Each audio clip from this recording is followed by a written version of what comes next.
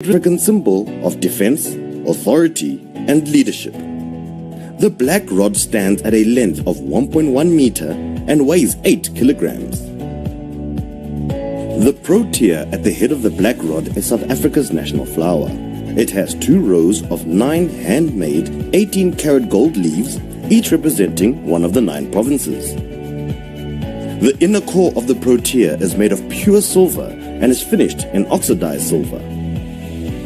The supporting disc below the protea is made of ebony and is connected to the shaft of the rod by 18-karat gold struts. Below the protea is a section of beadwork which represents South Africa's diverse people and its rich cultural heritage. The shaft of the black rod is made of ebony. The South African coat of arms, made of pure silver and finished in color vitreous enameling, appears twice on the shaft. The shaft is also inlaid with 18-karat gold strips. 2 sets of clasping hands engraved by hand in 18-karat gold also appear on the shaft and symbolize freedom, peace, and cooperation. The national flag appears 3 times on the shaft. The flags are pure silver and are finished in vitreous enameling. 6 gold rings on the shaft of the black rod are made of 18-karat gold. When the National Council of Provinces is in session, the black rod stands in a drum. The drum is a symbol of the African tradition of using drums to call people together for a meeting. It is also symbolic of South Africa's achievement of democracy through dialogue. The drum is made of yellow wood and the top is covered in springbok skin. Encircling the drum is a pure silver band engraved with images of rock paintings. Placed over these images are further images depicting elements of South Africa's 9 provincial coats of arms in colored vitreous enameling. From the northwest is a calabash gold. From the Free State is a cluster of Orange River lily flowers. From the Northern Cape is a thorn tree. From KwaZulu-Natal is the Strelitzia flower. From Mpumalanga is the red Barberton daisy. The Eastern Cape is represented by the red aloe, indigenous to the Eastern Cape. The Limpopo province is represented by the baobab tree. From Gauteng is the chemical symbol for iron. Lastly, the Western Cape representation is a bunch of grapes. All these come together to epitomize the unity that this nation represents.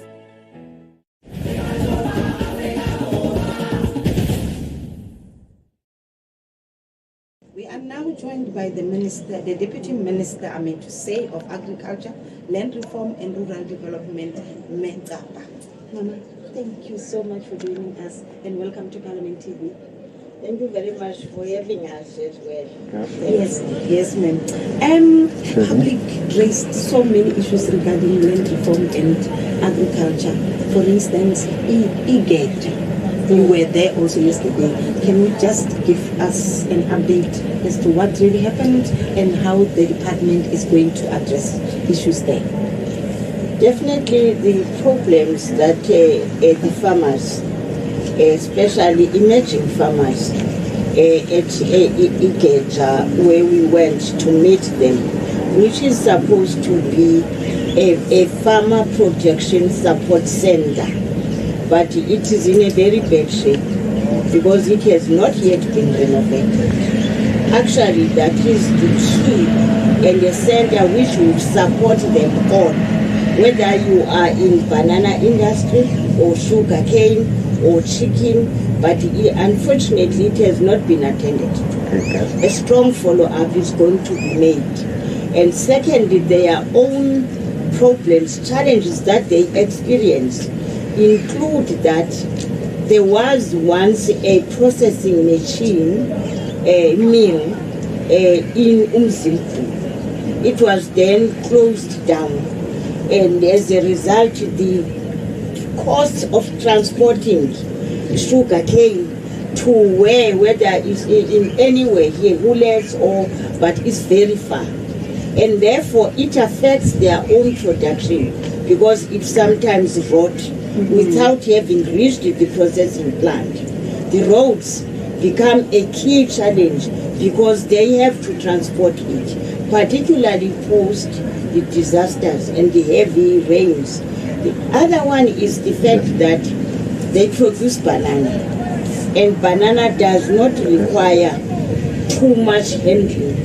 If you want to reach the market, it needs still good condition, including trucks that are meant to actually preserve whatever moisture or temperature when you transport them. That was transport need, road surface itself, the place which is a packing house. There are no packing houses there. You can see that this is actually a non-starter for any farmer. Yes, the bigger issues, of course, we are a cluster together with trade and industry, agriculture, and all those departments that has everything to do with economic development through agriculture.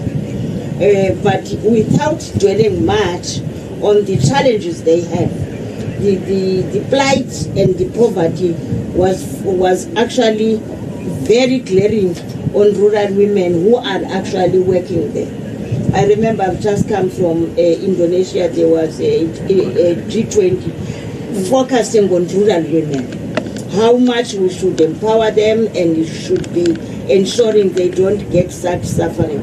But if the very employers in the form of farmers have such challenges, it becomes a bigger challenge for those who expect to be employed and paid and taken care of by the farmers. So they were both joined in that discussion.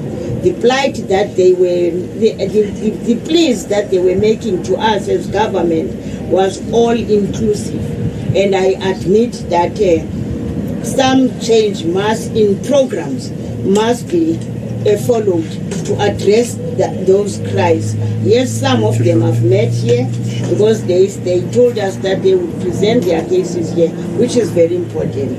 And I appreciate that now you are going to amplify this need, because we have to talk about it, we have to address it in the country and in the world, that we do have such pockets of poverty where even those who must help are helpless.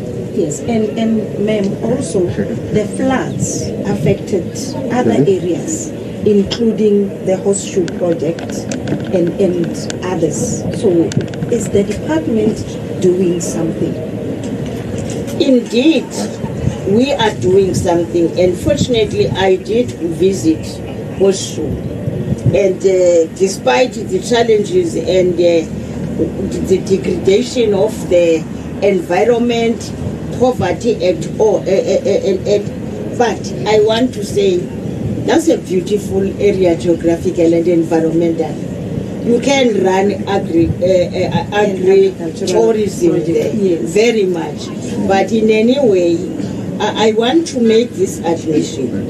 The other first program of addressing small producers, farmers, rural, was in place, which spoke about agri-parks, where you would have equipment, that is mechanization, also water, also pack houses with water, so that you can enter that process of washing them, drying them, and then packing them and ready, and also provision of transport that has got regulated temperatures for them to do well. That was agreed. But look at the Horseshoe, Ikeja and other areas, the space is too wide. It wouldn't work, because from where you are in a corner, you would have to travel before you get to the pack house. Yeah. You don't play those games with agricultural production. So where I stand is that they then changed together with the stakeholders. Given that program and that budget and that year, they then said, let's have what we call a farmer production support center, where you would actually gather all the equipment you would require whether it's potato planter or harvest seed planters and every other thing that is required. And then have its own management. Because one of the weaknesses where you heard everyone calling for a tractor, others saying they do have that they can't maintain, is the fact that when you talk of asset management, it's not about counting. It's also about ensuring that it went through the gate with farmer number 5. Farmer number 5 brought it back. The engineers inspect it, wash it, clean it, oil it, and test if it's in good order for the next farmer to come and take. Where you support yourself with low beds in order to transport them forward, because you can't have in one farm or one center all the implements that you require. And in fact, if you need a plow, it's once. The next one you need is a disc. The next one you need is a planter. You can't therefore say each farmer must have all this, because during the season, each one will be used once. So our appeal and our approach that we stand for together with the province of KZN, I'm very, very happy with the cooperation that we experience with the leadership, the cabinet, as well as our own colleagues. We will ensure that we integrate. Remember, this department has been rural development under a ministry and a minister, and agriculture and rural development separated under a mini, but we need then to be one ministry that has been approved. But I'm sure there's resistance, because each one of these departments, their own systems, their own management, their own offices. So it is important then that even before we integrate, we bring them together as one. Let's integrate with the budget, so that the plan, there's one plan for Uku. If we know we're gonna go for grain, let's observe the season for sunflower, for maize, all that is going to be in that family. And then the ongoing process of sugarcane as an economic driver, you then have to support it very much integratedly, bringing in the whole cluster of economy, which includes the trade and industry, because if you want to survive them, bring closer the processing, sugarcane milling, bring it in. Then think about diversification. What will you do by the products that come out of sugarcane? You can see that the idea was, when you run away from sugar tax, you also think about macadamia nuts. You can see that people are getting out of bananas, out of sugarcane, but it's not gonna help us a lot, because we've got a lot of experience of people who have been in this business of sugarcane, bananas. Here KZN, that's almost a culture. Talk about the issues of why were they not well supported post the disaster. I think there is a lot that was required for a person to access this fund, because you needed unemployment reports, SARS, registration, of which some of our farmers were not indeed technically supported to produce such business plans. To an extent, you find them others saying, we were told, we did submit, we were told now of late that will be given seedlings and inputs. But they are not supposed, we are not supposed as government to be talking about seedlings and so on. That's a normal support. The support they are talking about is the loss. The cabbage that was washed away, the harvest of grain that was washed away was already ready to be harvested. So for a farmer, that's a loss. Then we will go back, because our budget for disaster was operated in one center. Yes. Maybe issues specific to a farmer were not totally addressed. Some lost their piglets, their sheep, their goats. It was indeed for a farmer. A farmer can cry for a small chicken taken by a hawk. And very sentimental to them. Definitely. To their produce. And mainly it's women. Yeah. Because rural women engage in agriculture as a way of life and their culture.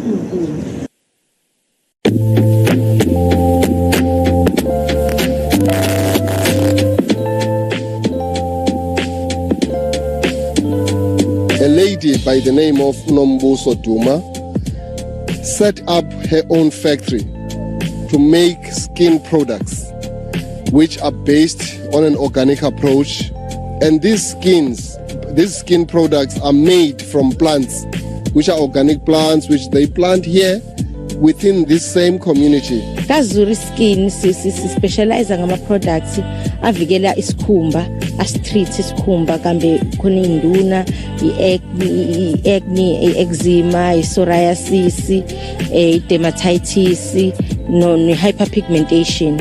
Ama products wethu akuve effective ekuthini lezo inkinga zesikhumba, a hypoallergenic ama products wethu akanalo nephunga, a dermatological tested as well. Well, this story actually fits within the strategy of the parliament, particularly the 6th parliament, because it talks to the triple challenges that we are facing of inequality, poverty, and unemployment. If this business grows, certainly it is going to ensure that it employs more people. Engikufisa kakhulu ukuthi kwenzeke ukuthi sithole i-equipment yokuthi sikwazi ukusebenza lama contracts esiwathathile makhulu azodinga sibe ne-material yokusebenza, sibe ne-equipment, sibe ne-budget ukuthi sipromote abantu bazi nge-product yethu, bazi ukuthi yindaba eyenza ukuthi ibe ngcono. Konke lokho kudinga imali, kudinga semsakazweni, semaphepheni, sithini kodwa ke sinethemba ukuthi sizothola lelo xhaso.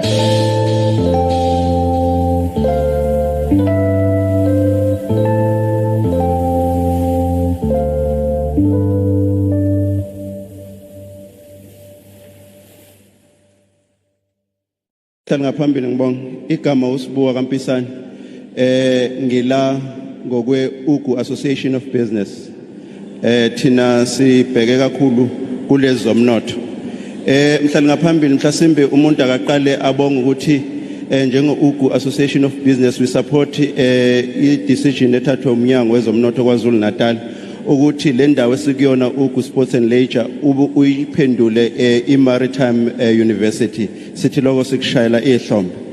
Besicela eward 2 ukuba kube khona ogandaganda for ukulima. We are also asking for ukuba kube khona i-trainings ezenziwayo for farmers, for abantu abatyalayo ba train, because we have a lot of people that are staying emakhaya with no training but imihlaba ikhona. We also want to ask ukuba eward 11 sibhekelelwe nathi ngezinto zokutyala, sibhekelwe imihlaba and ugovernment to contribute into that, sitrainelwe abantu. Thank you so much and ngiyabonga ngokufumana opportunity to pass indaba yomntwana utshonileyo that has not even been addressed here ye-pumping station ezishiywe deliberately ezibonwayo endleleni. Tomorrow we are burying a child because of that. Thank you. Number 3. Thank you, sis. Fundo ezenziwayo kule region yethu as aligned ne-job market to address the unemployment, because if education singayi-address ukuthi ayihambisane ne-job market then sizoqhubeka siba nenkinga.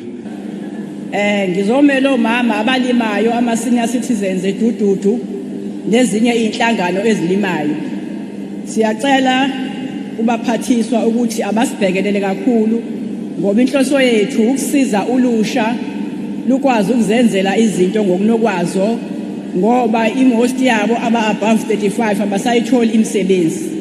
So kuyafuneka bazama ukuzenzela izinto.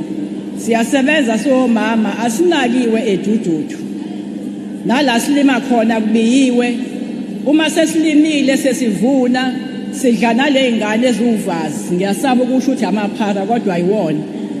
So manje siyacela sinakekeleke siwomama abadala esizama ukulima ngalendlela. Ngibe sengingenelela futhi nasendaweni okuthiwa isenkampula kuhle ngoba sinayo umama wethu la uyalazi udaba lwemixhaso yezindlu zakhona. Bayasokola abantu balapha yana abasebenzi ngoba bakhe endaweni okuthiwa yamakhalati. So imixhaso abakwazi ukuyakhelwa. Nathi kuyasihlupha besikhalela. Can you please give us your view or your overview about what really happened yesterday and what Parliament has and the impact that you saw into the people's, especially during the public hearings? How is it possible that 11 years later people don't have water? So does it have to take Parliament to come to Ugu in November 2022 to hear that from the people? Yes. So it means the level of disconnect we must always look at very closely to make sure that there's no disconnect between government and the people. And without surveying the factual exposition on the matter.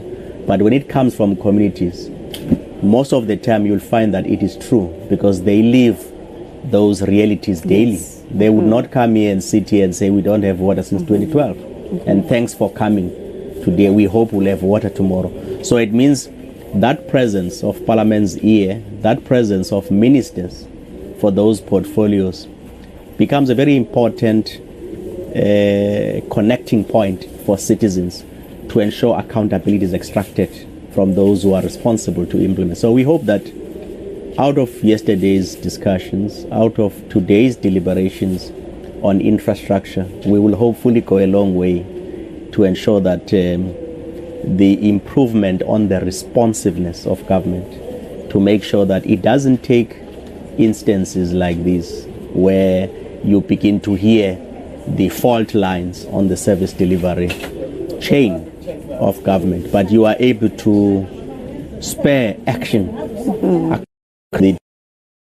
whether it is Parliament, whether it is legislatures, whether it is the executive, right up until to local government executive, to make sure that everybody is inspired to take actions to improve the quality of lives of people. So we do hope that those issues would now become a critical component of monitoring by the provincial government. Hopefully the Premier, who was also here, has taken notes on many of the areas where it may be easier to see bottlenecks and what must be done, but also to acknowledge improvements. Yes. I mean, the Minister of Health and Home Affairs, rather, yesterday made very important innovative issues to say that you would now have at a bedside in a hospital or anywhere, there will be a Home Affairs office there. And that Home Affairs would make sure that when that child is born, you don't even have to go anywhere, you walk straight to that office. Those are innovations. Those are innovations, and you will be able to see those innovations when you listen to the cries of the people.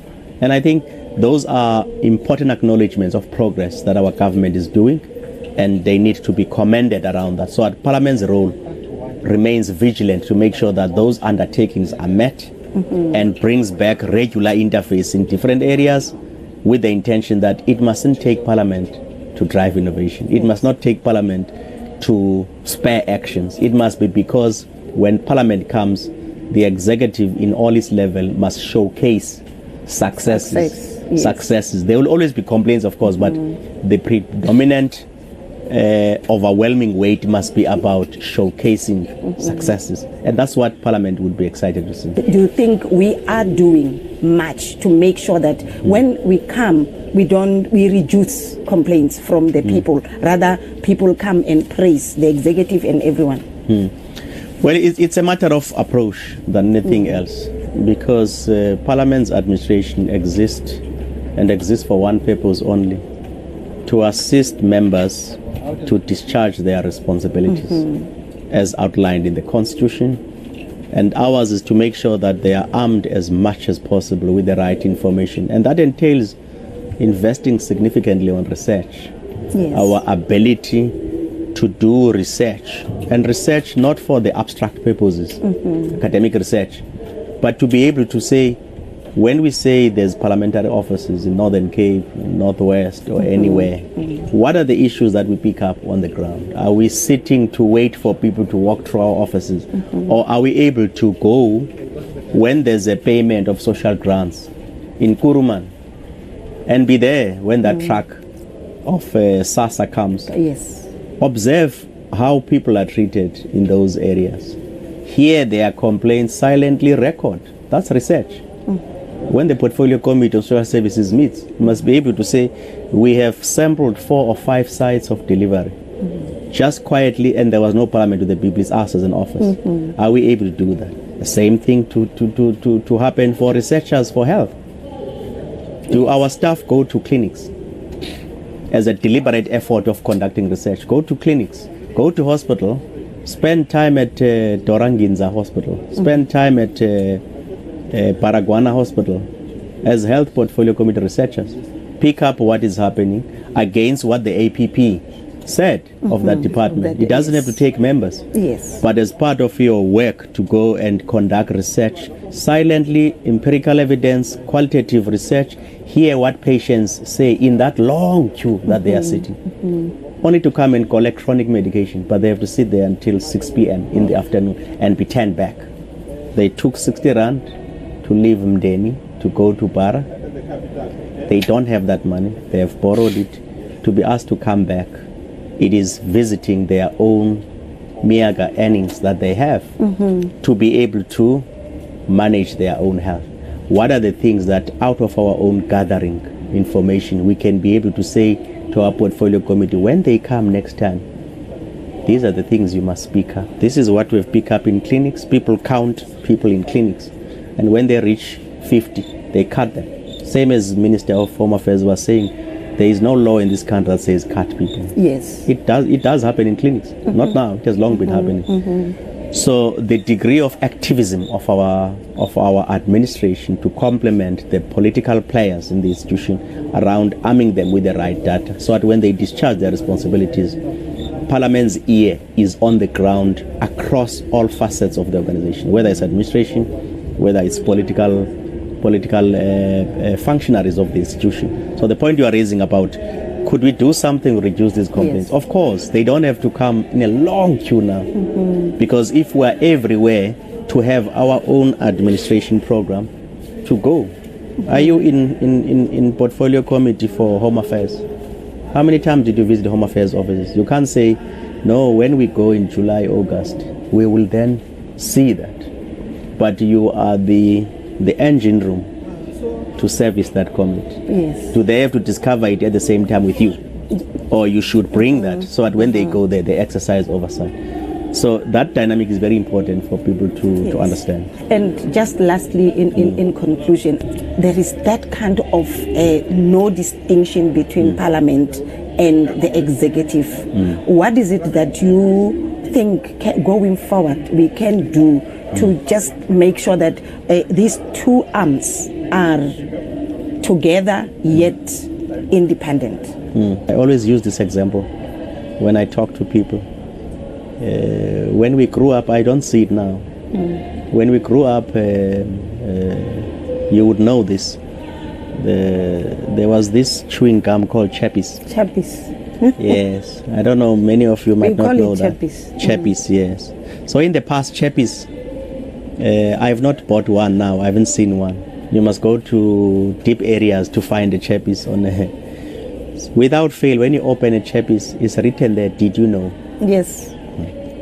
And you would, in a matter of a split second, be empowered on something. Absolutely. Yes. Did you know that so and so? My favorite was, did you know that Big John Tate knocked out Leon Spinks in 1971 in 3 seconds?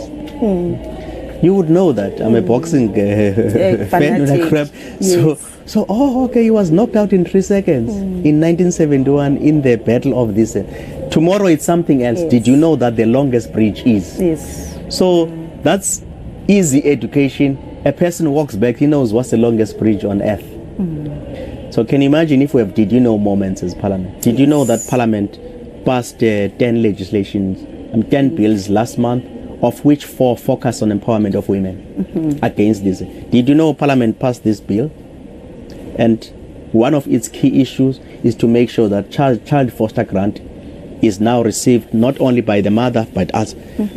So I read that. I don't have to be given a thick document, a piece of legislation signed. No. You gave me what the most essential issue is. True, did you know? If Parliament has did you know on its own TV, apart from covering things, did you know Parliament last week did this and this? As a result, NCOP has now increased this and this and this. Did you know that water this and this and this in Northern Cape? As a result, 15 boreholes have now been. So I relate the work of Parliament with the impact it touches on my life. And that is all contained in a simple did you know message. Yes. Not background, summary, whatever. You as a Sittng, did you know what this Parliament is doing? So those issues for me are part of, you can use that even in creating distinctions between the role of Parliament and whatever. Did you know that Parliament has 490 members, of which this and this and this?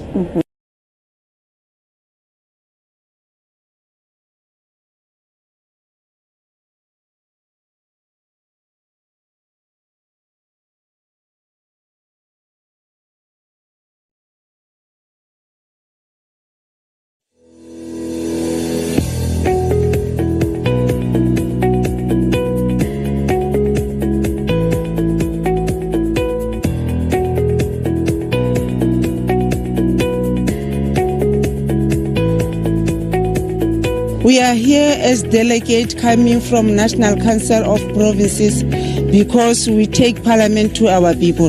We are happy up to so far since we are here this morning to do our oversight to this project.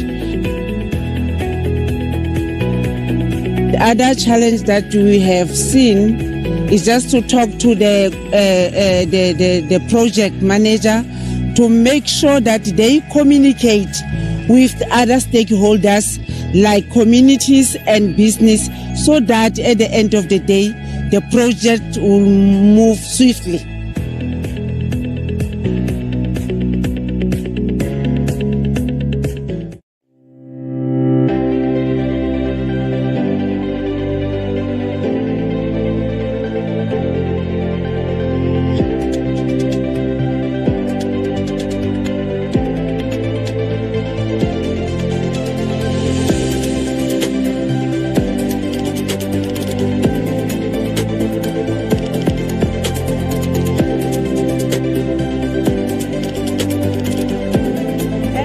Back again. That's the promise you make is the promise you keep. We said that the president will be joining us, and the procession is just about to pass us now, that for 2022, taking Parliament to the people, the address by the president, as we said, he is coming, he is accompanied by the National Council of Provinces, Ntate Amos Masondo. He is accompanied also by the Deputy Chairperson of the National Council of Provinces, Ms. Sylvia Lucas.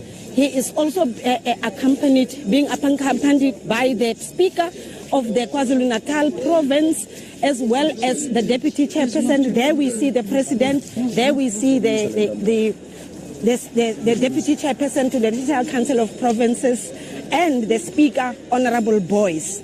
And we will be beginning this procession the broadcast of today will be about a debate, and it's going to take place from now on until just about past 14 hours. There they are taking a picture now, a picture opportunity for the President as well as the National Council of Provinces Deputy Chairperson, the Premier of the province, Mayor Dube Ngube, as well as Honorable Boyce. And during this debate, I just want to speak about the theme of the debate. The theme of the debate is building agile capabilities for the state so that service delivery can be improved. And the province of the KZN, as we said, has got challenges with regard to human settlements, sanitation, as well as policing issues, because the police stations as well as the communities, yes, the stock theft has been a challenge within, but there it goes. The procession is inside the hall now, which is now turned into a chamber. Just to give you a glimpse, we have got at least 2 premiers over and above the one from KZN. We have Honorable Panyasa Lusufi in attendance. We also have got Honorable Ntombela in attendance from the Free State. But before we hand over to you, we just want to say that thank you so much for joining Parliament Television. We have been with you for a week. Let us just now hand over to the proceedings inside, and bye-bye.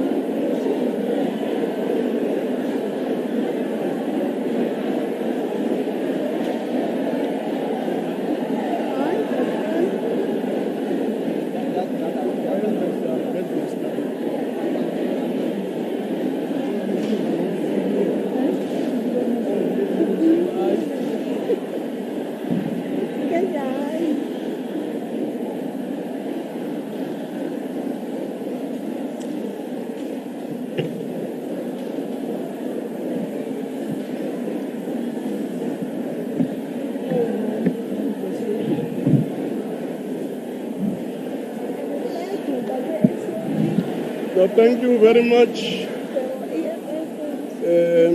In keeping with our tradition, I now bow to my right and bow to my left.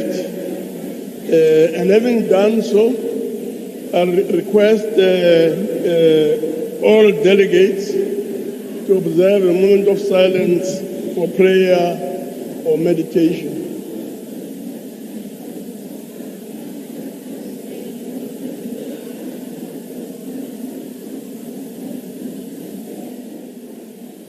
Thank you very much. Can you sit down?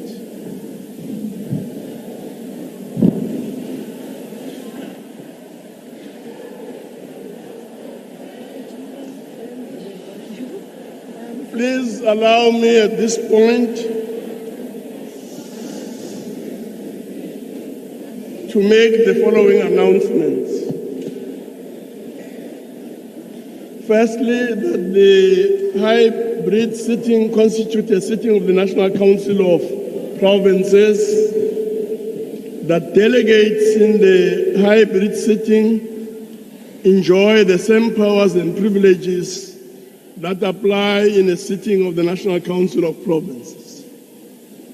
That for the purposes of the quorum, all delegates who are logged on to the virtual platform shall be considered present.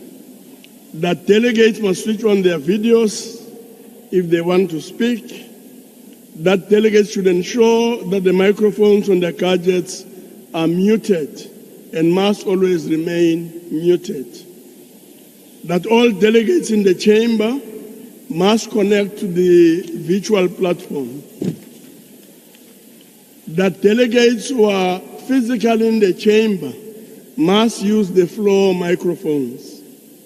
That all delegates may participate in the discussions through the chat room. And please note that the interpretation facility is active.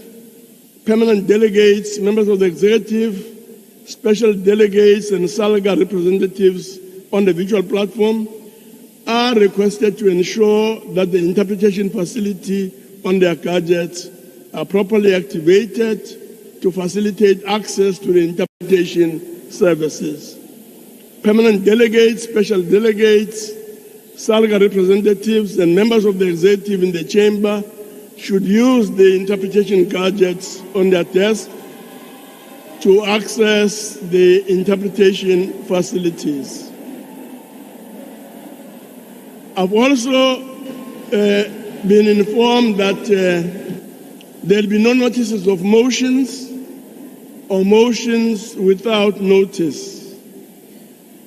So, honorable delegates, no notice of motions or motions without notice.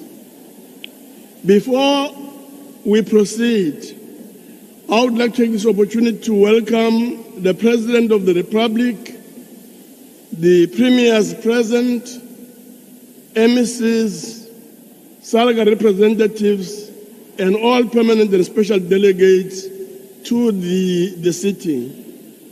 So without further ado, we shall now proceed to the address by the President of the Republic of South Africa as reflected on the order paper. I now call upon His Excellency, Honorable Cyril Ramaphosa, President, to address the House. Honorable President.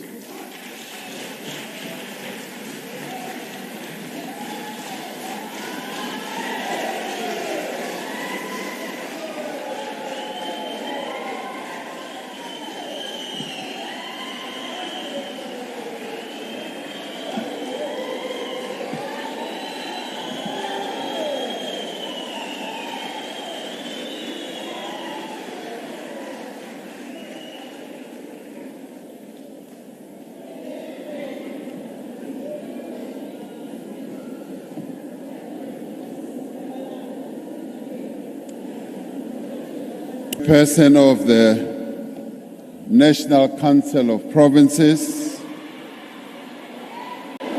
Mr. Amos Masondo,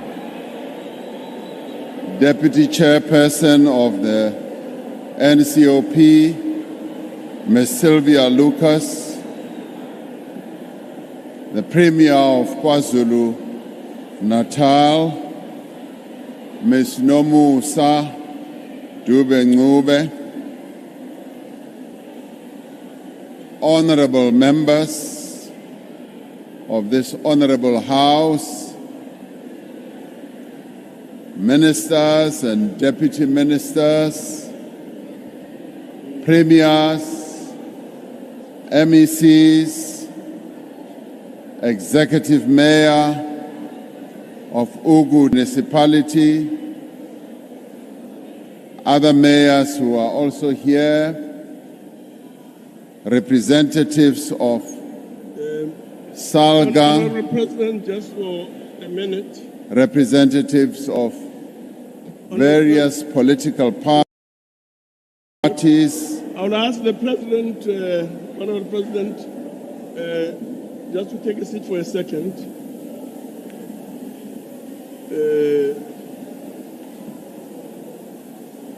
Honorable members, I'm sure all of us know by now that we may not use a language that is not in keeping with the good decorum of the House. And some of the messages that you are communicating are indeed a bit of a problem. And if members have an opportunity, or if members want an opportunity to articulate whatever messages and so on, we should be having in front of the House a substantive motion. So I'm going to urge you to please sit down and desist from what you are doing, honorable members. So I'm ordering you to please sit down. Take your seats.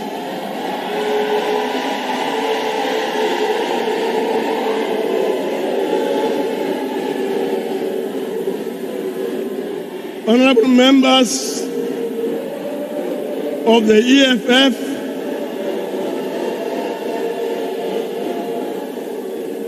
if you do not take your seats, I'll be forced to take you out.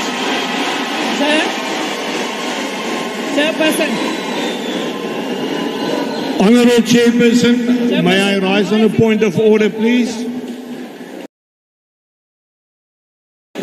Yes. I'm rising Chairperson, on a point of order. Yes. may I rise on a point of order, please? I can't see you. Here I am, Chairperson. Yes, yes. Honorable Chairperson, we all know the rules of Parliament and of this House. No member of this House is allowed to portray or to show any party regalia. What we see behind us here clearly indicates the party regalia of the EFF, and it is not in terms of the rules of this House. Thank you very much. Honorable member, what's your issue? Chairperson. Chairperson. On what point are you rising? Someone is continuing to mute me. Chairperson, can we be protected? We are not intimidated by a group of people brought here.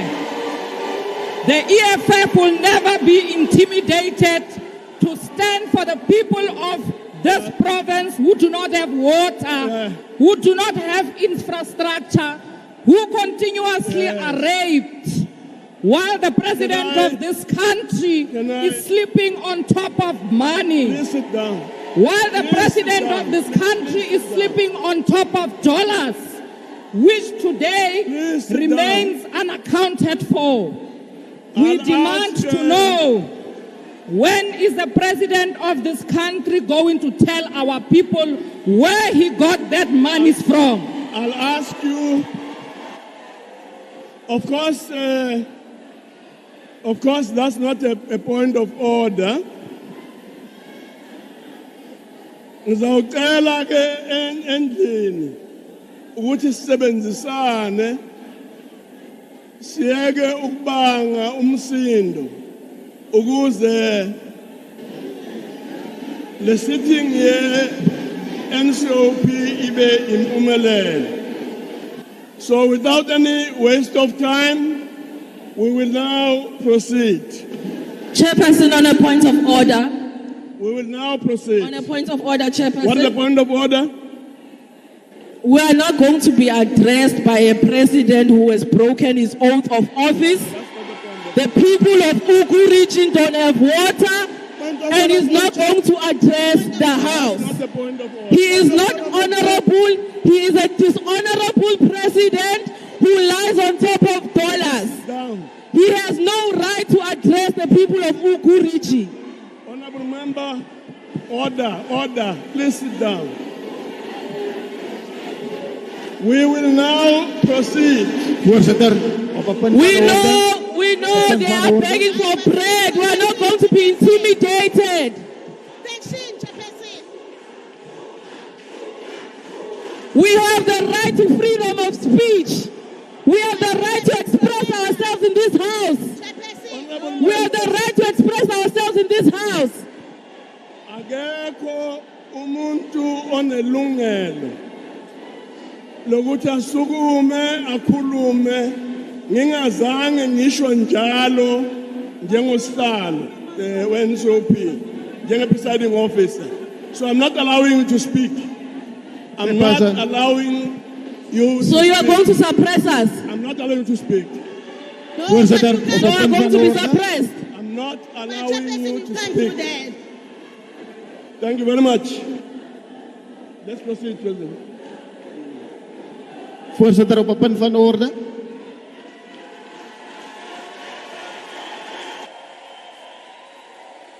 Op een punt van orde, voorzitter. What's the point of order? My punt van orde is... What is the point of order? Voorzitter, my punt van orde is, as lede van die parlement van Suid-Afrika, lê ons elkeen 'n eed af, dat ons die grondwet van die land sal eerbiedig. No, that's not the point of order, man. Die mafia-president wat vandag hier voor ons verskyn, het die grondwet oortree. En ons kan nie toelaat dat ons vandag in hierdie huis deur 'n mafia-president toegespreek word nie. Ons kan nie toelaat dat 'n president wat die grondwet van die land oortree het, vir ons hier voorkom verskyn en vir ons 'n soetsappige storie kom gee. Sy beloftes van deursigtigheid. Waar is sy beloftes van deursigtigheid? Waar is dit? Daar is geen deursigtigheid en verantwoordelikheid by die president nie. So ons vereis verantwoordelikheid en deursigtigheid. Hy het deur die agterdeur ingekom vir deursigtigheid, maar daai deur agterdeur is vandag is nou nie meer deursigtig nie. Yes, I'm giving you a warning now.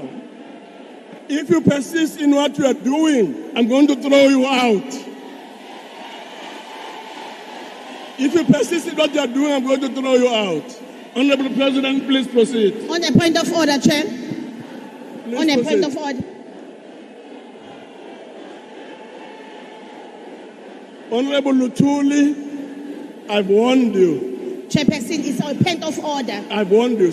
What's the point of order? Chairperson, awukwazi ukuhlala lapho usicindezele ukuthi ngeke usazivumele isikhulume. What is your point of order? Chairperson, awukwazi ukwenza lokho. Awunawo amandla ukuthi ungathi ngeke sikwazi ukukhuluma. If ungasungilalele ngikhulume, then uzoyiza i-point of order yami. Please take your seat. Chairperson, number one, fanele kusiprotect. No, Chairperson, awukwazi ukusabisa. Uyasabisa njengamanje. And lokho ngeke sikuvumele. Uyasabisa. I will now call on the people who are supposed to be assisting us to take out those people who are unwilling to cooperate and who are blocking the... We are elected to be here. We are elected just like you. We have every right to be here. Point of order. We are elected just like you. I've not allowed you to speak. I've not allowed you to speak. So you won't speak until I say so. Thank you very much. Honorable President. No.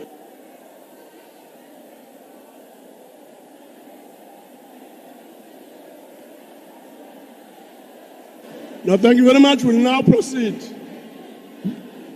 Sawucela umongameli aqhube nenkulumo yakhe. Kuwa mongameli, yes.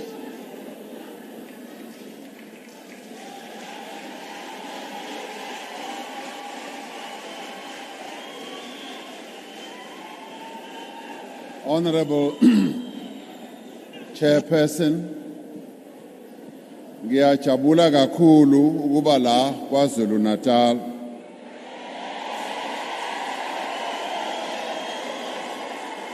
Ngiyajabula kakhulu futhi ukubona abantu bala KwaZulu-Natal beze la ngomningi. Kuyangijabulisa lokho. Ngenyanga edlule bengilapha ngizokwethula isitifiketi sobukhosi kungangezwe lakhe His Majesty King Misuzulu KwaZulu-Natal.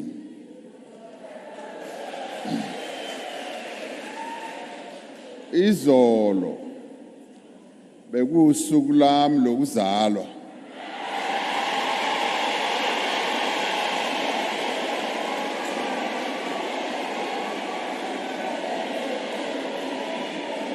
Ngathola imlayezo eminingi kakhulu. Omunye umlayezo wawuphuma kuSilo wathi ungifisela happy birthday. Ngabonga kakhulu.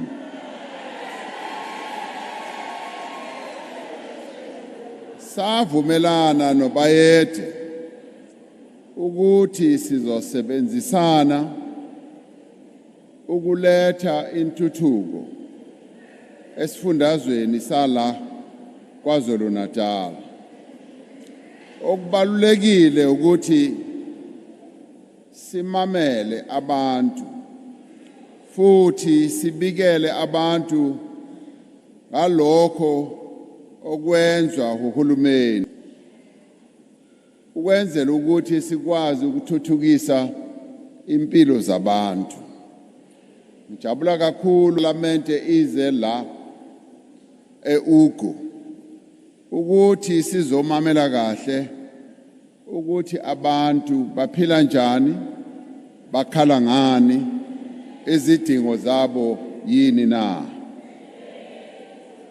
One of the most important ways in which we are doing this is through the program of taking Parliament to the people of our country. This is the key outreach program of the National Council of Provinces.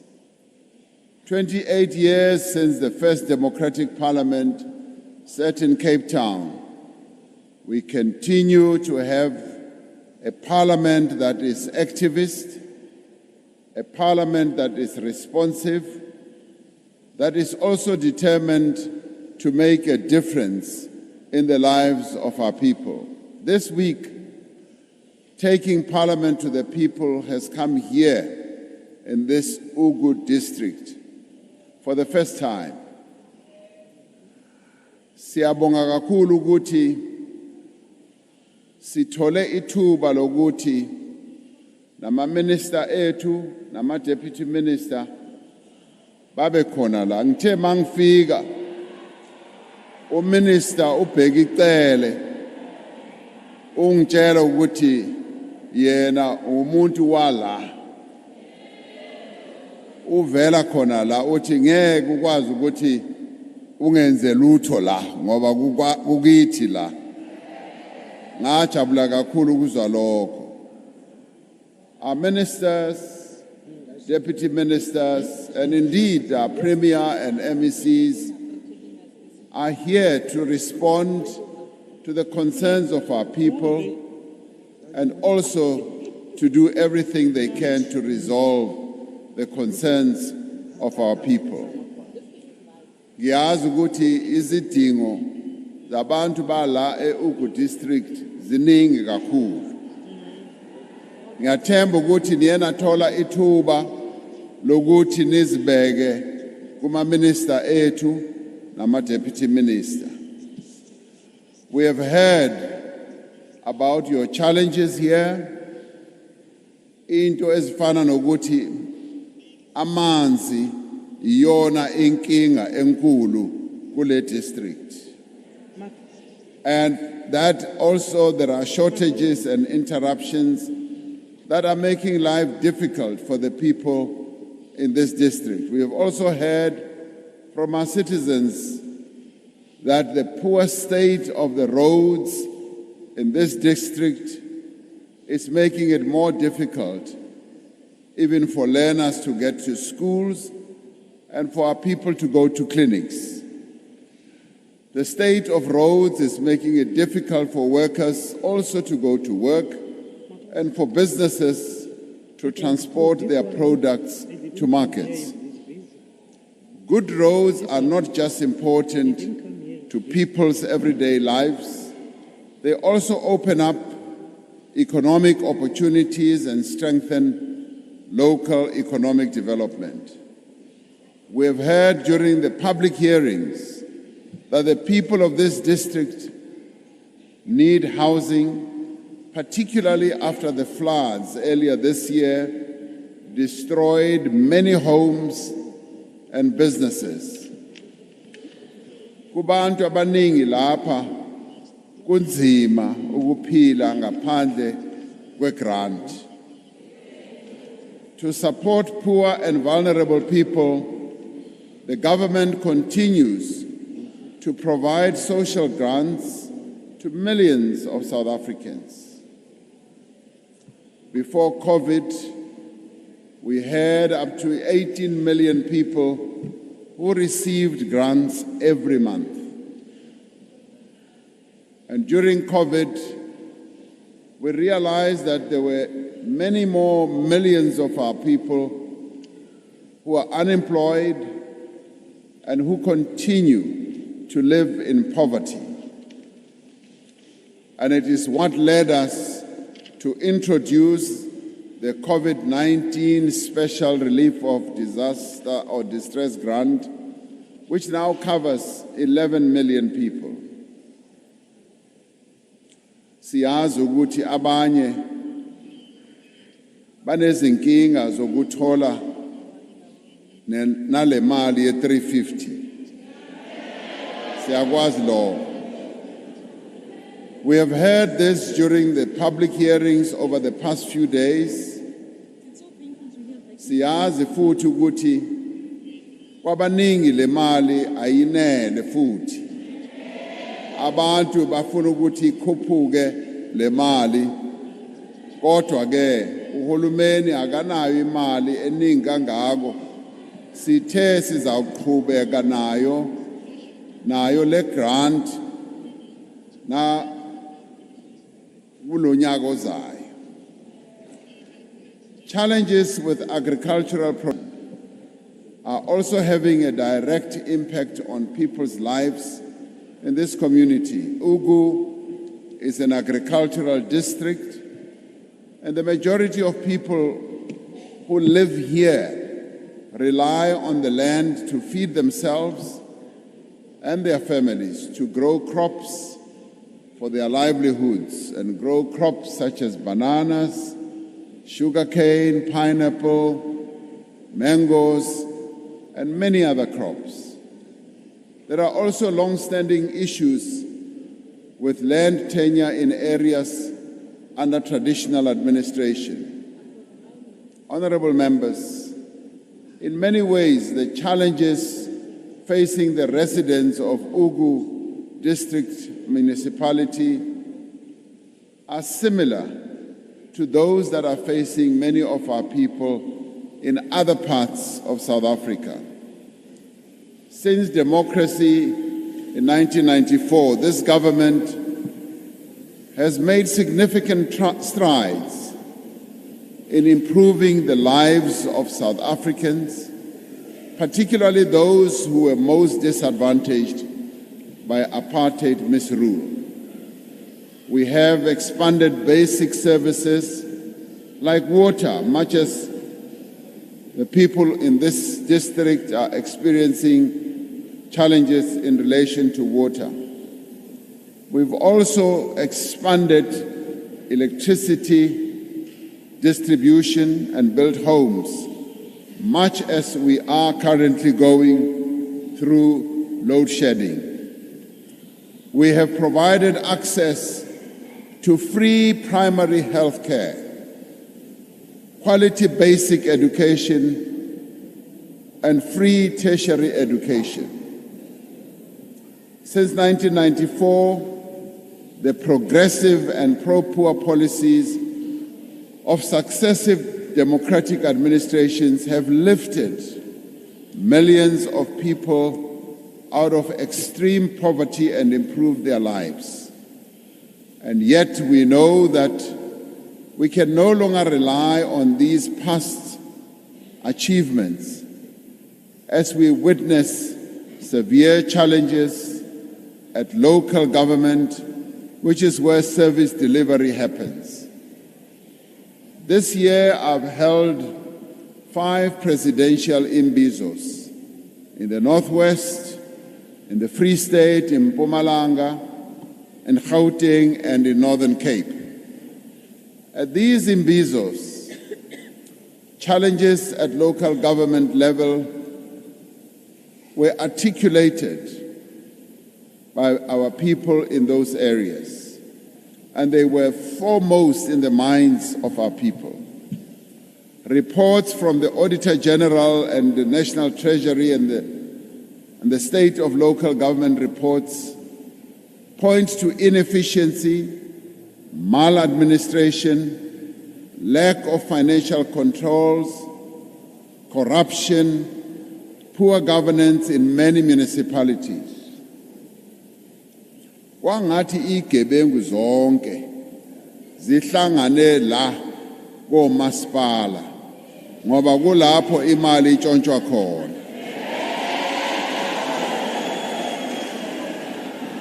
All of these affect local government's ability to provide basic services people need to lead lives of quality and dignity. That is why we should welcome the new laws that we are putting in place, laws that are going to enhance accountability. Amongst others, the laws will disallow municipal officials from also holding political office. It defines competency criteria for appointments of municipal managers and strengthens the performance evaluation process.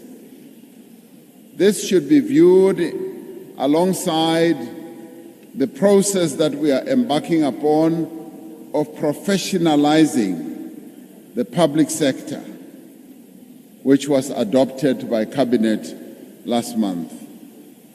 Sifuna ukuthi abantu abazosebenzela umphakathi komasipala babe ngabantu abanolwazi, abantu abaqeqeshwe kahle, hayi nje umuntu nje ongazi lutho, angazi nokuthi izinto zibekwa njani, aze nje azosebenza, angazi nokuthi abantu bafanele ukuthi basetshenzelwe kanjani. Le mthetho esibanayo manje ukwenzela ukuthi omasipala bethu basebenze ngendlela eqonde kahle. This will make specific proposals to ensure merit-based recruitment and promotion and more effective consequence management for public servants. This is going to have a big impact on how government works at all levels. The task of this year's Taking Parliament to the People is to deliberate on what is being done and what must be done to strengthen local government. The interaction with people here in Ugu District has no doubt done much to enrich the NCOP's deliberations. The chairperson, as I arrived, was telling me that the NCOP will compile a report that will properly articulate and put forward the views of our people here. And as part of strengthening local government performance, we are striving to entrench the district development model as an integrated multidisciplinary approach to government planning and implementation. We often spend a great deal of time diagnosing the problem and painting a picture of what a poorly run municipality should look like. We should now move beyond that and focus on what an ideal municipality should look like and how to build such municipalities across the country.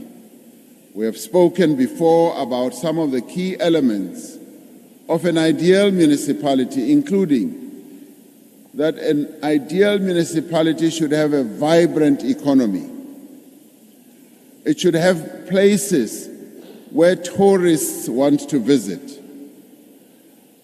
It must be interconnected in many, many ways digitally, and it must have people who are well trained, and it must offer the best living conditions for our people.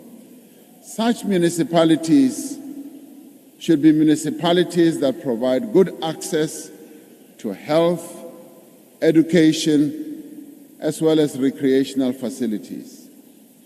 In such an ideal municipality, not only are residents able to lead lives of quality and dignity, they become magnets for investments because investors just pour in as they see a municipality that is well run, that is clean, that has roads without potholes, and many, many other wonderful attributes. In short, an ideal municipality is a place that people want to live in, that people want to work in, and people want to bring their businesses and investment, and people want to visit.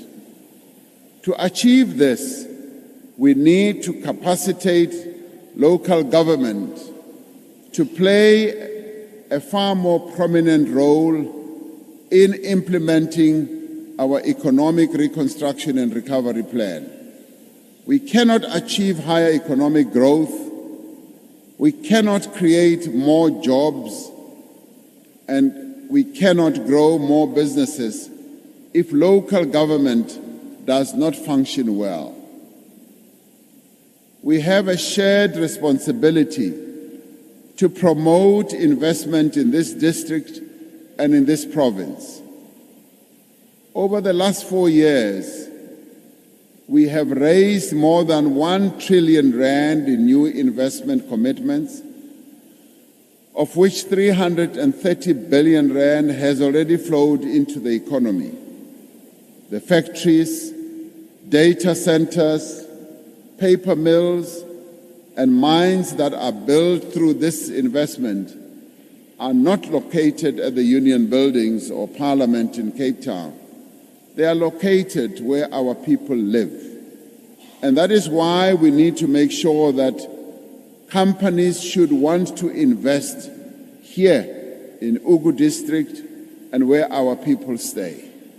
That is why we have put in place several measures to promote growth and job creation throughout the country. We have expanded the tax incentive for employers to take on more young people. We have invested in emerging black industrialists and launched a loan scheme to enable small businesses to also bounce back from COVID pandemic. While we are encouraging companies to invest and to create employment, we are also using public and social employment to create opportunities for a number of our people who are unemployed. The presidential employment stimulus, for example, has benefited more than 1 million people in the last 2 years. Of these opportunities, about 186,000 were here in KwaZulu-Natal. Significant progress has been made in reforming the country's telecommunications, energy, ports, and rail industries. These are industries that make the economy work. It has given me great joy to come here to KwaZulu-Natal, where, for instance, we've opened up in various factories, where a number of factories that are involved in motor vehicle manufacturing, motor vehicle parts, have either invested a great deal of money and so forth, even paper mills. The Port of Durban is critical for the economy of this district, critical also to the province and the country, which is why we are undertaking reforms to improve the efficiency and capacity of our Durban port. Durban used to be amongst the top performing ports in the world. Over time, it has declined, and we are now beginning the process of turning it around, because we want Durban, which is a great hub for trade, for imports and exports in the Southern Hemisphere, to return to its glory days and to have many ships going past Durban Port. This is work that involves all spheres of government, Transnet as well as other stakeholders. It is a great example of cooperative economic development.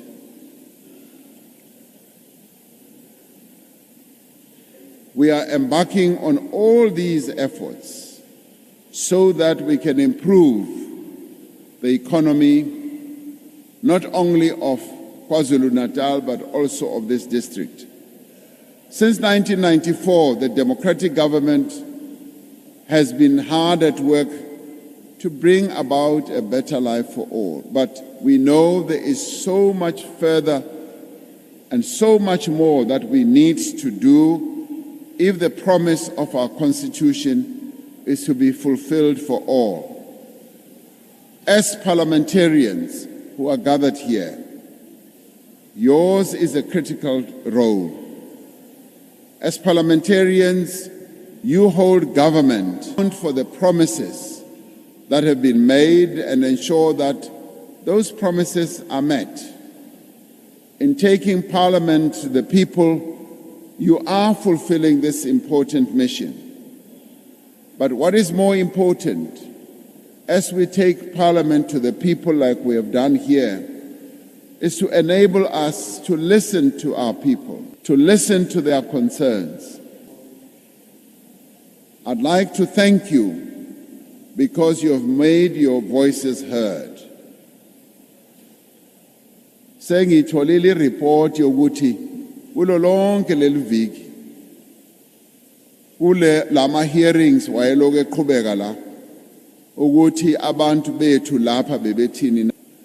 And what I can say ukuthi our various ministers will be coming back to address the various issues that have been raised.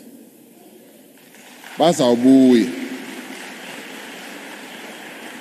The various issues that were raised, from crime, housing, roads, water, and all the other issues that you have put forward, they will come back so that we can address those challenges. As the different arms and spheres of government, we will, as I said, follow up on all those issues, and we will also try to come back and report to you as we resolve them. On my part, I look forward to the debate that is now going to take place and to hearing from political parties and indeed our premiers on the measures that are being taken in their respective provinces to strengthen government. When government is efficient, when it is capable, when it is agile and responsive, there is progress and development. People's quality of life improves, the living standards of our people will go up, and incomes will also rise. As a result, the nation's economy will grow. Better governance is an issue in which each of us has a stake. I'd like to say, let us continue to work together, to strive together, to turn South Africa to be indeed the dream that we have always wanted it to be, to turn that dream into reality so that we can improve our people's lives. Ngiyabonga.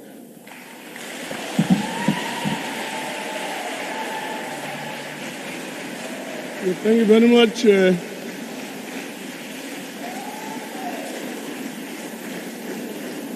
Thank you very much, Honorable President.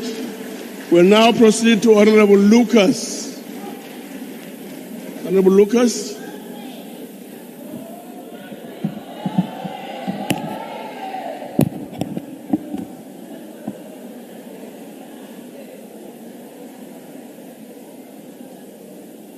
Thank you very much, Honorable Chairperson.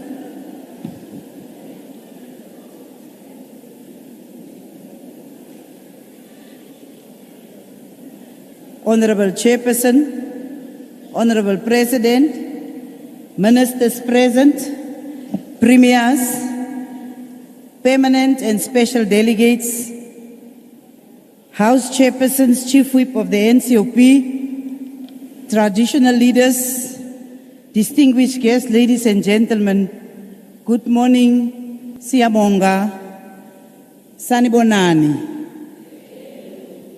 Chairperson, Antonio Gramsci reminds us, and I quote, that the point of modernity is to live a life without illusions while not becoming delusional. Close quote. The Constitution of the Republic of South Africa asserts that the role of Parliament is underpinned by the imperative to promote values of human dignity, equality, non-racialism, and non-sexism. To this end, our democratic system seeks to uphold our citizens' social, economic, and political rights, promote good governance, while ensuring the implementation of imperatives. Therefore, in our resolve to advance the ideals of an equal society, we have collectively committed ourselves to building a democratic, developmental social order that is able to lead efforts to overcome unemployment, structural poverty, and inequality, and to address the distorted patterns of land ownership and economic exclusion. These efforts must be given expression through the auspices of our developmental state as the enabling nucleus of transformation in South Africa. As we discharge our respective constitutional and democratic duties, we must continue to play a strategic guiding role in political and economic constitution is transformation. This process, they further assert, must be understood as involving the critical process of moving the South African society inequality to equality. Justice Langa further proceeds to quote Albertine and Goldblatt, where they articulate that achieving this transformation will, and I quote, require a complete reconstruction of the state and society, including redistribution of power and resources along egalitarian lines. The challenge of achieving equality within this transformation project involves the eradication of systemic forms of domination and material disadvantage based on race, gender, class, and other grounds of inequality. It also entails the development of opportunities which allow people to realize their full human potential within positive social relationship, close quote. This is a critical injunction to guide the trajectory of our democratic project, reminding us that one of the priorities of the Constitution of the Republic is to move our society from inequality to equality.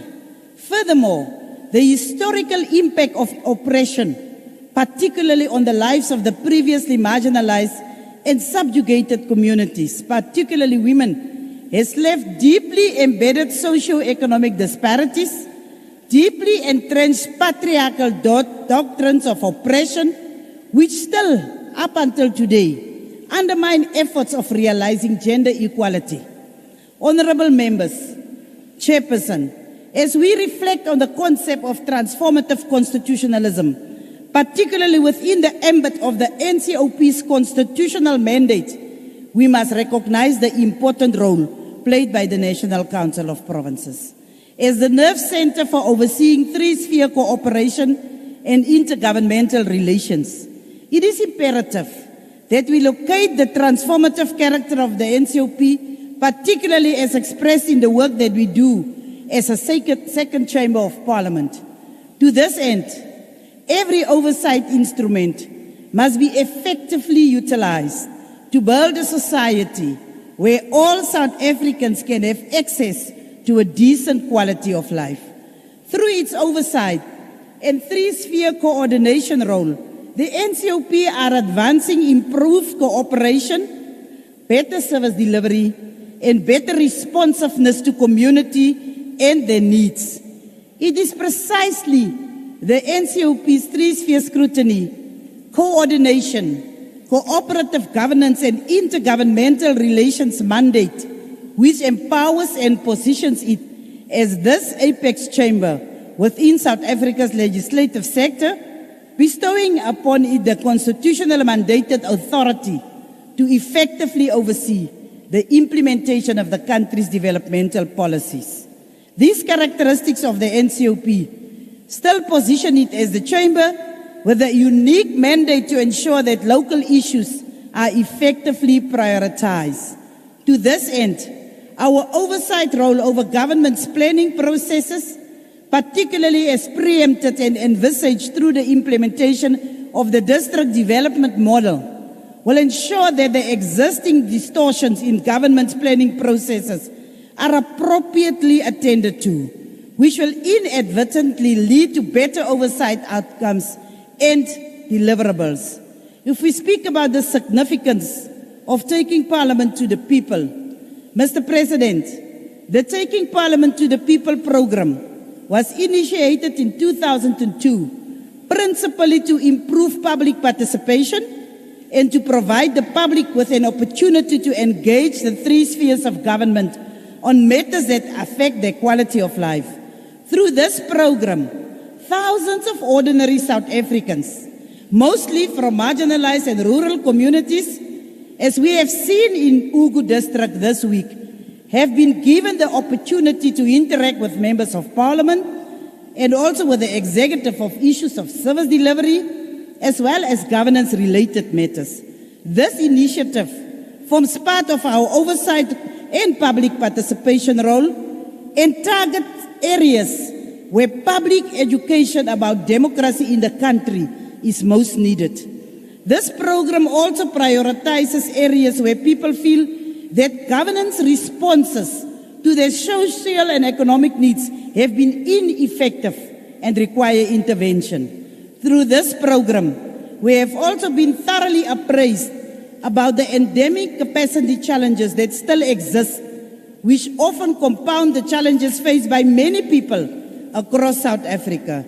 To this end, the issue of state capability must be recognized as a crucial component of South Africa's transformation trajectory. We as the NCOP will continue to improve our oversight and accountability mechanisms to ensure that it gives better expression to its constitutional mandate, particularly within the ambit of transformative constitutionalism, in order to achieve a better life for all. Honorable members, Chairperson, South Africa has been at the crossroads over the last decade as it seeks to edge forward towards achieving a better life for all. Socio-economic progress has been weaker than expected, with the poor bearing the brunt and remaining at the receiving end of our slow transformation. The National Development Plan anchors state capability as a critical enabling mechanism towards the achievement of South Africa's developmental objectives. It is therefore imperative that we reposition the importance of state capability within the broader transformation discourse as we begin to methodically address the developmental challenges before us. In order to achieve effective governance, as well as the necessary capabilities for agility, we must ensure that we strengthen the capacity of the state to implement its development catalyzing priorities. We must ensure that the skills, capabilities, and resources necessary to perform policy functions are effectively improved upon. The characteristics of a developmental state requires us to ensure that we formulate a cohesive and focused set of goals and objectives for national growth and development, and a set of policies to achieve these goals. These goals, objectives, and priorities for national growth must be effectively operationalized through a functional and responsive medium-term strategic framework which takes into consideration the developmental needs and the landscape across provinces, districts, and localities. A developmental state must be able to coordinate the mobilization and allocation of financial and human resources in line with the policies identified and agreed to by the vast majority of our people when they endorse the leadership of their choice. This must be done by ensuring the alignment of the budget to development catalyzing priorities in order to ensure that the critical mass of our resources, expertise, and skills are committed to policies that have the potential to change the material conditions of the poor people. A developmental state must be able to monitor and evaluate progress towards the objectives as guided by the policies articulated in the electoral mandate. This monitoring and evaluation must be carried out by an active People's Parliament and a robust National Council of Provinces, which must effectively track the implementation pace of each key policy, legislation, and program across the three spheres of government. The developmental state that we envisage must strategically adjust the mobilization and allocation of resources in response to progress made towards existing objectives while implementing course correction measures where necessary.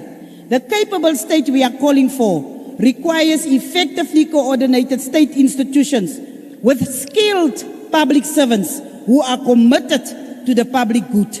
It is therefore absolutely critical that we undertake an in-depth skills and capacity audit across the public sector machinery, particularly across the implementing spheres that are tasked with the responsibility of implementing our policy mandates. Parliament must be regularly appraised on the capacity levels of each sphere, as well as the systemic and institutional design challenges that exist. It is imperative that we define the nature of capacity challenges across the various levels and strata of our state machinery and develop targeted response plans that will ensure that we direct a critical mass of energy to the areas that require urgent prioritization. Honorable Chairperson, we have been requested to speak a little bit about climate change and its impacts. It has been the subject of decades of global scientific study. It was set up in 1988. The Intergovernmental Panel on Climate Change, its 2007 report reflected firm consensus that human-induced climate change is now unequivocal, is already well underway, and is occurring faster than expected. An estimate by the World Bank of the possible impact of climate change state that floods will destroy 10% of the world population homes, inundating major cities and prompting massive refugee crises. The report further states that within this century, hundreds of millions of people are likely to be displaced by sea level rise. Accompanying economic and ecological damage will be severe for many. In seeking to deal with this challenge, we will need community-based approaches backed by committed government policies. We will need to build human security through a combination of active, capable citizens and an effective and accountable state. We will need to develop shared purpose to make things work through systems that are structured to tackle problems. The damage of the floods in KwaZulu-Natal serve to remind us all to prioritize the disaster risk management South Africa's Disaster Management Act and the National Disaster Management Framework, which guides the implementation of this act. These legislative instruments emphasize the importance of the integration and coordination of risk reduction across all spheres as of government. As you conclude, Honorable Lucas. Chairperson, there is just one issue that I must speak about. Let me just run there.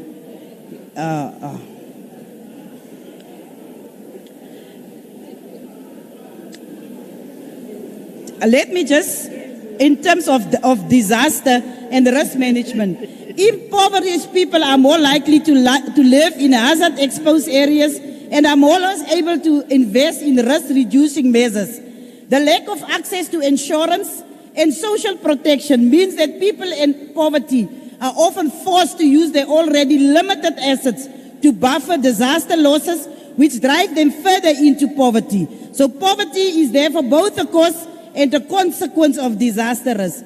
Mr. President, that we employ every effort to ensure that we address the underlying conditions that determine women's structural location in society. Historically, black women in South Africa were deprived of resources required to develop and maintain human capabilities. The distribution of wealth, assets and incomes was based on race, geographical location, language, gender and access to healthcare, education, social protection and productive employment. Let us accelerate gender transformation in South Africa to make sure that women take their rightful place within our community. Ngiyabonga, Chairperson. Thank you very much. Chairperson. Yes. Chairperson, I'm rising on a point of order. There's live ammunition in this house. There's a person sitting with a gun inside the sitting. Yes, okay. I'm rising on a point of order, Chair. And you know very well it's not allowed. The point is noted. There's a gentleman here sitting with a live ammunition. Why? Okay, now the point is noted. We'll look at it. No! A gun is in the house. Thank you very much. A gun is in the house, Chair. You need to rule on that. Yes. No, we'll look at it. No, I'm looking at the gun now. I'm looking at the gun now. It's here. Thank you very much. Thank you very much. We'll proceed to the next speaker. I'm looking at the gun. Honorable You can look at it at some point, but now I'm looking. This guy is holding a gun here. We'll proceed to Honorable Malusit. He's holding a gun. From the Eastern Cape. Yeah. Right behind you. No, there's a gun here. Please proceed, ma'am. Chairperson, we can't proceed with a gun. No, Chairperson, we can't proceed with someone sitting in a gun inside. Chairperson is not like this, Chair. To the Chairperson of the NCOP. No, we are not safe here. A gun. His Excellency President Cyril Ramaphosa. He's in the house. Inside the house, we are not allowing the house. This is a house meeting. Order. Please proceed. Honorable Premiers and MECs. On a point of order, Chair. Honorable Mayors with us today. Chairperson, on a point of order. Good morning. As the Eastern Cape, we must say we are humbled. Chairperson, we feel unsafe because of the gun in the house. Can we please fix that matter before we proceed? Thank you, Chair. I've made a ruling on the matter, and the ruling is that the table will look at the situation and see how to resolve the matter. We are unsafe right now, Chair. We can't postpone. Let's proceed. As the Eastern Cape, we are humbled to take part in this important debate of the NCOP. The theme of this debate is very important for our country, particularly if we want to achieve the goals we have set ourselves in the National Development Plan Vision 2030.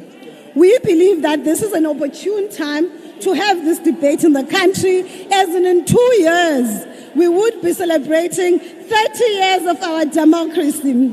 It is also a necessary debate in the period of renewing our country, as we should be able to respond to a critical question of what becomes the role of a renewed government, its entities. Lucas, please take your seat. Honorable Lucas, please take your seat. The matter is being looked at. Thank you very much. Please proceed. Oh, we are not safe here, Chairperson. Point of order. Thank you, We Chair. are not safe here, Chair. What becomes the role of government and its entities in delivering on the needs and the aspirations of our people? It is important that we remind ourselves that the South African state is divided in three parts, and therefore we are mentioning this on purpose because we must avoid a debate that singles out one component of the state to center our debate. We must ask ourselves if all the components of the state are agile enough to deliver services to our people. Honorable Tebula, please sit down. It is important to remind the House that our Constitution envisages a state that is founded on values of human dignity, the achievement of equality, and the advancement of human rights and freedom, non-racialism, non-sexism, as espoused in the National Democratic Revolution. As we start this debate, honorable members, to us in the Eastern Cape, an agile state means a state that can make commitments and adequately deliver on those commitments timelessly. We also view an agile state as a vehicle to serve the needs of our people. A lot has been done since the advent of democracy in relation to transforming a state that was meant to serve the tiny minority to building a state that serves all its people. Even though the ANC-led government has been able to deliver on so many fronts, there is still more that needs to be done in building a capable, ethical, and agile developmental state. What should be critical for this debate is for us to identify what should constitute the key tenets of an agile state. As highlighted, an agile state should be positioned to effectively find a healthy balance between economic growth and social upliftment. For the state to be able to fashion that out, it must have functional government and its entities. One of the key tenets of an agile state should be the well-run, efficient, and agile state-owned enterprises. Gradually, over time, the capabilities of our state entities was overhauled when the management started outsourcing work to private companies. We even went to a deeper into dungeons of tendering system, which is really not delivering the results we desire in terms of developing our country. Our problems are not only in procurement, but they are also in planning. Our state has good plans, but the execution of the plan is a challenge. Think of projects that are not delivered on time, within the budget, or projects that do not get off the ground, leading to the return of monies to the national treasury. The ANC-led government has delivered in the delivery of electricity to our people. In 1990, access to electricity in South Africa was a privilege of few races, while the African majority was languishing in darkness. But today, access to electricity is at 84.7% in the country, and that outstanding work was led by Eskom as the SOE. The provisioning of energy is also one of the critical enablers of economic growth. It is in this context that the functionality of Eskom should be prioritized as part of solidifying an agile state. The state will not be able to save lives of the people in the public healthcare system without electricity. Now, our proposal as the Eastern Cape is that we must review how our state functions so that we can achieve an agile state. The 2010 Soccer World Cup tested the agility of our state to deliver on time. And to the surprise of many, South Africa came on top in preparing for the Soccer World Cup.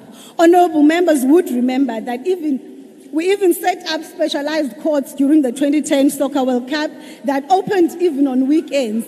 We are of the firm view that we should reactivate the specialized courts as part of our comprehensive response to the crisis of gender-based violence and femicide.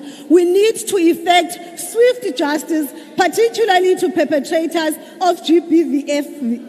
We must proactively build capabilities in the state and not wait for disasters such as floods and the COVID-19 pandemic. However, when such unfortunate disasters occur, we should respond with agility as the state to cushion our people against those. Talking about disasters, the slow response to provide aid to victims of the recent disasters that hit KZN, Eastern Cape and other provinces is another prime example of a state that is not agile. The recent disasters have misplaced many people of our province, with homes destroyed, lives lost, our public properties severely damaged, our road infrastructure left dilapidated, and many other things. This led to the Eastern Cape provincial government declaring disaster.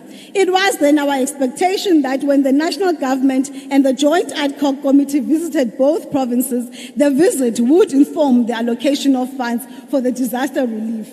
We are particularly concerned as a province when the Minister of Finance announced the allocation of disaster relief fund, there was no allocation to our province. Building an agile and capable developmental state will not happen on its own. It will require bold and strategic efforts. To build an agile, ethical, capable developmental state, we need innovative people. We need people who can think beyond the normal. To build state capabilities also means we must develop scarce skills.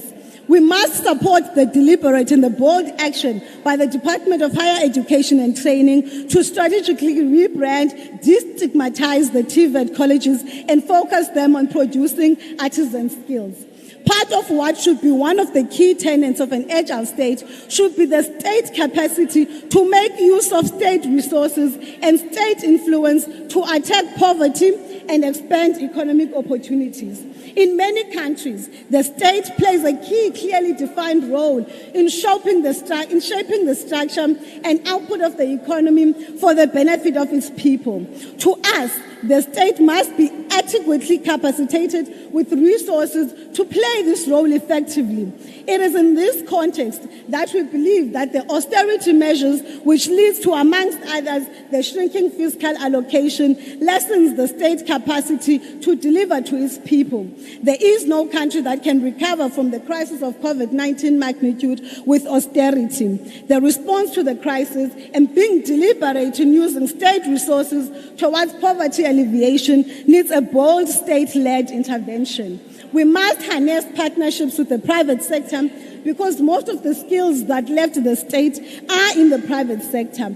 Partnerships with the private sector are what made our country to manage COVID-19. The private sector responded positively to the clarion calls by the president to save lives and livelihoods during the pandemic.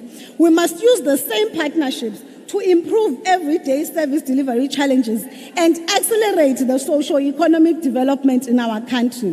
This is the approach we have adopted as the province, and it is working wonders. We just came out of a very successful provincial investment conference where our private sector partners pledged 46.5 billion for our economy. In that conference, the private sector partners were unanimous in urging government to cut the red tape on issuing of licenses, land, and making approvals for development. We have also tied ourselves with too much bureaucratic red tape, which hampers our progress to develop our communities faster. We form too many structures and policies that prolong decision-making. Lastly, Honorable Chair, mayors must be champions of economic development. They must have a customer relations-oriented approach because service delivery, development, and investments are implemented in their space. This is our input as the Eastern Cape, and we hope this debate is a step towards a national effort to creating an agile, capable, and developmental state. Thank you very much. Thank you very much. Thank you very much. Tim Rogerset is our next speaker. Honorable Tim.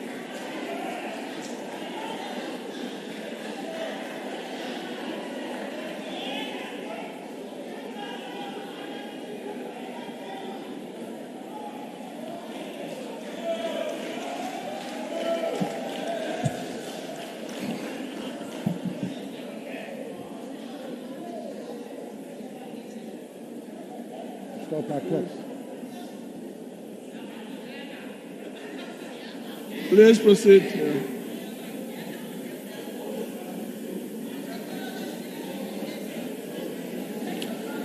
Thank you. Thank you, Chairperson. I was just setting my timer. Honourable Chairperson, Honourable President, Honourable Ministers, Honourable Members. But most important, I greet the residents of Ogwini. Sanibonani. Ninjan. Ingingutim Brauti said. Ingiyalunga iparlamente. Ingiyakhuluma isiZulu kancane. So if you don't mind, I'm going to speak English. In Parliament, I'm known for one word. Siyabangena.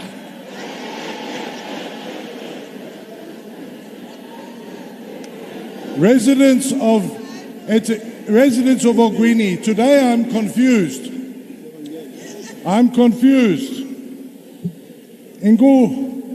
Kulambele. I'm confused because this debate is about building an agile government to improve service delivery. But I'm confused because this government is slow. It is not agile. It is not athletic. This word agile means to move fast. Ukuhamba. Ingokushesha. That's what it means, to move fast. But this government, it moves like a chameleon. Ukuhamba injengon wabu.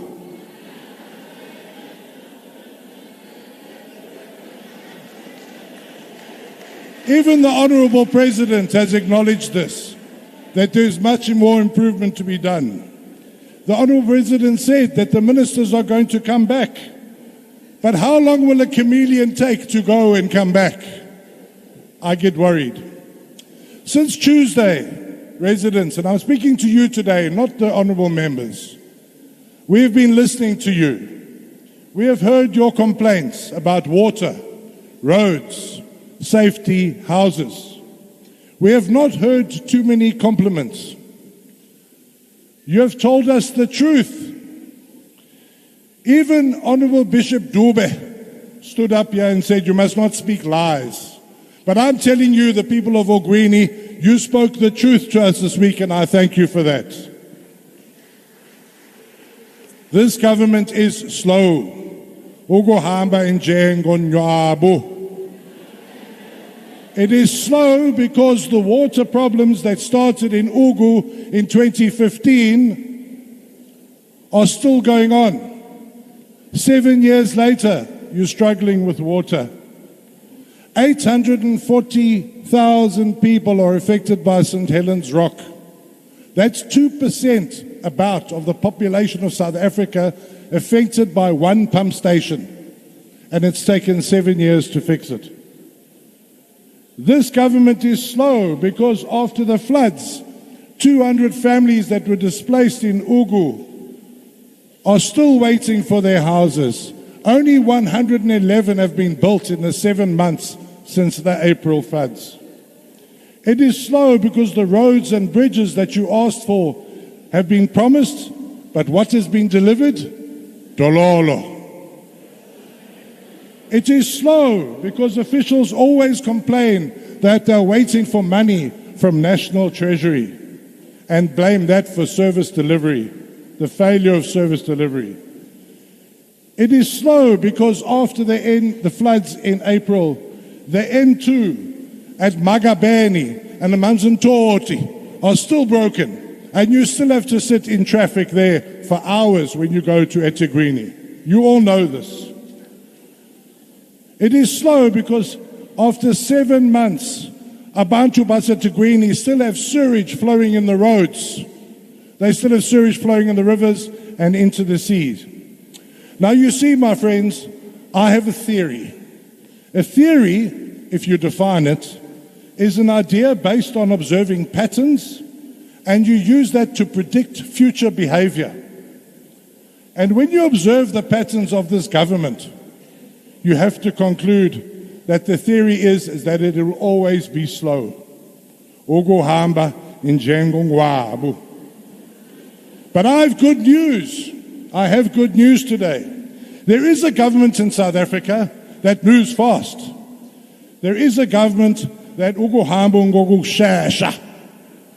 That government is in Umgeni, led by Umaya Chris Papas, that little white Zulu. He took over there 1 year ago, 1 November. He comes from a small municipality. They only have a 500 million rand budget. But in 1 year, that government has done the following.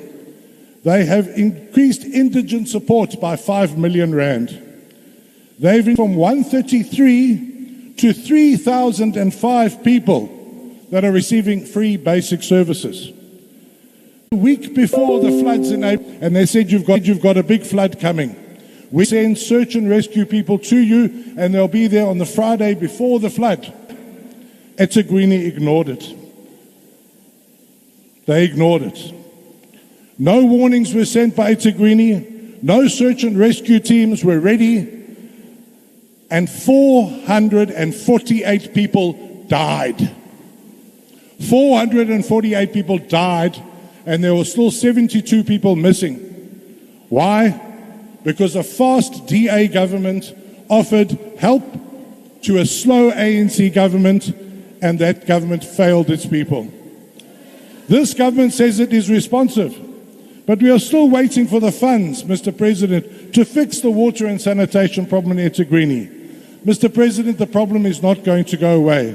There is 5 billion rand in the contingency fund. We need it, Mr. President. Please see what you can do for us. But this government will not change because it is always going to be slow. There is no accountability. Why? Because the ANC is more concerned about its people and its party than you. That is why there will be no accountability. But the good news is you can change. You can change from slow motion to fast. You can change from ungokunensa, slow motion, to shesha. Waza 2024, waza. Siyabangena.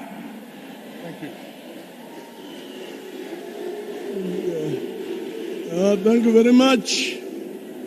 We will now proceed to Honorable Ntombela. Honorable Premier, please proceed.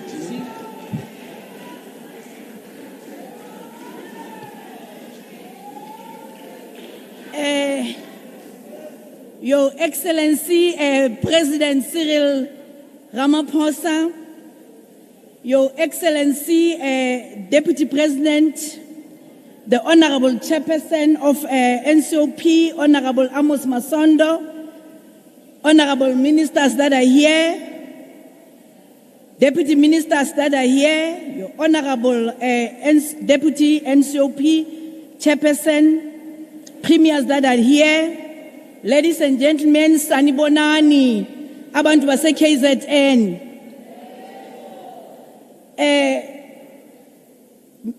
Chairperson, before ngikhuluma, ngifuna nje ukubonga uPresident wethu ngesizathu esikhulu asiyenzile isidima asiyenzile ngokubeka inkosi yethu ayipha certificate umhlaba wonke wematsi abantu babheka i-television zabo ngisho nenkosi yethu ehambile no princess lapha balele khona ngize ngaba picture ukuthi bayahleka bayabonga balele ngeqolo siyabulela President.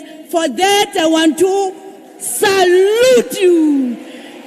Masingena nje masingena KZN, you can feel Guti, the peace is coming back in KZN. The king is here and we are happy. Thank you, thank you, thank you very much. I mina.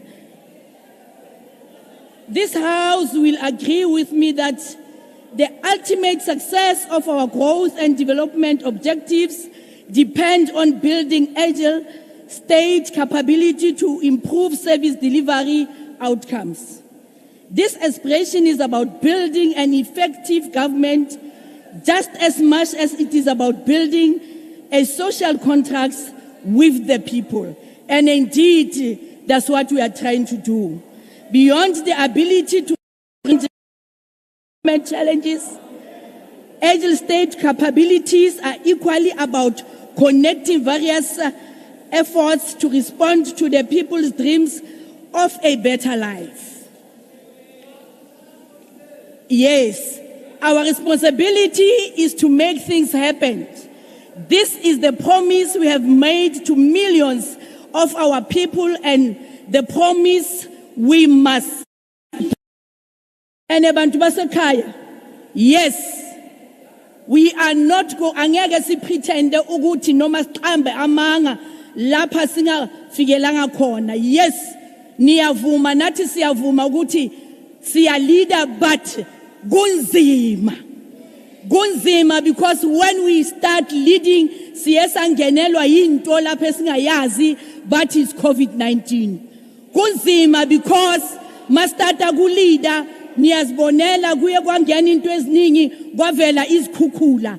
Yes, siya leader mara nibonile ukuthi masingena siqala ku leader kungena into eziningi ngisho namadamu amamayini kwangena awa lapha ngiqhamuka khona eJakhasfontein. Yes, kunzima because most of our people are still unemployed. That's why the government is trying to come ngabo 315. Yes, kunzima because sihlaselwe nangabo GBV, where even our own children are raping us. Yes, kunzima because nathi isizwe esimnyama siyahlaselana, siyakritisizana, while our people are still in the dark, when we are supposed to support each other and to build each other, we are busy destroying each other. But even if kunzima kanjalo, we are not going to quit. We are not going to run away. We are going to support you. Noma kunzima angeke size siniyekele. But in order ukuthi siyenze izinto ezinjalo, sifuna abasebenzi abanolwazi, sifuna abasebenzi abazimisele ukufunda, sifuna abasebenzi abaziyo ukuthi bavelaphi, sifuna abasebenzi aba committed in what they are doing, sifuna abasebenzi abangeke ukuthi izinto masifika, imali mazifika baqabange bona uqala bakhohlwe abantu.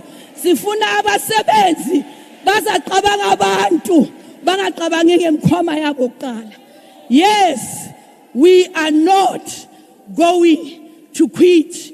We are going to make sure ukuthi siyanisiza. Never ningakhohlwi ukuthi kunzima. Honorable Chairman, for years now, the Free State has been in a path of building agile state capabilities to improve service delivery. Nginitshelile ngithi kunzima, but we are planning. There is no doubt that a skilled and capable workforce is necessary for building agile state capabilities. Knowing this, we continue to provide training and development to improve performance.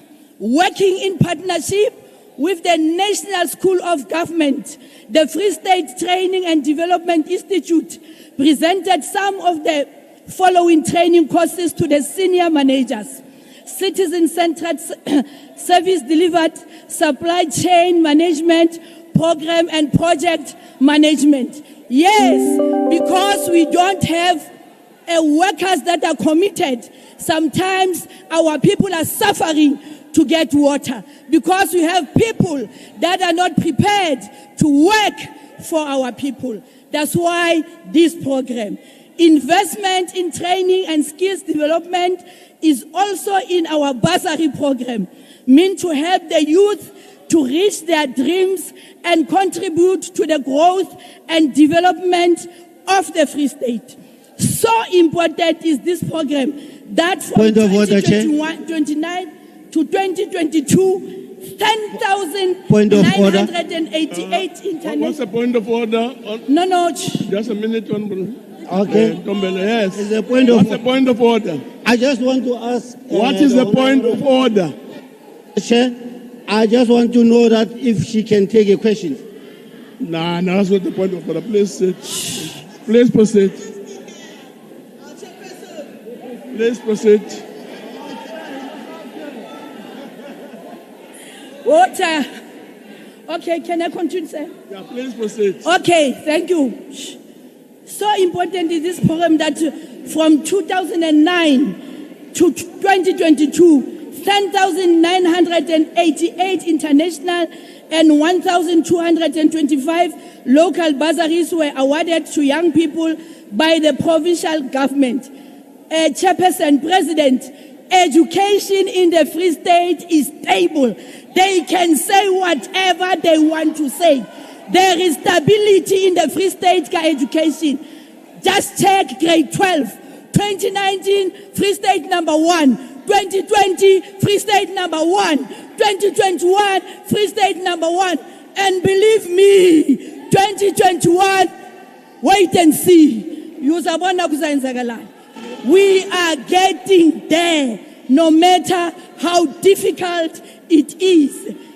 Education is stable in the Free State because we are also sponsoring Ngama Bazari except NSFAS. NSFAS is doing a lot for us, but we are also assisting. We have partnered with Sittng to provide various programs such as internships, learnerships, work integrated learning, and autism development. So far, over 30,000 young people have benefited out of these programs. We are working with our TVET colleges. You were there, deputy ministers were there. You have seen for yourselves. Bagabua Baring, they can just go there.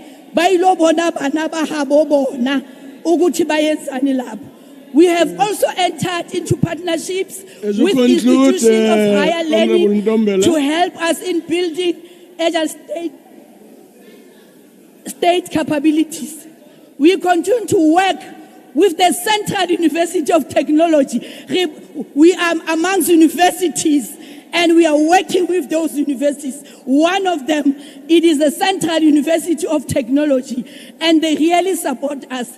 And now they have also promoted innovation through the Innovation Hub. It is there assisting us with agriculture, making sure that agriculture is becoming fashionable in the Free State. Watch the space. In this age of the Internet of Things, we successfully hosted the 4th Industrial Revolutions Summit together with the industry and institution of higher education. Ask the minister, don't ask me. She will give you the report or what was happening there. Hassan, it's not me. Ask her. She will report to you.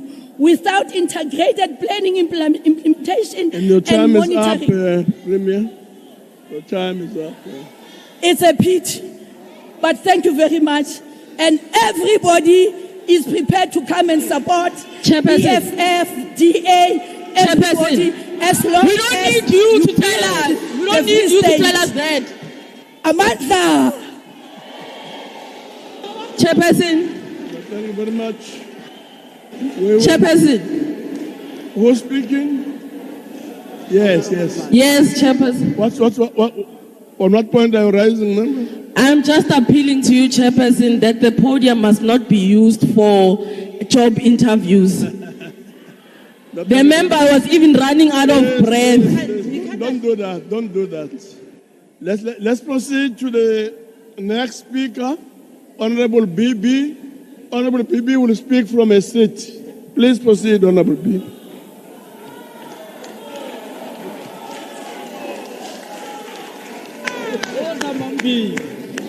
Ngiyabonga sihlalo wendlu. Yeah, she debates very nicely, ma'am. Ngiyabonga ungiyenza leli thuba lokuba yingxenye yale nkulumo mpikiswano namhlanje.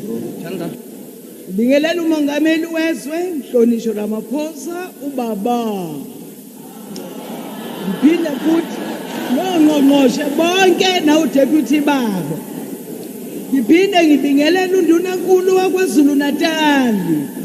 Unomsadube Ncubu mama.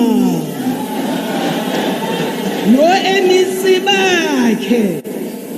Ngiphinde futhi ngibingelele leader of government business. Umhlonishwe uSiboniso Duma ubaba. Nosomlomo mama, uNotembeko boys kwaZulu-Natal. Nosonswepho shamthetho saKwaZulu-Natal. Umhlonishwe uSupha Zulu baba. Ngibingelela bonke undunankulu abaphuma kwisifundazwe ezihlukene abakhona phakathi kwethu nondaba ezitha abakhona phakathi kwethu nabefundisi kanye nezimeya zonke zikhona phakathi kwethu namakhansela nozakwethu we-NCOP ngokukhethekile umphakathi wonke khona namaholi bonke bezindawo ezihlukene. Ngiyanibingelela nonke. Ngizosika ejikayo sihlalo wami la engizothi qaphu kancane nje ngokuphendula umhlonishwa uteam we-DA ethi sihamba ngolonwabo. Kuyangixaka lokho ngoba namhlanje sikulezi inkinga ungenxa yombuso wabo esikhathi bephethe bengazi ukuthi namhlanje bazophathwa umuntu omnyama owenza zonke lezi zinto zabo ababeyitshela ukuthi ngeke senzeke. Ngakho-ke isiqubulo sakho-ke mhlonishwa uteam esithi siyobangena hayibo in your dreams hayi la.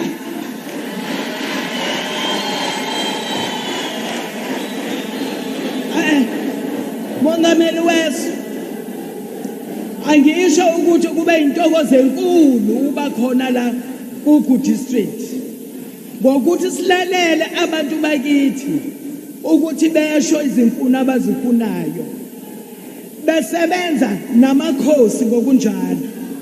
Engikujabulele kakhulu mongameli baba ukuthi abaholi bale district uqala kuyimeya ephethe le district ukuya kwizimeya zalomkhandlo ophansi kole district hayi they are not shaken. Bayasazi story sabo ngoba bekuthi uma ngabe sifika kwezinye indawo kodwa sithe masifika la kuku bayabazanga batatazele mongameli bavele nje bafika benza show ukuthi abantu abakushoyo nabafuna kwenzeke nezinqomo abazenzile ukuthi kwenzeke bebethi mabesukuma mongameli baba kusho ihlombe usukuma umeya kwenye indawo kusho ihlombe okubonisa ukuthi ngempela basebantwini. Okunye esikujabulele ukuthi bahlangene bayimbumba labo meya benza yonke into ibe uniform bahamba ngolayini benza show ukuthi zonke izinto ziqukunjelwa zonke imbizo lezi ezikwazi ukuthi abantu bakithi basho izikhalo zabo bakwazi ukuthi basenze. Ngapha ke sihlalo wami ohloniphekile baba engakusho nje kuphela la KwaZulu-Natal inhlaka ziningi ezikhona unosukuma sakhe wasemawadini una yonke into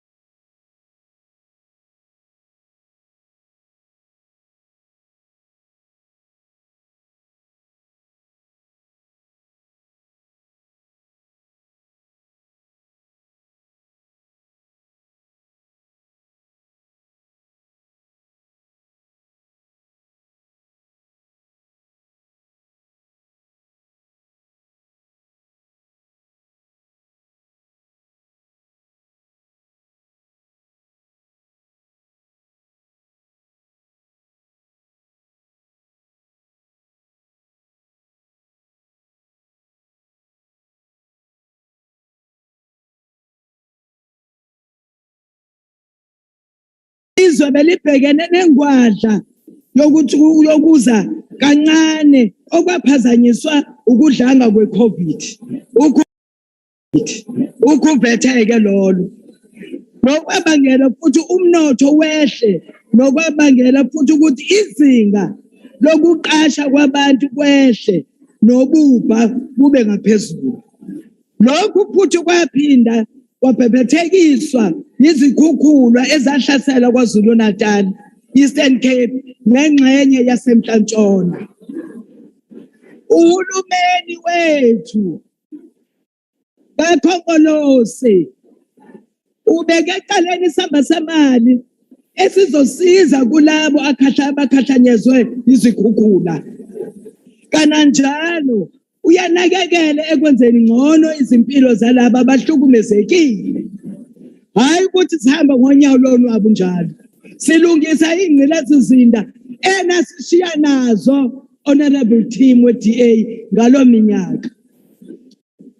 Ngakho-ke uhulumeni kakhongolose ukwazile ukubhekana ngqo nezinselelo ezibhekene nezingqalasizinda zomnotho.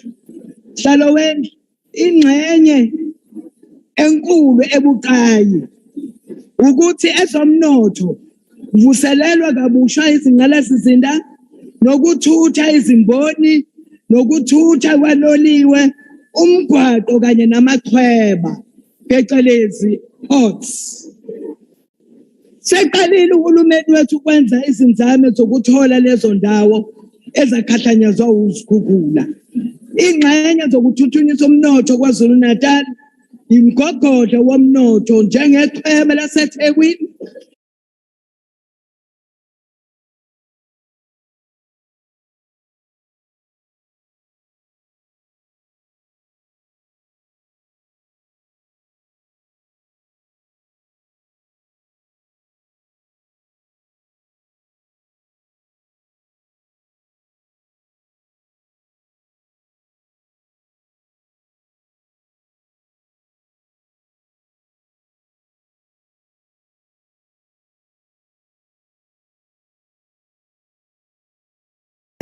njengezibaseli phecelezi fuel. Lokho kukhombisa ukusobala ukuthi iKwaZulu-Natal ibaluleke kangakanani ekuzithuthukiseni komnotho nezingqalasizinda. Uhulumeni kakhongolose usuchibele umthetho sivivinyo wokwakhiwa izingqalasizinda ekufaka phakathi ukubeka bucala indawo yokwakhela abantu abahlukunyezwe izikhukhula. Njengoba nazi ukuthi esikhathini esiningi hayi ukuthi imali asinayo cha, ukuthi nje siyayifuna ngempela imhlaba ize ebantwini. Ikhona imali esibekwe eqaleni sihlalo omkhulu ukubhekana nezindleko zokwakhiwa zale gwaqo owalemalayo KwaZulu-Natal nase-Eastern Cape. Ikhona futhi imali ebekwe eceleni yokulungisa izikole ezadilikayo nezindlu. Lokho kukhombisa ngokusobala ukuthi uhulumeni kakhongolose uyanakekela futhi unakekela njalo akasoze ayeka. Kananjalo kukhona uhlelo kuzo zonke izifundazwe elwenzekayo oluthiwa welisizwe ekwakheni amabloho Eastern Cape seqaliwe naseLimpopo futhi uzodlulisela kuwa wonke izifundazwe esinazo. Lokhu kwenzeka ukuthi izifundazwe zikwazi ukuxhumana nokuthi zikwazi ukwenza amathuba emisebenzi. Lokhu kuzokwenza uhulumeni basekhaya bathuthuke bavule namathuba emisebenzi kuyo wonke leyo ndawo. Sihlalo wami baba, lawa mongaweli wami baba, ngijabulile uma uthinta uhlelo lwe-DDM okusho ukuthi i-District Development Model. Yinto loyo honorable team be-DA abangakaze bayicabange ukuthi uhulumeni wampisholo akalwenza lolu hlelo ngoba babehleli emahhovisi bekhomba besitshela ukuthi senzeni bengathintani nathi kodwa lolu hlelo oluze nalo uhulumeni kaKhongolose ubona kudili kumongameli eza necabinet yakhe ese kwiprovince agijime uprime weprovince necabinet yakhe ehle uzeyimeyeni zigijima imeya namakhanselazo awubethe nabomdabu kuhlangana kube imbokodo kube into eyodwa yokuthi senze abantu bala eNingizimu Afrika bakhululeke njengoba ngisho nje ngizokunenzela umzekelo ngoba ngiyazi ukuthi honorable Slake we-DA akazukwazi ukuthi yini DDM i-DDM on a point of order, Chair. On a point of order, Chair. Can the Speaker take a question? Can the Speaker take a question? Sicalo wami baba bokuthula ukuyithoba akukho question engizoyithatha la zothola nemnyango manje yakho sicalo wami baba bengisamenzela umzekeliso wale district development plan ukuthi sebenza kanjani ngikwenzele nje umzekeliso wodwa kwezomnotho kudilike umongameli ubaba uRamaphosa wehla nethimba lakhe elidila ngosomnotho weza kwisifundazwe esiphethwe upremier wethu umama uNomsaduma wafika upremier wethu uNomsadube wasethatha ubaba usiboniso Duma odila ngezomnotho uthe mayiqeda lapho wathatha umeya uba uqawunde wetheku naye weza nabakhansela akhe adila nje nomnotho okubonisa ukuthi ke uyalibona uholoko uline la uhamba ngakhona ukusuka phezulu ukuze ezantsi okubonisa ukuthi okwangempela silo uhulumeni bakwethu sibhizi siyanamathela kuzo zonke izinto ezayibhidliziwe singasolwa ukuthi sihamba ngonyawo lonwabo awukodwa siqhake iphapha logwalagwala mongameli baba hayi usiphethe uyasilida nabo bonke lama leaders ethu esinawo sithi siyabonga kakhulu ngalolu hlelo ngakho imisebenzi iyabonakala usilethele iSuzu Corporate wasilethela uToyota into abengeke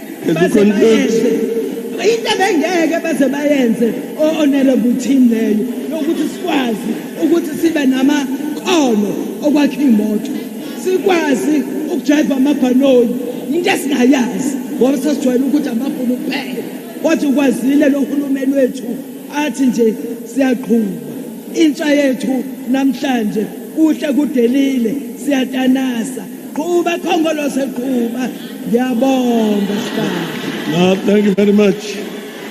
Siyabonga. The next speaker is going to be Premier waseGauteng, Honorable Panyaza de Sufi. Thank you so much.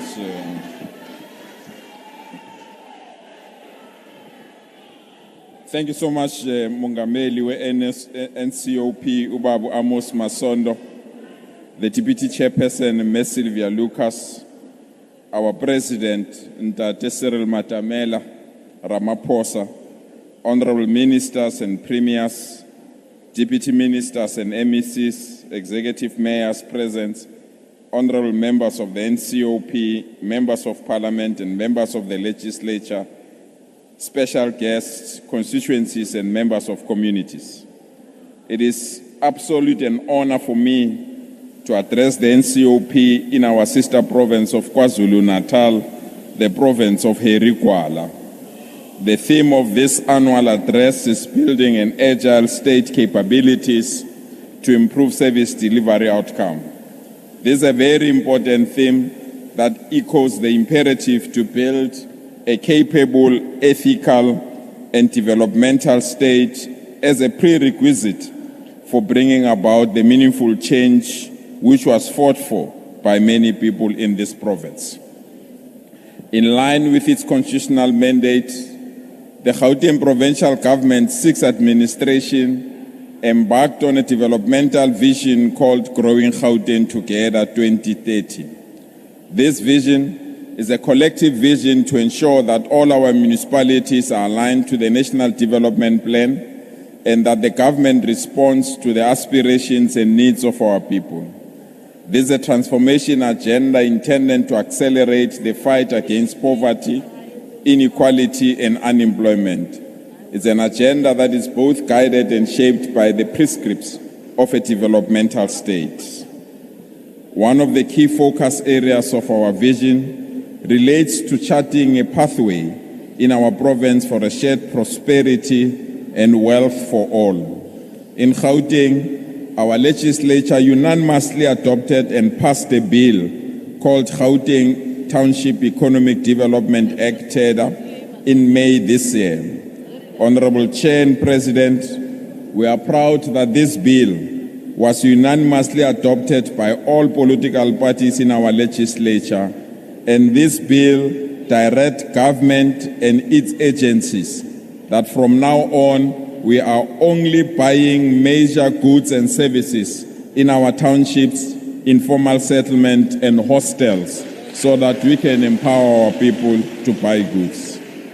We are putting aside an amount of 650 million rands to reclaim all our sponsor shops in the township from foreigners, so that all these sponsor shops can be owned by South Africans. We are further allocating almost 150 million to train young business people in the creative world so that they can develop softwares and they can also start to work with motor vehicles or scooters and deliver services and deliver goods in our houses without depending on foreign citizens only. We are further allocating an amount of 50 million to renew all the stalls in all our townships, informal settlement and hostels, so that ordinary bogogo nabomkhulu bathengisa ukudla emgwaqweni, they must sell their food whether it's raining or cold, and they can have lighting in all the properties that they are selling. This is a firm belief that the economy rejuvenation that our president has explained can start in our townships, informal settlement and hostels, so that our people can benefit in the economy of our country. We've just concluded, Honorable President, a major agreement with Fort SA.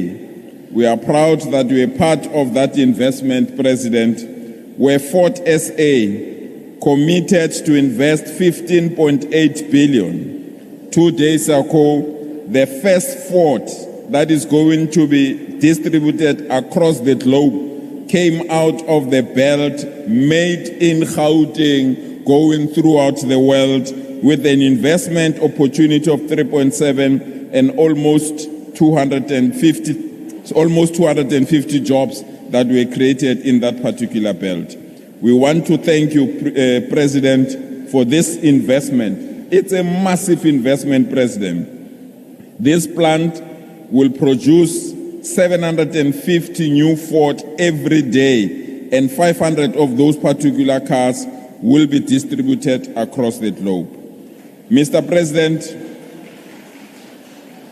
we can come to you now proud that the new smart city that you dreamt about in Lanseria is shaping up.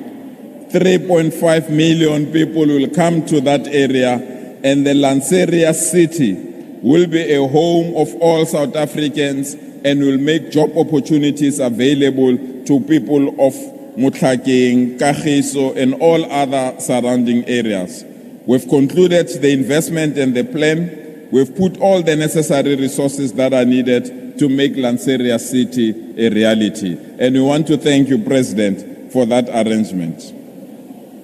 But President, I want to quote our former President Oliver Reginald Tambo when he said, "The children of any nation are its future. A country, a movement, a person that does not value its youth and children does not deserve its future." End quote. President, our young people are ravaged by drugs. A new generation is about to be lost in our country because of Nyaupe and many other drugs that are ravaging our young people. We can't be proud citizens if our children are expected to go through these particular drugs. We are proud, President, as the Gauteng provincial government, that we have taken 6,700 young people that were hooked to drugs. We have placed them in various centers across our province. They are going through medical, mental, and psychosocial rehabilitation. And those that will go through this rehabilitation and succeed, we are prepared to take them back to school and universities free of charge from the government of Gauteng so that we can release our children from the scourge of drugs.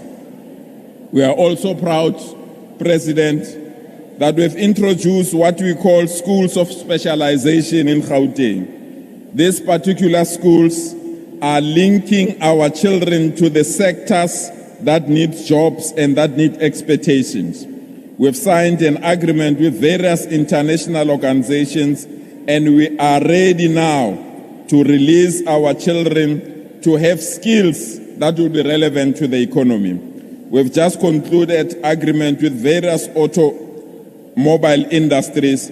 There is a school of BMW, President, in Shoshanguve, where our children are taught how to build the engine of a BMW, how to fix it, and how to ensure that that BMW moves while they're still within the classroom. We have already taught them how to build a solar train, and these particular children have won an international award for building a solar train so that they can have those necessary skills in our schools. So we are proud of these particular schools. Mentombela, Ukaba number 1, Marabari Direto Editswa Mukatong for 2022. As we conclude, President, as Gauteng, we are proud to position ourselves to ensure that our people can get jobs. We are proud to position ourselves that young people must survive in the economy of their own. We are also proud that the elderly, the weak, and the vulnerable will continue to get support and guidance from this government, because in the absence of support from government, the people will suffer. We want to thank your leadership through COVID, thank your leadership through all the economic challenges that we have gone through that need our immediate attention. But there is one thing and one thing only, President, that we are asking you, begging you, as the citizens of Gauteng, let load shedding fall and let ESCOM fix its all problems. Thank you so much, President. Thank you very much. As we call on Honorable Mkausa to come forward, Honorable Uningwenya will take over the chair.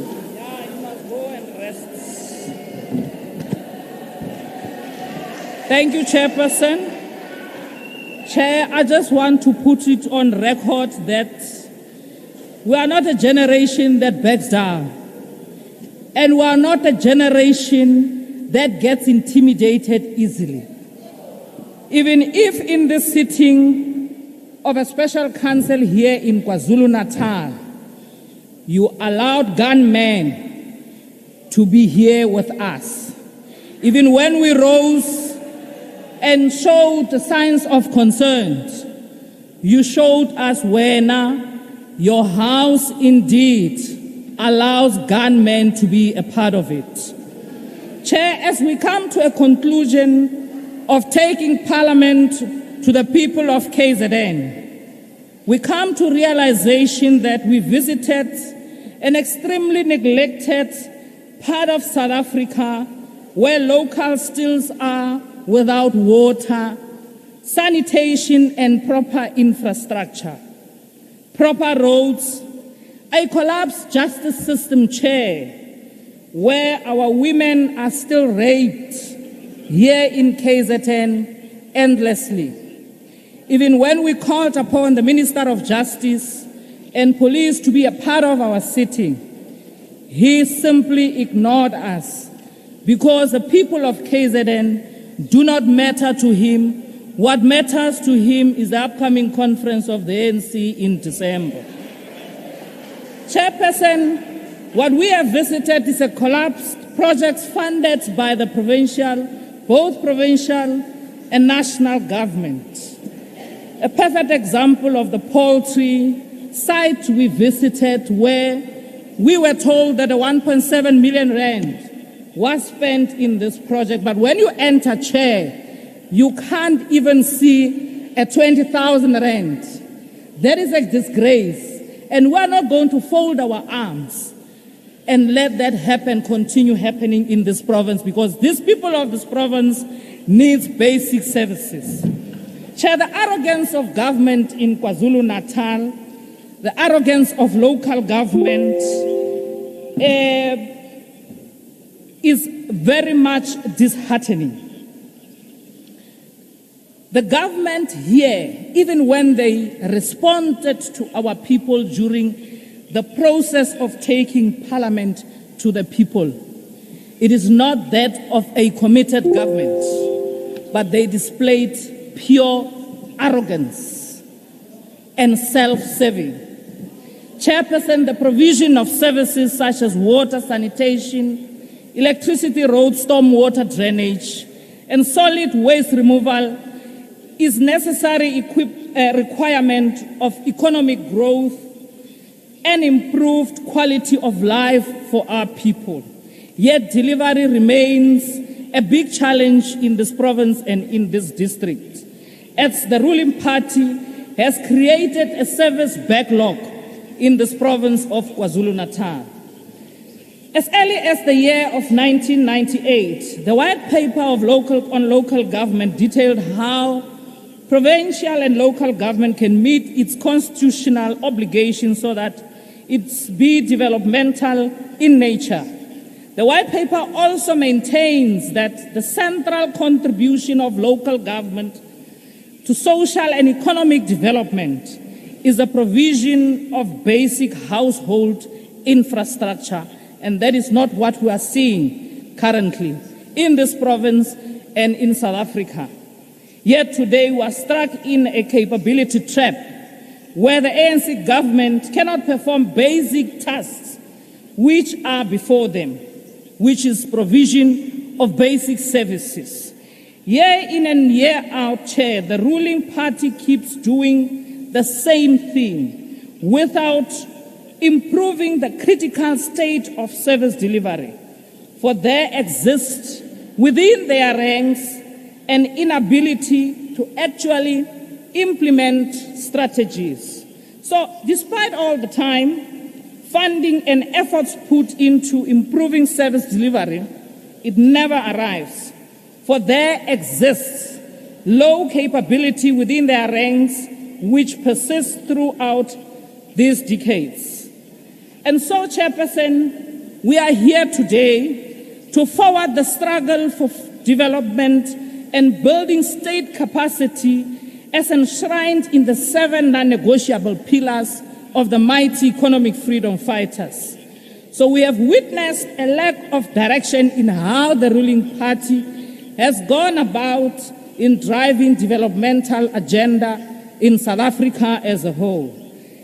The starting point, Chair, therefore must be to prioritize the delivery of at least a basic level of service to those sections of the population who have currently little or no access to them. The ANC councillors continues, Chairperson, to interfere with administration. They display inadequate public participation, inadequate alignment of budget with the requirement of the central government, and lack political and administrative leadership.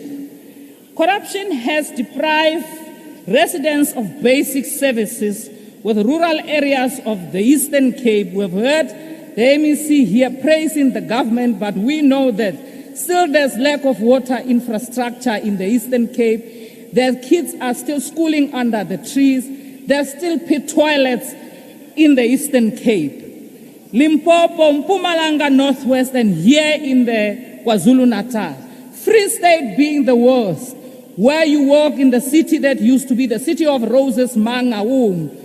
Today it's called a sewage city. That is a disgrace. With more than 25 years into democracy, that cannot be allowed. And the only way to do it is to unseat the sitting government. There also exists amongst their ranks, chairperson, lack of accountability and arrogance, lack of consequence management, which is why poor performance has been allowed to continue. So much so that local municipalities cannot raise a simple task such as raising taxes so that the finance, public services, enforcing contracts, and administering policy. Cadre deployment in the key post has led to turbulence that has led to a lack of confidence in the state amongst our people, as it demonstrated by the vast number of service delivery protests across provinces. This too, chairperson, is propelled by the high unemployment rate, lack of housing, lack of land, and vast inequalities which are still apparent amongst our South African society. Service delivery protests in Gauteng, the Northwest, and the Northern Cape are currently ongoing, affecting more than 400 matriculants during this exam period, chairperson. And the chairperson of Gauteng is silent about that. Chairperson, throughout all 9 provinces, our cities face most challenging aspect of service delivery. Challenges which needs to be addressed here today, given the low quality of service provision and pressing needs of our people. Chair, it is criminal on how so many of our people still have to jump through hoops and hurdles when they have to get government services. It is criminal. And all these criminals sitting under this roof, including their president, must be jailed. Point of order. Exists a need to Point of order, Chair. Point of order. What a point of order. Point of order. Member, can you please? Order, Chair. I'll do it. Yes, Babu Hai. Honorable Chair, I'm rising in terms of Rule 6.1 of the NCOP rules. Offensive and unbecoming language. No delegate may use offensive or unbecoming language in the council. No delegate may deliberately make a statement which the delegate knows to be false. So I would like Honorable House Chairperson to rule that the Honorable Member retract the statement. I thank you.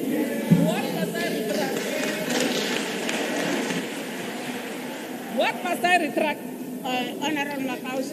What must I retract? Withdraw. Honorable Makause. I did not mention any name here. Read that paragraph again. I did not mention any names here. There are lots of people here who are presidents of other political parties. What did I say? Read. Honorable Chair. Order, Chair. Yes. Order, Chair. Yes. The Speaker on the podium has said all criminals in this hall, including their president, are wanted to withdraw without any reservation. There is only one president in this. Please, I'm on the platform. I'm speaking. You must keep quiet. I'm saying that there is only one point of order, Chair. In this country. On a point of order, Chair. Yes, and therefore, this point of order is sustained and she must unreservedly, unapologetically withdraw that wrong insinuation. On a point of order, Chair. Wait, you cannot raise a point of order on top of the point of order. I didn't raise that. Honorable Mause. He can't address Point of order. On top of the point of order. Point of order. Point of order, Chair. On top of the point of order. I'm not going to open a point of order on top of the point of order. Yes. Honorable Council, there's a point of order that will say something. Why am I addressed directly? Chair, we can't hear you, Chair. Chairperson, I can't hear you. Speak on the mic. Can you withdraw? Mike. Withdraw what? Point of order. Talk to the mic. Honorable Council. Honorable Council. Can you withdraw? Point of order. Chair. Chairperson, I can't respond to something that you are not ruling on. You need Point to of speak to the order. mic so that I hear you. I need to hear you. Can you hear me now? I can hear you. Speak to the mic, Chair. Honorable Council, can you please withdraw what you have said? What is it that I must withdraw? You said, Honorable Council, lezi zigebengu, including your president.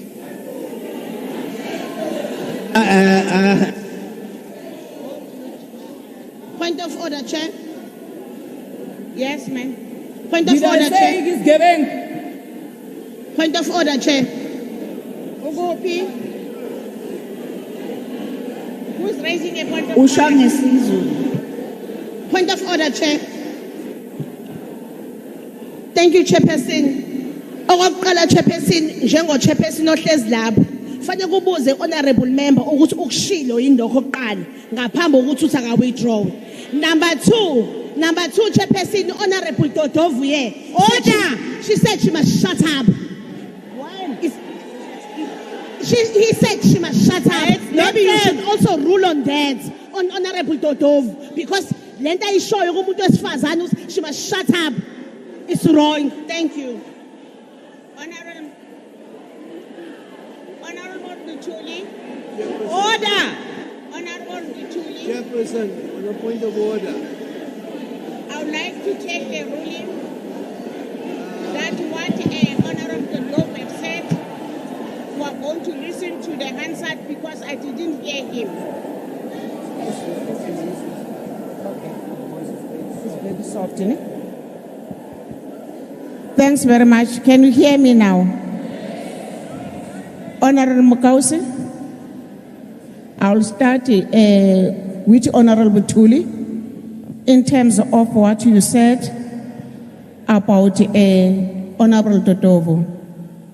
I didn't hear him. Therefore, mina ngithulile mawukhuluma Honorable Lutuli. Ngicela sihloniphane njengamalungu eParliament.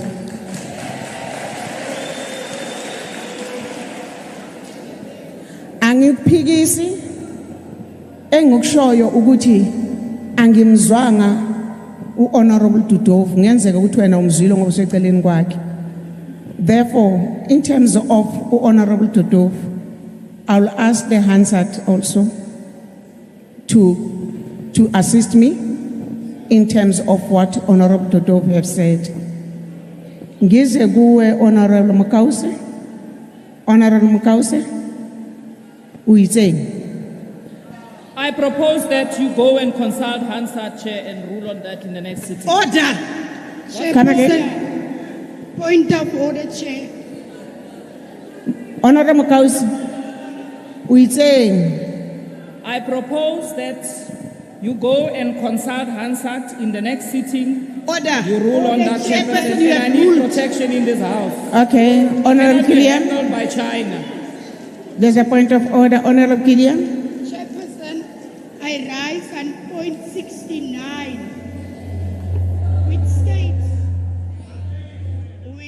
States Chairperson, after the presiding officer has made a ruling, no point of order will be raised. Thank you, Chair.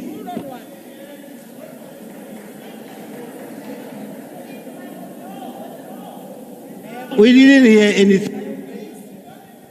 Honorable Gilliam, can you please repeat again?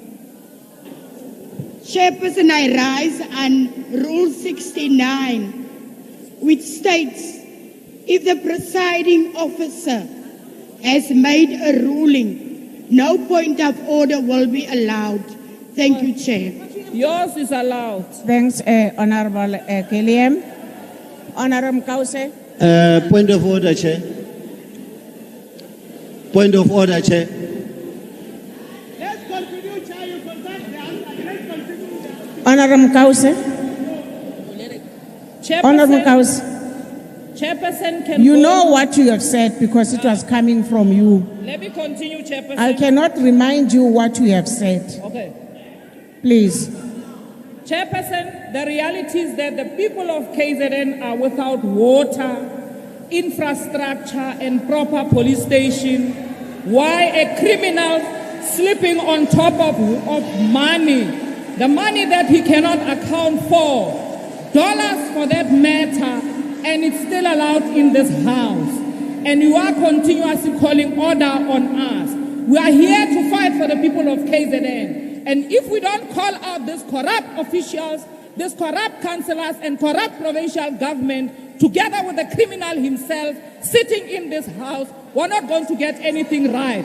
We are a generation that is going to fight for our people, and we are a generation that is not going to stop until corruption in South Africa is rooted out.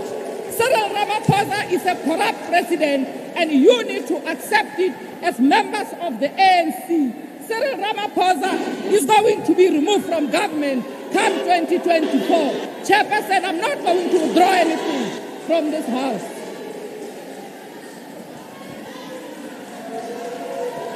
Order. Order. Order. Order. Order. This is the meeting of the House. Public are not allowed to participate. Yesterday, from Monday, we're listening to you. Can you please also listen to us?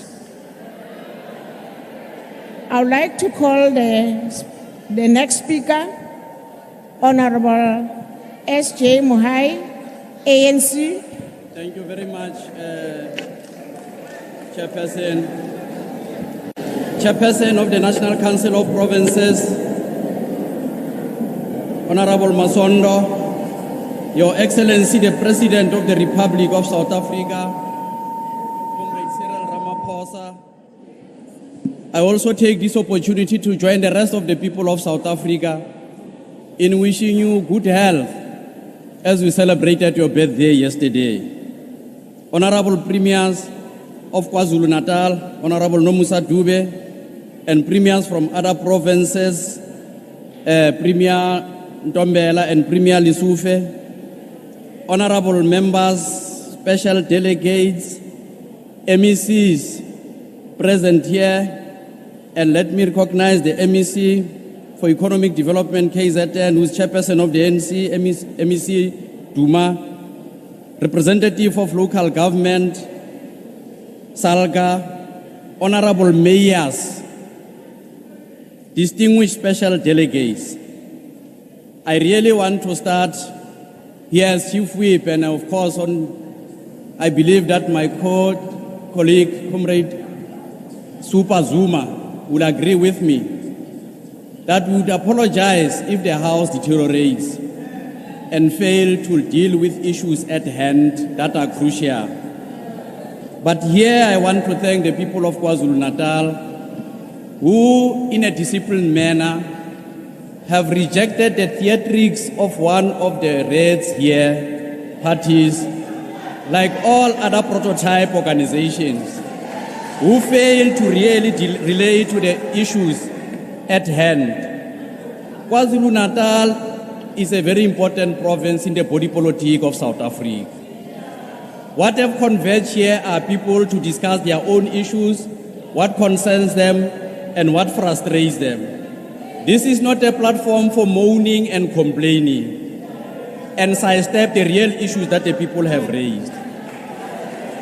Your Excellency, as we close this last day of our flagship program of taking Parliament to the people in this beautiful district of Ugu in KwaZulu-Natal, this debate comes at the end of an intensive 4-day Taking Parliament to the People program that has included public representatives and officials from all three spheres of government. Taking Parliament to the people is just that.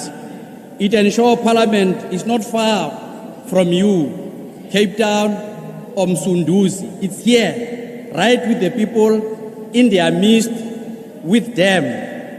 And in this Parliament belongs to the people, not us. We members of Parliament are merely here running the Parliament and serving in it for 5 years. And it is the people who will decide whether we are back here or not at election times. If they who vote in huge numbers, our future is in their hands. So it's in our parties and our interest to serve them. Besides, it's a right thing to do. It's our constitutional duty to respond to their needs and concerns. Of course, government can't deliver overnight. There are limited funds and capacity, and many others in every part of the country also have similar needs and concerns. But over time, Chairperson, the government has to meet the needs of the people. And we in the National Council of Provinces need to ensure that. And we can best do it by working closely with the provincial legislatures and municipalities. We need to put more pressure on the national government to assist the province and municipalities in responding more effectively to the consequences of the flood disaster. But people also can't depend on government and the state for their needs. People also have to take greater responsibility for their lives. We need to work together, government, parliament, and the people. As the African National Congress, we have placed development of our people at the center of our efforts to transform society. The level of inequality in our country and the apartheid segregated development legacy remains. This means that not all communities have close access to essential services such as clinics, hospitals, police stations, home affairs offices that provide various government services. Our democratic government is responsible for closing this inequality so that people of Msunduzi in rural areas or people in Ugu in rural areas that are far from the towns can access these services. To realize this development, we need to have government with employees who place the interests of the people, the needs of the people at the center. We need public servants who are guided by Batopele principles. We salute the provincial government, the district and local municipalities of KwaZulu-Natal for their tireless efforts in relocating our people and providing necessary human, social and economic support during the trying times of the disasters. However, we recognize that as much has been done, a lot more has to be done, not least by ourselves, members of the NCOP. After all, our role is to raise the concerns of provincial and local government at the provincial level. We need to put more pressure. We need to raise these issues with national government, and the National Executive has its accounts to both houses of parliament to assist the province and municipalities in responding more effectively to the consequences of these floods and many other pandemics. And we call for more integrated approach between the three spheres of government for post-disaster socio-economic reconstruction and development of communities devastated by these floods. This has brought into sharp focus on the building of disaster-resilient capabilities, not only at the level of the state and community capacity to respond to natural disasters and pandemics, but also to the construction of disaster-resilient infrastructure. Globally, the economic impact of health pandemic has led to a profound rethinking of the state's role. Societies have found great value in agile governments. In other words, those that can respond swiftly, adapt resources to new needs, and bring innovative solutions to problem-facing communities. We have several best practices, example in South Africa. I mean, we should commend what the Premier of Gauteng have said. The massive investment on the SEZ in Tshwane, that is buzzing with production capability, an investment of over 20 billion. It should be celebrated by South Africa. But for us as an agile state, that should replicate with other focus areas in terms of building our productive sectors of our economy in our country. I can as well point to the partnership by the Industrial Development Corporation, the Department of Trade, Industry and Corporation, and National Empowerment Fund with the KZN government and local authorities. That's over 2 billion of industrial support rapidly dispersed to factories that were distracted. In this case, the business as usual approach would not have been appropriate, and the entities reinvented their way of dealing with the applicant firms. I can point to many other examples in food production, in the promotion of black industrialists, in how we are using trade agreements to create jobs in South Africa. But they all illustrate that we can do things differently and that we must learn from the successes, our successes, and use that model of an agile state across all our work. Over the past 4 days, Chairperson, we have listened attentively to all public representatives and government officials. Despite our progress, communities have water problems. Water is fundamental basic need. Another problem raised concerning water is leakages. Here, the other problem is inconsistent flow of water in some wards, while other areas receive water.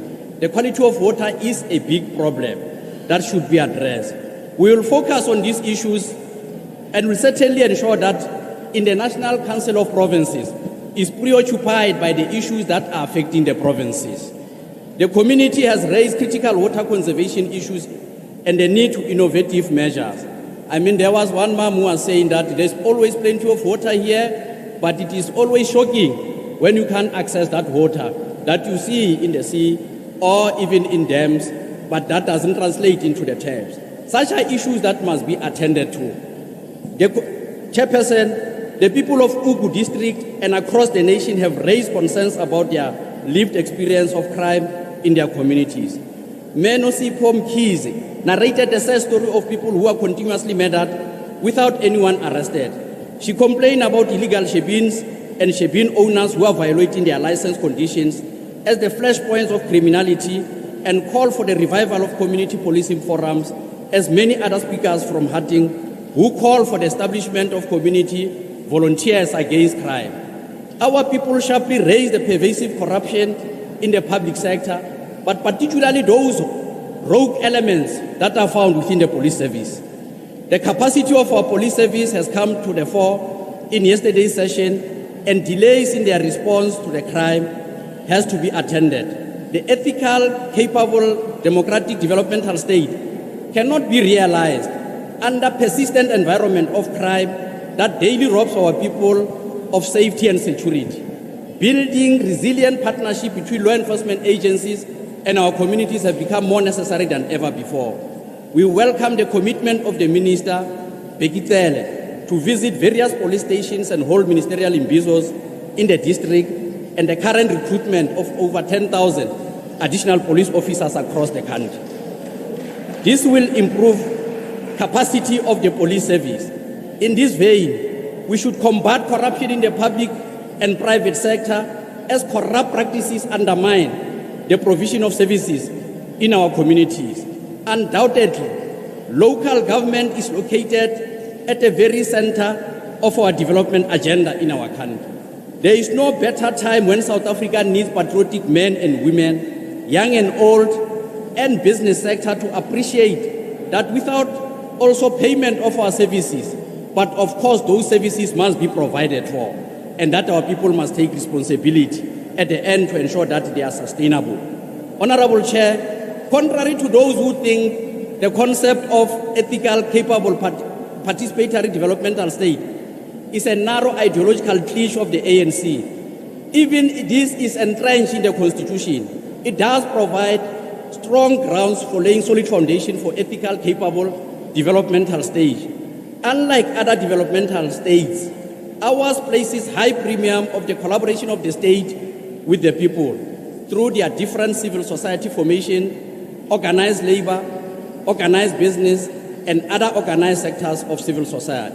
But ordinary people on the ground also have a crucial role to play. After all, a developmental state is not a top-down concept, but it is steeped in the masses. A developmental state can only function if it is truly democratic.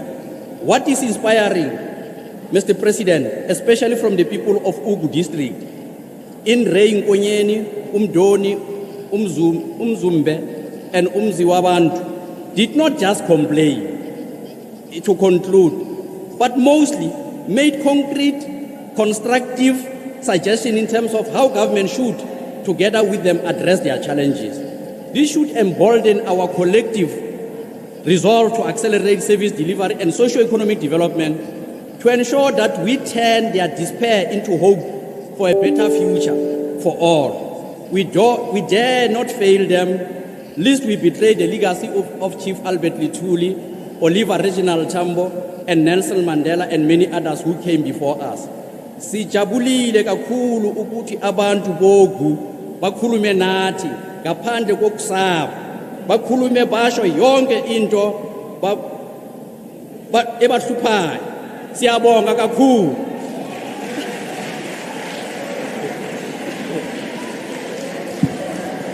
Thank you, Honorable Member. Honorable Members, Siyakuba. I would like now to recognize Honorable N. Jube Ngube, KwaZulu-Natal Prima.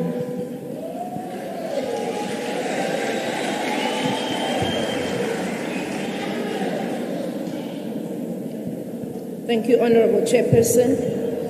His Excellency, President of the Republic of South Africa, Honorable Ramaphosa, Honorable Chairperson of this House, Honorable Deputy Chairperson, Honorable Members, Honorable Prima, Imagangane, Honorable Makausi.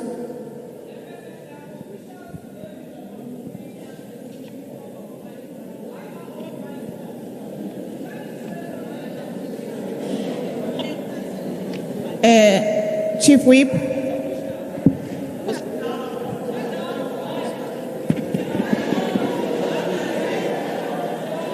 Honorable Kause, Chief Whip is in the platform. House Chair, I suggest that really it is time that we... Yeah, they are fine now. They are bullying us.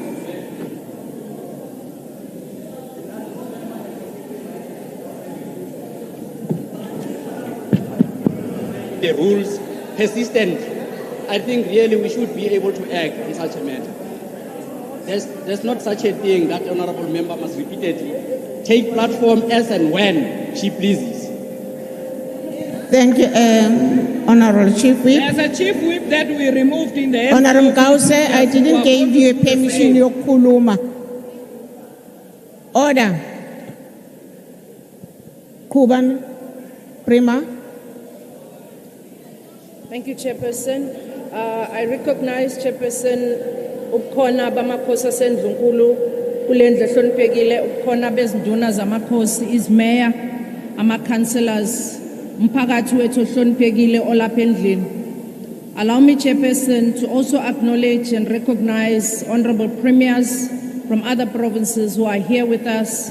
You are most welcome, colleagues and other honorable members of this august house. Honorable Chairperson, this debate comes ngesikhathi KwaZulu-Natal izama ukusukuma emva kokuhlasela zikhukhula zango-April nango-May kulonyaka ezashiya umonakalo ongasoze waphela emehlweni ethu nasezimpilweni zabantu bakithi. Ngesonto elidlule siphinde sahlangana nenye inkinga efana naleyo ngesikhathi izikhukhula zihlasela eMsunduzi, lapho uMsunduzi River uye waphuka waphuma endleleni washiya umonakalo omkhulu empilweni zabantu bakithi.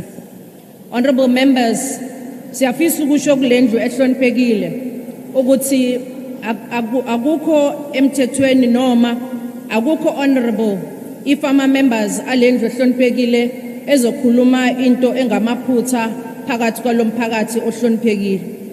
Honorable members, ngiyafisa ukusho ukuthi honorable member othi Emngeni municipality umasipala onikeza ama-services mahala cha akulona iqiniso lelo. Bonke omasipala banikeza umphakathi wabo ama-services.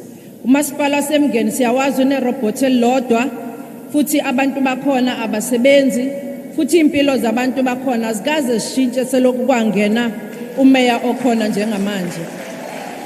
Ngesonto edlule ngithole incwadi ebephuma emphakathini lapho umphakathi ubucomplaina khona ngomeya okhona kanye nomkhandlu wawo ngendlela acwasa ngayo indawo zabantu bakithi.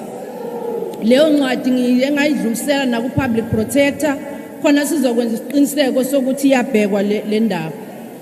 Honorable members, I also want to say that it's not honorable when members are not bothered to check their facts.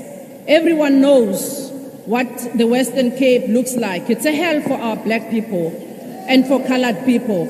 Everyone knows that it has been our disaster teams who brave the dangerous terrains in the middle of nights bezama ukusave abantu bakithi neimpilo zabo. Kubhlungu uma ngabe honorable member ezoma la akhulume ngabantu abahambelwa imphefumulo yabo nabantu esingakabatholi namanje idumbu zabo ukuze sithole amathambo wabo ukuze sikwazi ukuhlala sikhululekile. Imember izoma la ikhulume ngento engayazi ubhlungu obuziwa umphakathi wakithi. Ngiyacela abahlonishwa ukuthi bangakwezi inhlekisa ukuhlupheka kwabantu bakithi. Siyacela Chairperson, I do wish to say that honorable members, if they don't want to see, it's their own indaba. I personally want to say here today, honorable members and honorable President, it is likely that within the next month, we are going to be opening other roads which had been partially closed. M4, M102, N2 Magabeni Ifracom imember le ekhuluma ngawo njengamanje la emanzimtoti khona ama constructors le uM4 no R102 njengamanje bayasebenza noma inkontraka isaqhubeka nokwenza lo msebenzi. Honorable members, ngiyafisa ukusho lapha ukuthi imember ehloniphekile ayisho ukuthi zingaki izibhedlela esezikhandiwe zaqedwa selokhu zakhahlamezwa zikhukhula. Zingaki izikole esezenziwe zaqedwa selokhu zakhahlamezwa zikhukhula. I want to say, honorable members, that the people of Tongaat right now are experiencing service delivery because the water has been restored as we talk. Tell no lies and claim no easy victories. No easy victories will survive even in 2024. Because we will liberate Western Cape.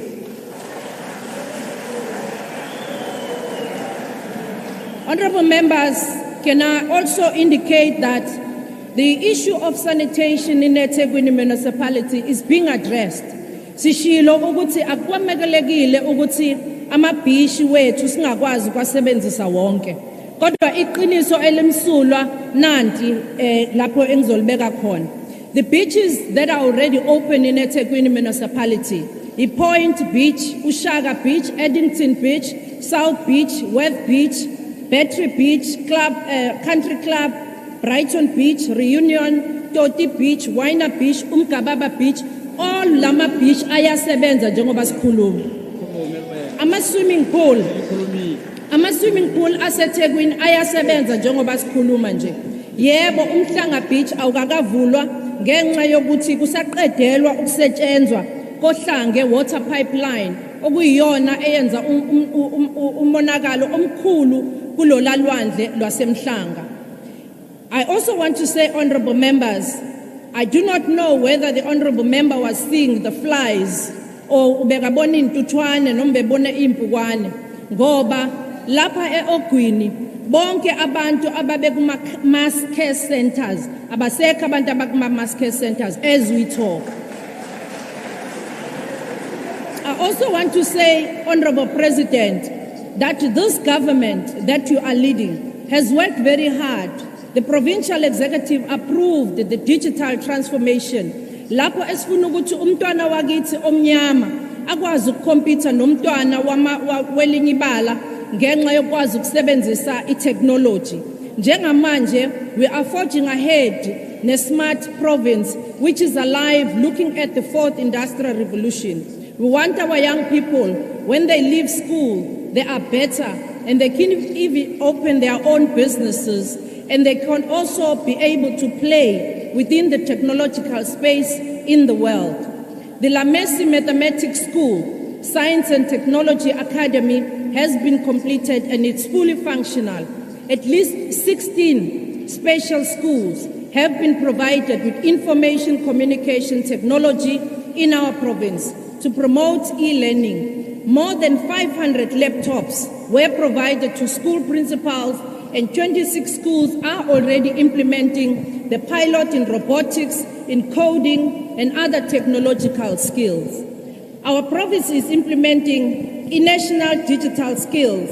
Njengamanje sizobe sinenkomfa ezoba ngesonto elizayo lapho esizobe siqhubeka khona nomkhankaso wokwenza isiqiniseko sokuthi isifundazwe saKwaZulu-Natal siyangena kwi-fourth industrial revolution. Abantu abethu abasha nabantwana abancane ngikhuluma nawe President nje sebeyakwazi abanye ukuhlanganisa imoto ikwazi bayibone ihamba, sebeyakwazi abanye ukudrive ama-drones. Siyakwazi ukuthi njengamanje kube nabantwana aba-involved in robotics and technology. Ngenyanga edlule President besimukela abantwana abangaphezu kuka-50 abaqalela phaya kwi-aviation school where bazobe befundela khona i-private licenses as well as commercial licenses. Abanye bazobe befundela ukuba ama-crew, abanye befundela ukukhanda amabhanoyi. Ngikhuluma nani nje about 2 kulama students baflya already with i-airline ebizwa ngokuthi i-Fly South Air, bayadriver bayasebenza.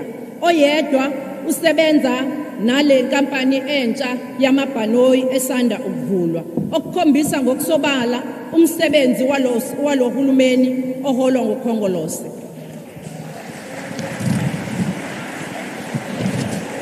Honorable members, siyafisa ukusho la ukuthi ngesikhathi sihlaselwa zikhukhula ziningi kakhulu izibhedlela ezingakwazanga ukuthi zisebenze, ezinye ezanqamukelwa amanzi.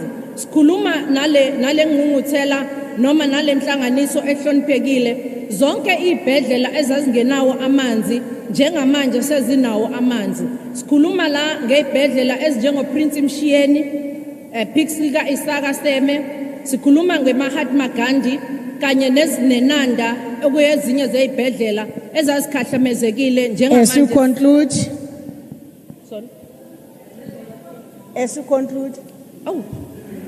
Okay, honorable members, I do want to just conclude by saying izindlu zabantu bakithi laba bakhahlamezwa zikhukhula njengamanje uhlelo lakhona selihambe kakhulu.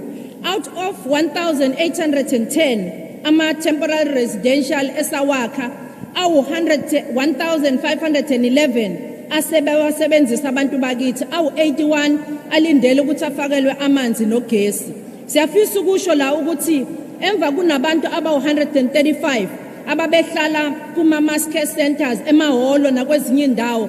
Amahholo awu-71 sesiwavalile, lawa awu-64 asesele nawo sinohlelo lokuthi bonke abantu abasemahholo bazokwazi ukungena emafletini ngaphambi kokuba ube middle of December. Nakhona ngabe sesiqedile inkinga ukuthi kuya kwafanele ukuthi sihambe with the tender process and i-tender process kwaba khona aba-objectayo sase siyadisturbheka ohlelweni lokwazi ukuthi abantu bakithi bangene ey'ndlini ey'hloniphekile. Chairperson, I also want to say inkinga yamanzi inkulu lapha Ogwini and asikwazi ukuthi sibukele phansi. Inkinga yobugebengu inkulu lapha Ogwini, ingakho sithe asigxilise inhlaka zomphakathi ezinjengama community police forums ngoba amaphoyisa nawo ayadinga ukulekelela umphakathi ukuthi azi ukuthi ubani ofuye isigebengu emzini wakhe, ukuthi azi ukuthi ubani obeke isigebengu emva kwendlu yakhe. Uma ngabe singasebenza kanjalo singakwazi ukuthi siqede ubugebengu uma singasebenza ngokubambisana. Chairperson, I also want to say that today, as we are sitting in this hall, honorable member uthi uhulumeni ka-ANC awenza ngalutho. Bengizothi honorable member angazi noma uhleli ehholo eliyimpukane yini ngoba kule holo ahleli kulona yilona lakhiwe ukhongolosi. Umhlonishwa uthi uhulumeni kakhongolosi awenza ngalutho kodwa umhlanishwa eza la uhambe emgaqweni wahamba kuma traffic lights walala ehotela wageza ekseni waba nogesi Prima ukhongolosi uyasebenza.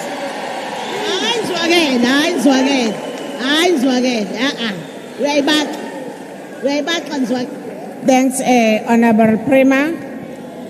Honorable members, Siyakuba. I would like now to recognize as Sikwati Limpopo MEC Provisional Treasurer. Ngiyabonga.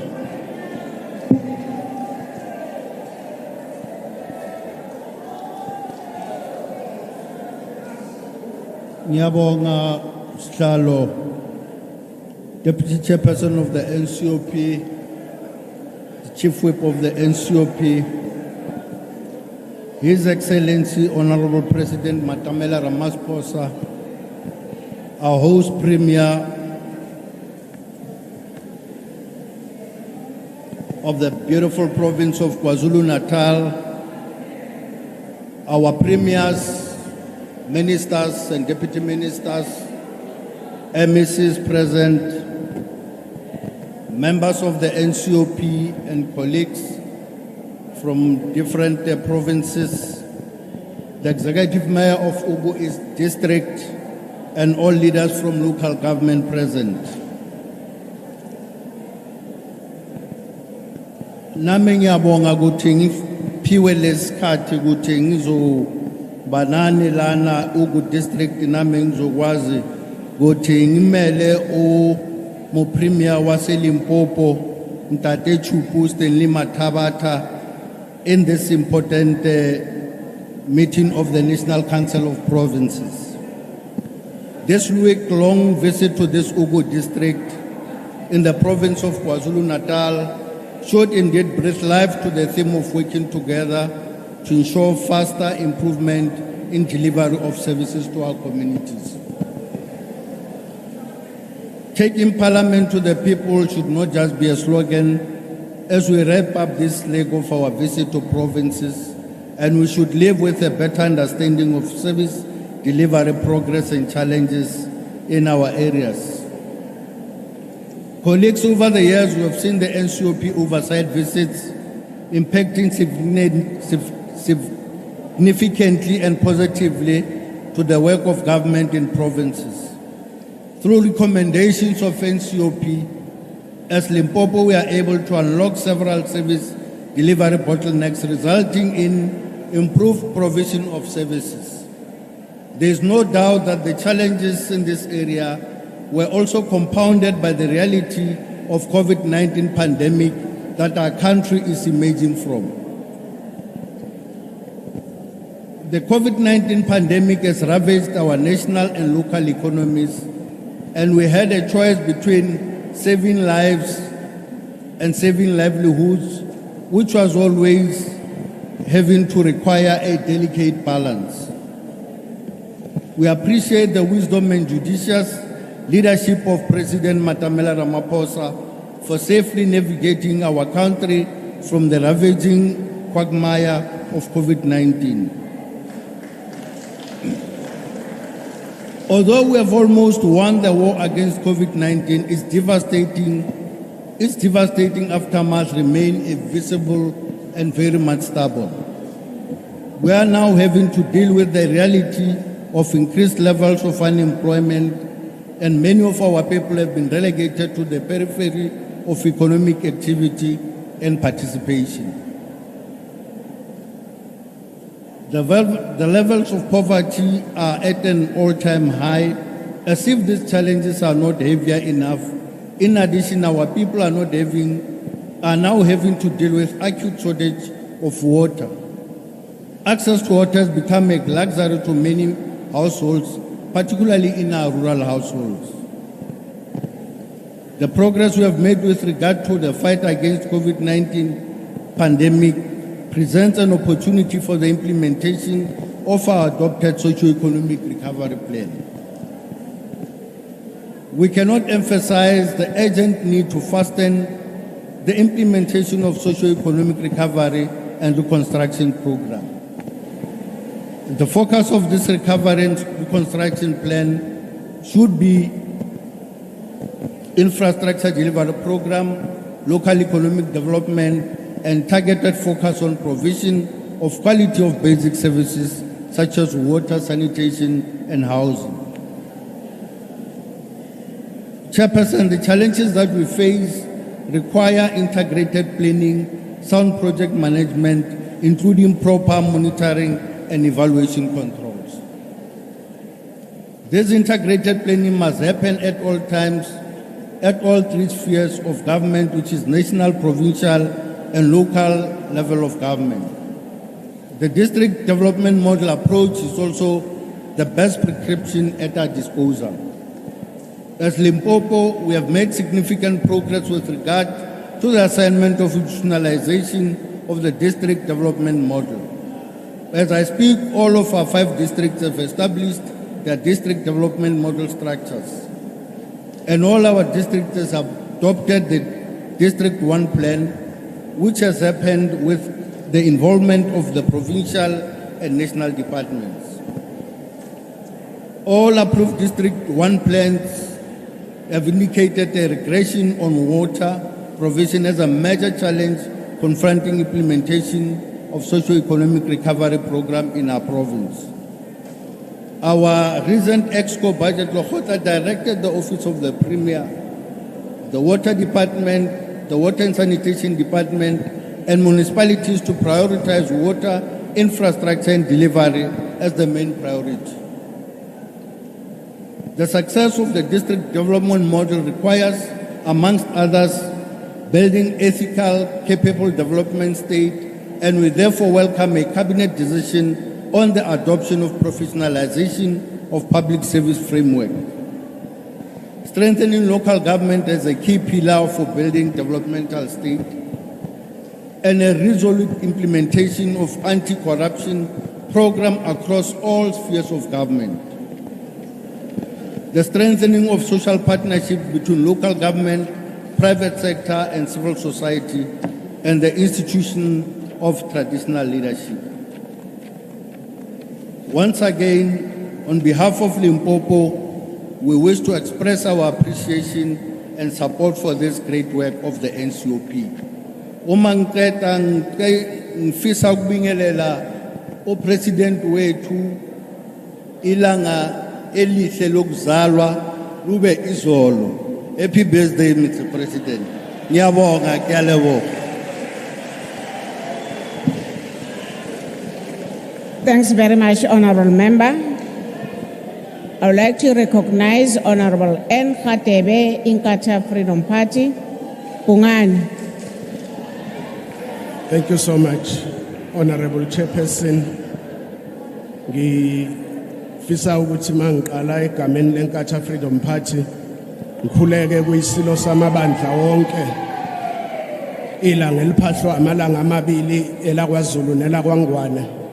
Incwadi ebhalwe uBhejana yaphuma esiqiweni akaza isayina ngoba isayinwe ngamashobe enkomo zakithi kwaZulu kanye nondunankulu wakhe undunankulu wesizwe sakwaZulu inkosi ehlasela ngedlozi elihlatshelwayo elingagoli intethe uyikhangela indoda yaze yathi siqhashe ngangisayi ukuyomasha kwala kwaZulu sengiyomasha kwelo babamkhulu lapha isikhali sendabuko esingawungena khona ngabe ngikubiza ngegama ngisalinda uphenyo luka Goldstone.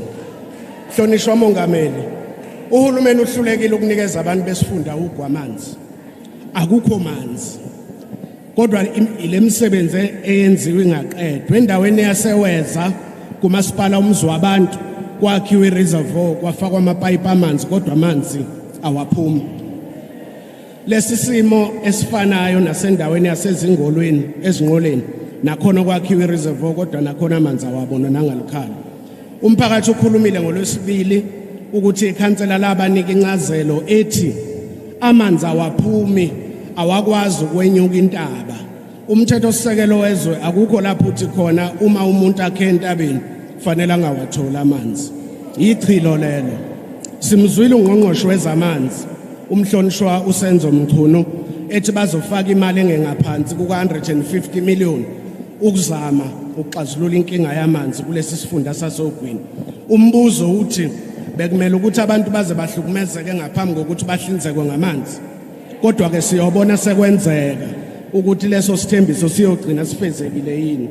Lo hulumeni udumile ngemisebenzi eyenziwe ishiwe ingaphelile lokho kufakazelwa okwenzeke eMzumbe lapho obekufanele kwakhelwe khona abantu izindlu endaweni yawadweshula enkosini ucele inkosi uHadebe enkwazi enhlangwini nasentlalwane eziningi izindlu kwagcina ngokwakhiwa kwezilebhu kwashiwa kanjalo. Lapho ogwini kunezingane ezihamba amabanga amade uma ziya noma zibuye ezikoleni ngenxa yokungabikho kwezinto zokuthutha.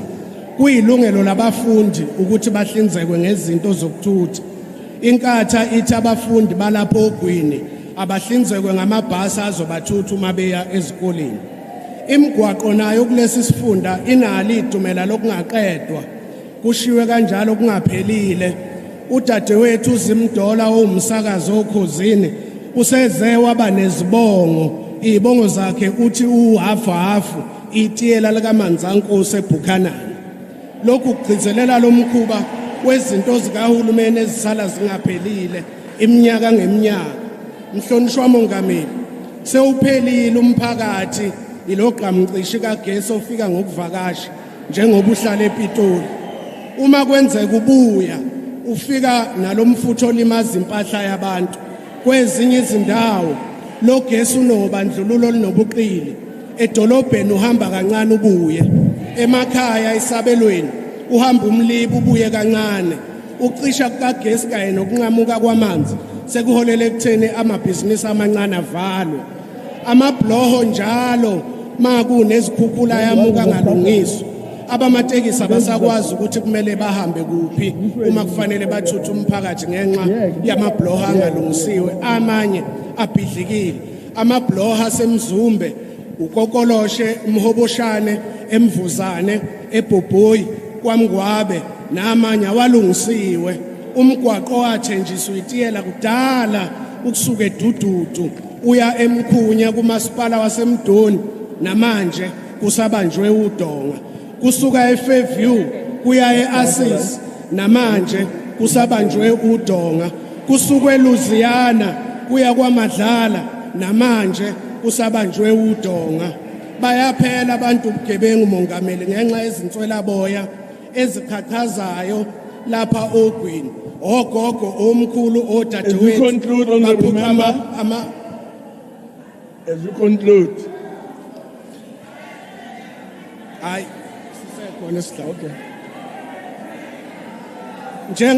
Njengoba kuzukhisimusi emhlonishwa sihlalo kuzophelwa abafuyi bazophela inkomo zabo zigawulwa ngehonela amasela. Okushaqisayo ukuthi amaphoyisa ayazi. Mhlonishwa mongameli, amahhovisi kahulumeni asebenza ngendlela engabacabangela abantu. Okokuqala kwaSASSA nakwaHome Affairs kuyagcwala kulalwa khona kubanjwe olayini. Okwesibili abagulayo badlule esayidi bayisothuthwini nokuyiba ngelide kubeni kugitshelwa ngemali uma sebefikile. Kubuye kuthiwe abaphinde emuva amakhompyutha wasebenzi inetwork ayikho. Yini lena mongameli? Kuphi ukucabangela abantu makunje? Umyalezo wenkatha namhlanje uthi abaphume abahlulekile, ijadu liphelile, izitsha abuyele ekhaya. Akungena abazosebenza ngokwethembeka, ngokungenzi isethembiso esingafezwa. Ngiyathokoza.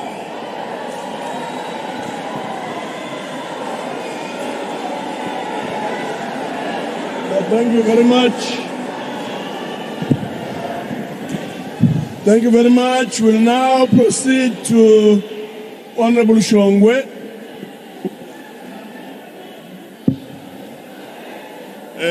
Ngithathe lethuba ngibingelele umongameli wase Republic of South Africa.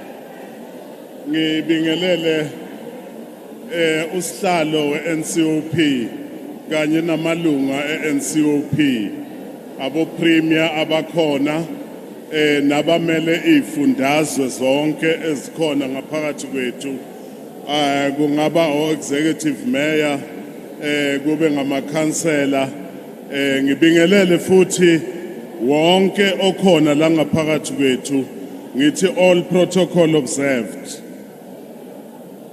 There can be no better avenue to listen and comprehend the needs of people of South Africa than through such a program we have embarked on this week, which is called Taking Parliament to the People. On behalf of the Premier of Mpumalanga, Umama Honorable Refilwe Mtsweni Tsipane, and the people of the Rising Sun, we are greatly honored to be part of this important program and debate. Ngicela ukusho ukuthi mongameli kanye nosesihlalweni ukuthi zonke izinto esikhuluma la namhlanje akusiyo about us esingama representatives. Lapha size ukuzokhuluma nabantu boku nabantu base KZN, silalele bona ukuthi bathini, other than ukuthi kulalelwe thina ukuthi sithini. Size la ukuzotshela abantu boku nabantu base KZN nase South Africa ukuthi ezimpumalanga sesibenzele ini ukusukela ngesikhathi sedemocracy ukuze sibe manje. Okubalulekile kufanele sikwazi ukuthi ukuze wazi ukuthi uyapi kufanele wazi ukuthi ubuyaphi. Le South Africa sikhuluma ngayo ephethwe ngumongameli namhlanje iSouth Africa ngaphansi kwedemocracy eneminyaka engamashumi amabili nesiphohlongo. Umbuso obephambili obophethe uphethe for over 300 years. Abantu bakithi njengoba sikhuluma namhlanje bahlupheka nje, badonsana nje kungenxa ye contribution ye apartheid government. Some of the parties akhona la namhlanje, they were part of that. And today they are pointing fingers to the government of the democracy. They've never ever set their foot in this area. By then uhulumende wa by then wawaziwa ukuthi usePitori. Kubalulekile ke ukuthi sazi ukuthi le system esilungisa i-backlog yayo uma ukhulunywa ngeSUA system, iSUA system la eSouth Africa yayenzelwe ingosana yabantu abamhlophe kuphela. Umuntu omnyama bekangabalwanga lapho. Ugesi lesikhuluma ngawo esibhizi ngawo manje as this government wawenzelwe ingosana yabamhlophe kuphela. Mina kahle ukuthi sasibasa isibane soparafini. Mina nawe sazi kahle ukuthi sasipheka ngeprama stove. Mina nawe namhlanje ngempucuko esesiyo sesiyakwazi ukuthola iplatform le eyakhiwa ngabantu abasilwela ukuthi sithole lenkululeko. Besingeke mina nawe sizo-arguisha la ngesikhathi se-apartheid ifanketang ngabe imile la ngaphandle infaka khona nonke ngobuningi benu. Nikhumbule kahle ukuthi la sibuya khona sasiphila ngaphansi komthetho we-Section 10 we-Group Areas Act lo obulewe yithi namhlanje. Kwabakhona izingane ezazibizwa ngabomahlathini nabondleleni ngoba sasitshontshana emahlathini nasendleleni ngoba uma baze bakuthola uyolala ekhabontombi yakho ngaphandle kwepermit ungena ejele uhamba uyodonsa. Namhlanje sine platform yokuthi sikhulume sibeke inkinga zethu lezi esifuna ukuthi zenzeke. Lo government of the day asilalele simcriticize futhi angalwi nathi. I-criticism in the past government wawungena ejele. Kubalulekile ukuthi uma sikhuluma mina nawe sazi ukuthi sibuya kuphi ukuze kwasazi ukuthi siyaphi. Ngifuna ukusho ukuthi eMpumalanga kuningi esekwenzekile ngaphansi kombuso we-African National Congress. Abantu sebathola amanzi clean manje ebebangawatholi before ebebawashera kanye nezilwane eGojeni. Abantu bakithi namhlanje sebakwazi ukupress ibutton kukhanya ugesi abantu abethu bafunde ebusuku. Ngaphandle nje ukuthi siyayesihlushwe ke yi-load shedding mongameli. Ekungiyona ke esiphatha kabi esifisa ukuthi ingathi ngaphela. Abomama nabobaba namhlanje sebayakwazi ukuma on the same platform ba-arguishe ma-issues on 50-50 basis. It is because of this democracy. Ngilalele ku-public hearing izolo bengikhona la abantu boku baphakamisa izikhalo zabo ngezoma responses abo executive mayor mongameli. I was very much impressed. A connection between bona nabantu abahlala kibo. Abantu bakithi abafuni ukuthi uzobatshela ama-successes kuphela. Bayafuna nokuthi ubatshele ama-challenges nokuthi ukuthi kuzokwenzeka kulonyaka ukuthi ngeke kwenzeke kulonyaka can only happen in the few financial years. It's very much important ukuthi when we stand here sipolitike ngenhlonipho. Abantu laba bahleli lapha ngemuva abeze bazolalela thine njengabo MEC njengamalungu eshaya umthetho ba expecte ukuthi si lead by example. Uma babona mina njengoshongwe ngizithwangqwang bayabona ukuthi there's no future there. We are not represented there. It's very much important that we are mindful of our people and the intelligence of our people. Our people can take decisions. They don't take decisions based on what you are influencing them on. They can see, they can decide They are old enough to do that. As we conclude, Honorable MEC. Sengvala osesihlalweni ngifuna ukuthi unwelo lude mongameli. Khula ukhule ngenhlonipho nokuzithoba. Uma amanzi ekuthela ufane nedada uma lisemanzini uphume uyithintithe uhambe uyosebenzela lesizwe esilaphambi kwakho. Ngifuna futhi nokubingelela usihlalo we-African National Congress empuma KwaZulu-Natal ne-executive yakhe engibabonile bala ngithi phambili my comrade.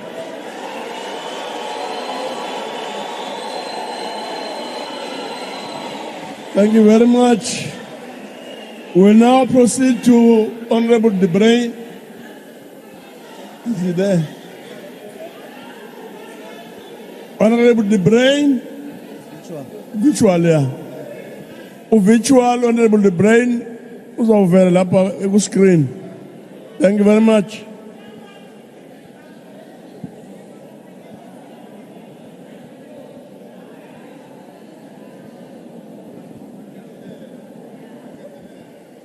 Honorable De Bruin.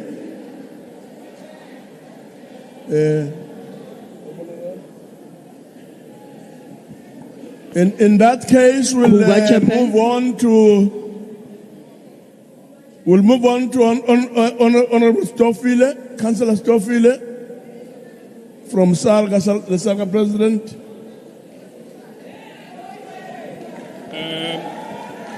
Thank you very much. Thank you very much.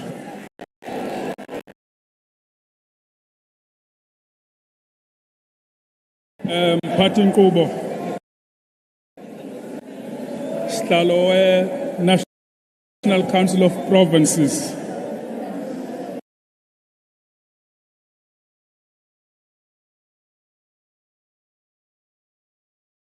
Deputy Chair, the Chief Whip, the President General, and members of the House, fellow councillors, Obazakwetu, who made it possible that this House to be convened and have a deliberation about conditions and challenges that we face in the local government space.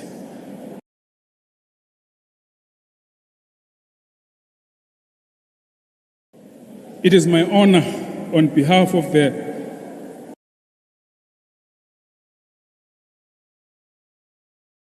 collective leadership of the organized local government and the sphere on local government to contribute towards the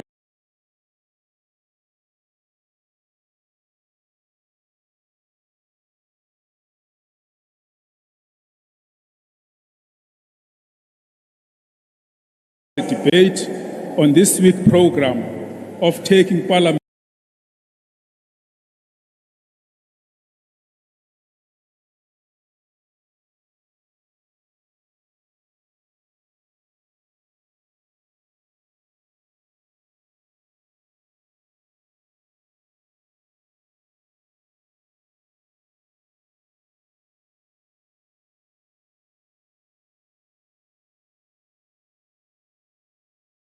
to the people in this beautiful province of KwaZulu-Natal that have produced many icons and leaders to lead at the time in which the country was facing difficulties. Chair, the Constitution of the Republic entrenches local government as a fully fledged sphere of government in a system of cooperative governance in which the three spheres are distinct yet interrelated, interdependent.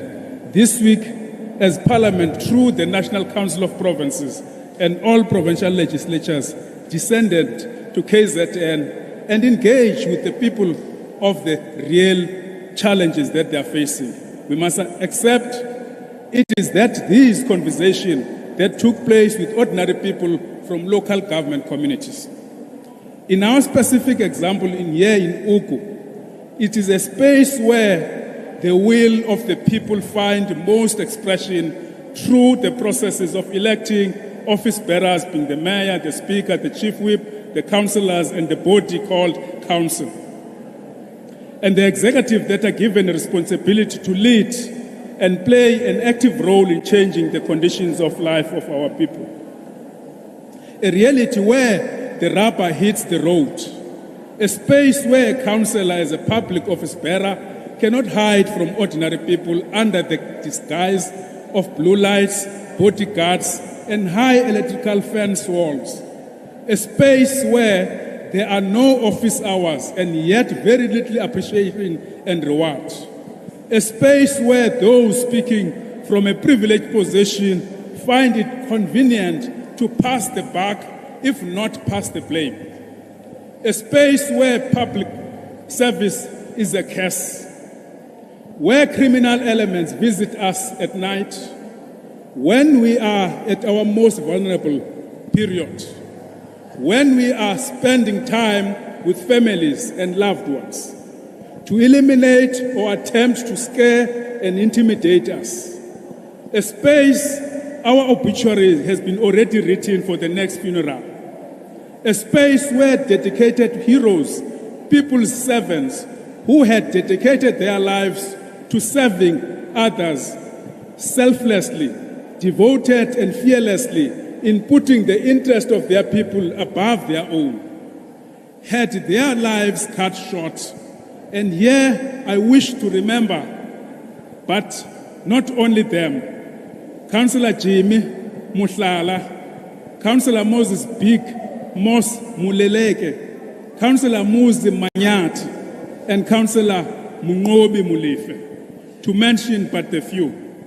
A space where many of us continue to take the responsibility of public office as reliable and committed leaders despite the curse.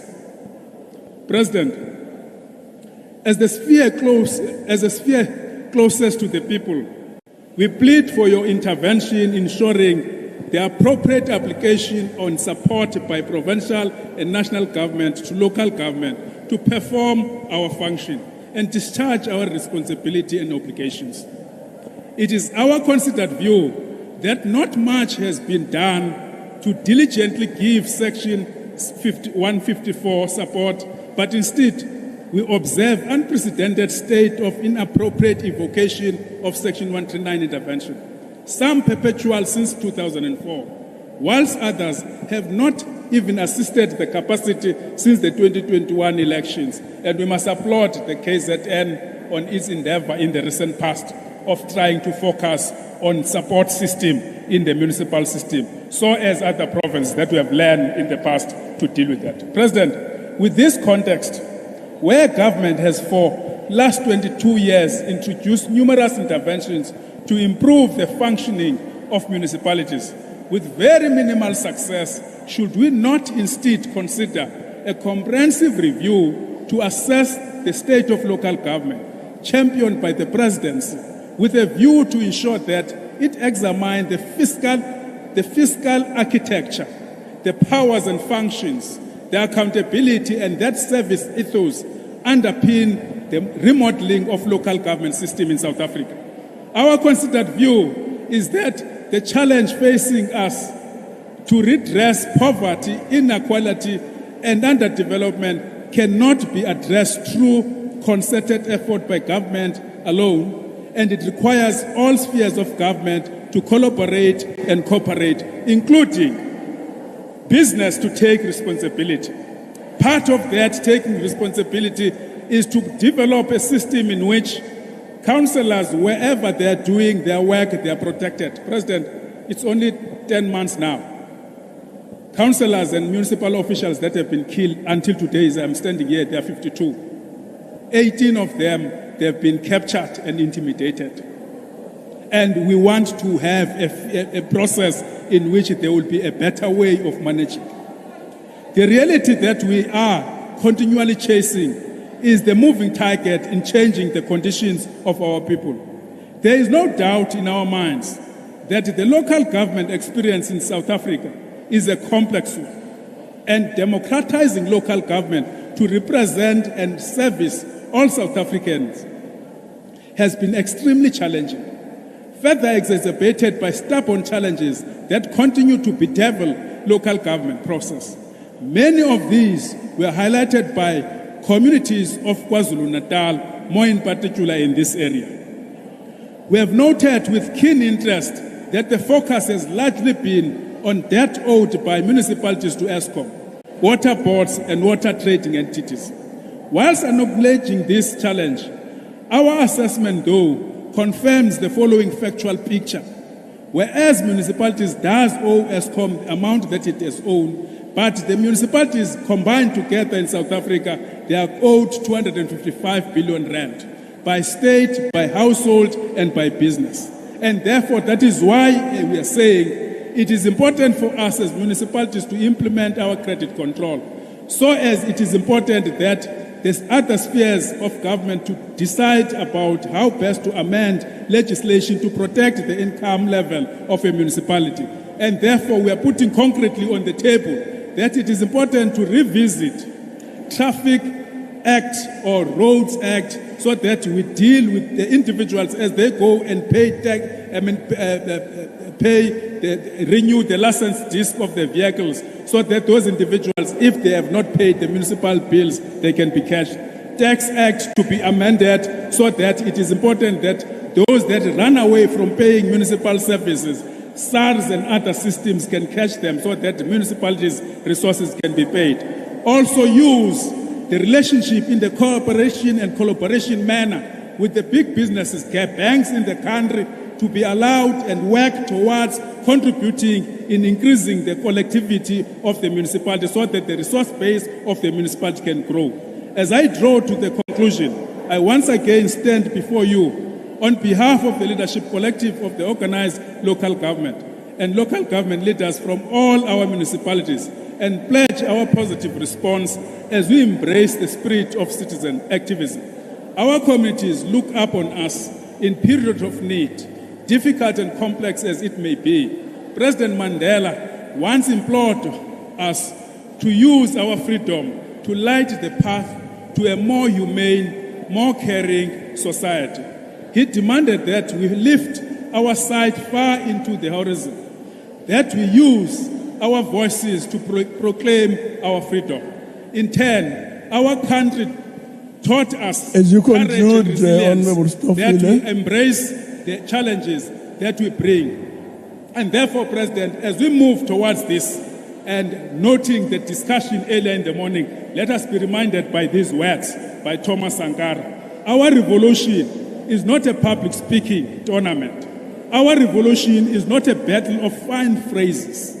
Our revolution is not simply not sporting slogans that are no more than signals used by manipulators trying to use them as a catchwords. Our revolution is and should continue to be the collective efforts to transform reality, to improve the concrete conditions of the masses of our people, and therefore sitting here and members of the public hearing us pulling point of order, that order. What are you teaching us as local government and community at large? Thank you very much. Thank you very much. Honorable Miga, Northwest.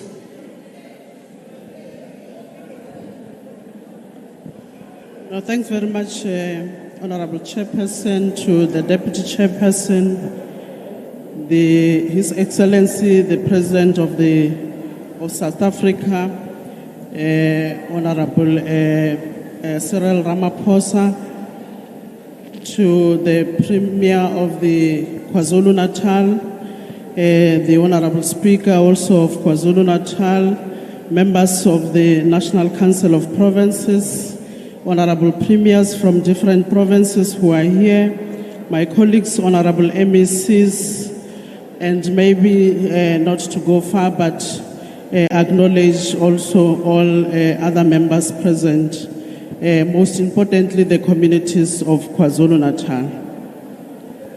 Honorable Chair, it is our belief that it is very much important that in whatever we do as government, we need to be a caring government. We must continue to be a caring and responsive government. So by building an agile state, we will be able to deliver better to our communities. And this is how we become a government which is fit for purpose. In the Northwest Province, like in many other areas across the country, service delivery is a challenge. This is why we believe this topic is very relevant to where we find ourselves. The way we explain an agile is that it is a form of project management designed to deliver product and services, and at the heart of it, Honorable Chairperson, is learning quickly and adapting. By adapting this model, we will ensure that we, on whatever we do as government, we adopt a people-centered approach. For many years, we have been talking about principles such as Batupili, which implies that we put our people first, but this has not been happening in many occasions. Around the world, a growing number of organizations and indeed governments are adopting agility to improve service delivery, increased speed, and enhance customer, employee, and community experience. Indeed, in the time of COVID-19, Honorable Chair, many organizations, including government, had no choice but to accelerate their shift to agile. Recent research found that agile organizations responded faster to the pandemic, while those that do not embrace agile working may well forfeit the benefit of speed and resilience needed in the next normal after COVID-19 pandemic. In a sense, agility at an enterprise level means moving strategy, structure, processes, people, and technology towards a new operating model by rebuilding an organization around hundreds of self-steering, high-performing teams supported by a stable backbone. It is therefore also important for our government to adopt continuous learning and improvement as a core principle of agile working, as it also applies to agile culture. Successful agile transformations have shown the value of monitoring progress, evaluating behavioral change in people and its impact on performance, and running regular retrospective to learn from our successes and failures, which might be useful to building agility to the state. However, measuring behavioral change, especially in communities, has traditionally been a challenge. It is therefore important, Honorable Chair, that government embraces agility by using culture-related questions on whether people in communities felt more responsible, whether they could collaborate better, and whether they are more able to learn from others. In parallel, there is a need to use a qualitative method to track the shift towards an agile culture. Updated performance framework and dialogue, for example, can be used to track whether communities are adopting desired behavioral, while a continuous communication will give an ongoing pulse to check of how people were doing and what they are feeling about the rate of delivery in their areas. Culture plays a very important role, Honorable Chair, in a country with so many different cultures, groupings as ours. The value of tracking became a very clear and conscious way which can be used to manage and measure culture progress, establish the correlation between culture and performance, and use cultural data to bring its agile operating model to life. Using these tracking initiatives, Honorable Chair, can help government to produce insight on agile maturity, performance, and culture, thus fostering a sense of belonging, motivation, purpose, and empowerment, which can assist to consistently increase community engagement on issues related to making the state more agile, which will lead to improved service delivery outcomes. This will similarly ensure that several dimensions of the tasks that communities engage in improves as the culture of credibility and clarity takes hold, while greater autonomy, which is the core principle of agile culture, allows communities to take on their own challenges and become more solution-orientated in matters of service delivery. The district development model is a vehicle which is used properly, which if used properly can get us closer to achieving agility that helps us build a more capable state, able to deliver better to our communities by including them in plans aimed at improving their lives.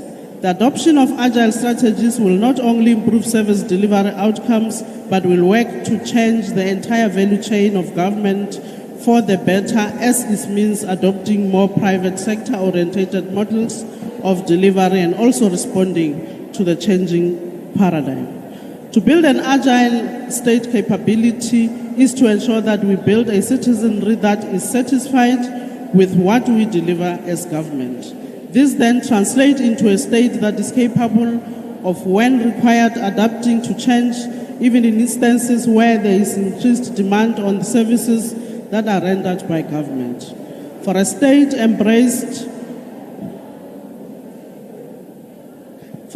embracing agility may mean being able to respond promptly to the needs of our communities, working towards building a competitive, capable models of service delivery by also attracting the right skills, they're adopting the right behavior, which will be supported by the right leadership, which I believe, Honorable Chair, can help in improving service delivery outcome.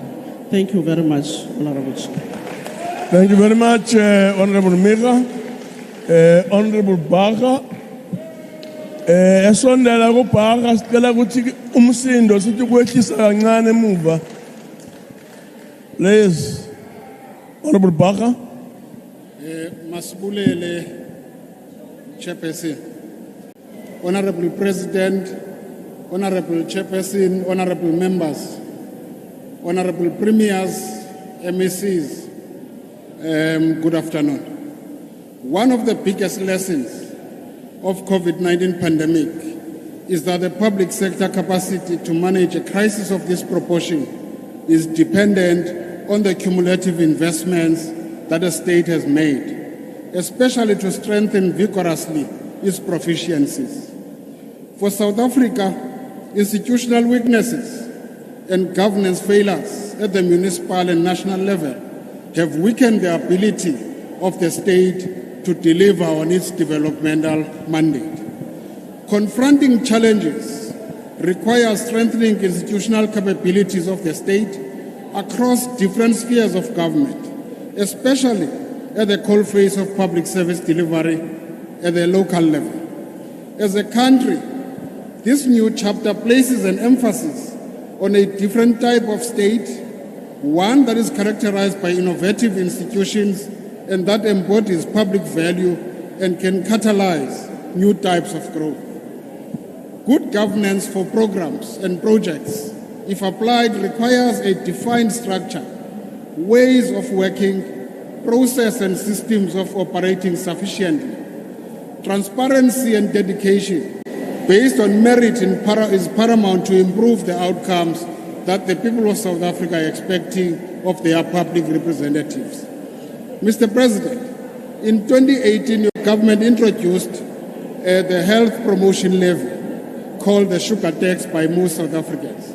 As we read in the newspapers about the business rescue process of Tongaat Hewlett,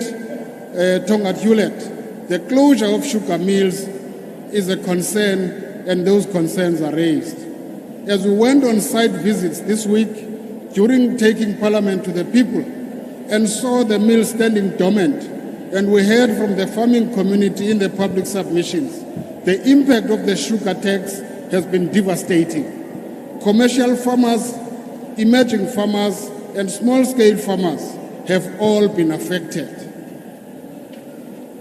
The Chairperson, we are in a province that has been ravaged by floods to the extent that people are displaced. However, as I'm standing here, there are people still living in community halls. We need to make sure that people's dignity is restored. Families must be assisted urgently to restore their lives, for that is where community life begins. National government must intervene in order for local government to successfully deliver basic services especially in rural areas. We however welcome the revenue bill approved by Parliament for the floods disaster. As a country, we need to provide service delivery, the ability to scale up in order to adapt quickly to the changing needs and environments across all spheres of government. As we do that, it is important to remove red tape to allow faster services to the people. Agile methodologies can transform how government plans, operates, and delivers its core mandate to the people. We therefore need a good implementation plan that will cater to the needs of the most vulnerable in our society. Good governance programs, or good governance for programs and projects, if applied, requires a defined structure, ways of working, processes and systems to operate sufficiently. The era of COVID-19 has exposed too much inequality and a whole lot of failed planning and poor project management. In the same era, we witnessed gender-based violence escalating at a lightning speed. The recent conference convened by President Cyril Ramaphosa in Midrand is much appreciated, and we hope that it will yield positive results. We all want a country that is safe for women and children to prosper and contribute positively to nation building without fearing for their lives. Chairperson, I would have failed if I don't mention crime as a prohibitor to improving services to the people.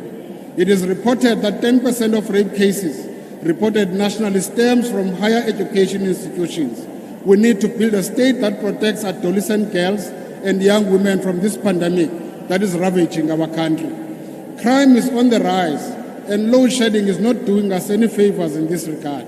It is therefore quite critical that load shedding is urgently addressed for the development and growth of our country.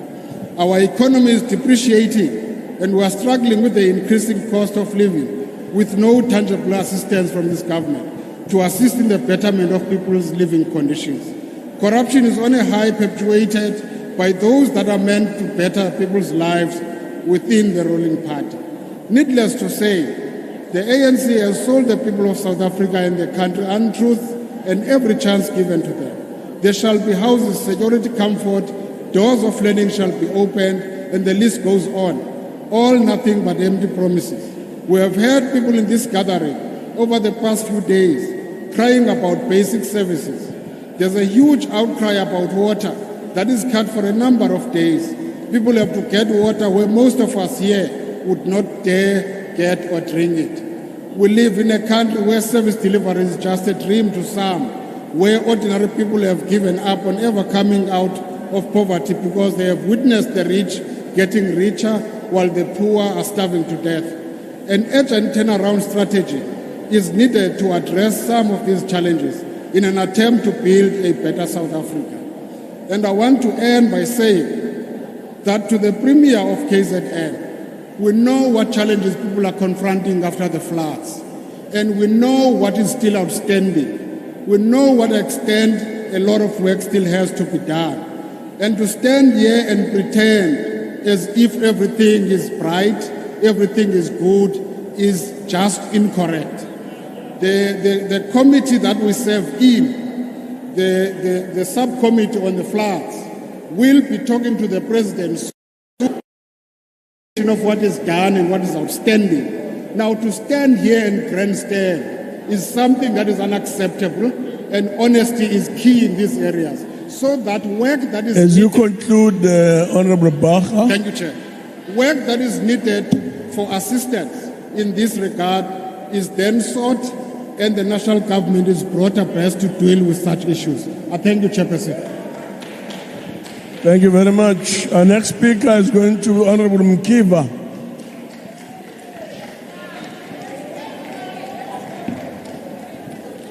Mantatel Tuba, ndibulise kusihlalo wendlu uba uMasondo umphephethu.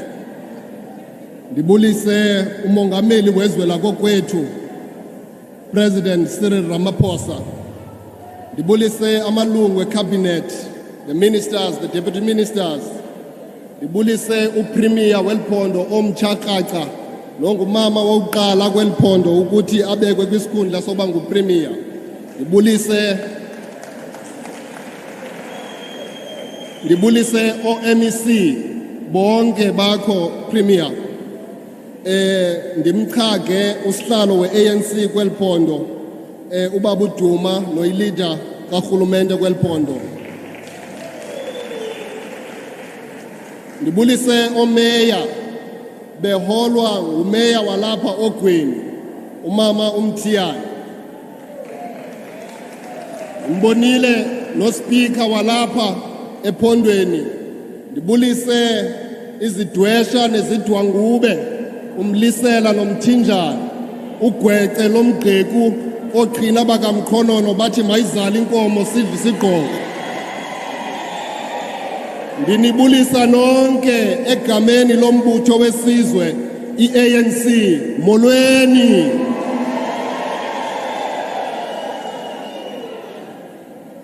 ogxabam abaninzi sebethethe bophela bazityanda igila ndizawubeka nje izigxininisi apha naphaya uba ngaba niyaqaphela inkokheli ze-ANC ezithunywe ngabantu ukubana ziye epalamente ziyomela izidingo neemfuno zabantu ziziphatha ngesidima esibonakalayo into kokubana into abayawuyenza epalamente kukulwela into kokubana abantu bakuthi baphume endlaleni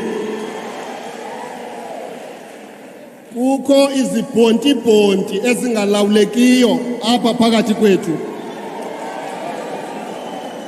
kodwa bathi banomnqweno into kokubana ngenye imini bangaze balawule ilizwe lethu lingayintoni ukuphathwa ngabantu abazimdlavini intswelaboya ezibonakala elubala into yobana ziziphethe kakubi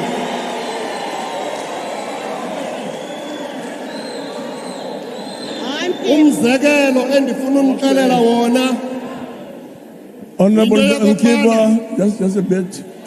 On what point are you rising, member? Thank you very much, Chairperson. Awuzwakali. Chairperson. On what point are you rising? No, ndiyabulela kakhulu sihlalo. No, we understand that Honorable Mkiva went to the NCOP through singing poems. He's even now singing for SAFA, that's what he does. So he must not try to grandstand using EFF here. He must sing the poems. Otherwise he won't be able to finish the Thank you very much. Honorable Giver, did you say what they say we have said? Ababantu bazokwenza isigezo apha namhlanje abayi naseparlamente. On a point of order, Chair. Ithuba xa kuthiwa kuzwa kwemisitho enje. On a point of order, Chair. On a point of order, Chair. Ukubana bazawubonakalisa into yobana on a point of order, Chair. On a point of order. Yeah, no. Yini singayilungisa kanje lento. Point of order, Chair. Ukuthi because the question is very clear. Ingabe lento abathi uyishilo Mkiva mangazange uyisho sizabheka uHansard mrani. Let me put it in English so that they can get me exactly. Some of these members, they don't even attend committee meetings and the sitting of parliament. On a point of order, Chair. Point of order. On a point of order, Chair. What is the order? Point of order, Chair. Yeah. On a point of order. What's the point of order? Can the member please sit down? Thank you. What's the point of order? Chairperson. Chairperson, imember la ingezi uzograndstand ngazi. Izoba yimbongi. Uma uthi ufuna ukuba yimbongi, akahamba yofuna umsebenzi wokuba yimbongi. Angafuni uzograndstand ngazi. Angasithathi kanjani. Usikhala kakubi. Unfortunately, unfortunately,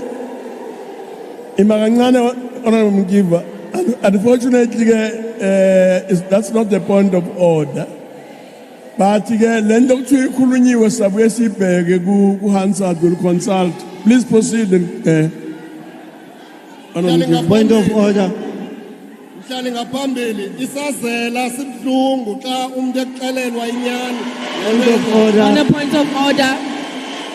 On a point of order, Chairperson. Honorable Matebula, just a minute. Honorable Mkiva. On a just point a of minute. order. Yeah. Yes. House Chair. On what point are you rising, Honorable Matebula? On a point of order, Chair. Chairperson. Order, honorable members, order. Chairperson. Umsindo ngathi ungapheka songazi ukuthi sizwe kahle bathi kuthiwa ndabendini. Yebo. Chairperson. Bathini? Yebo.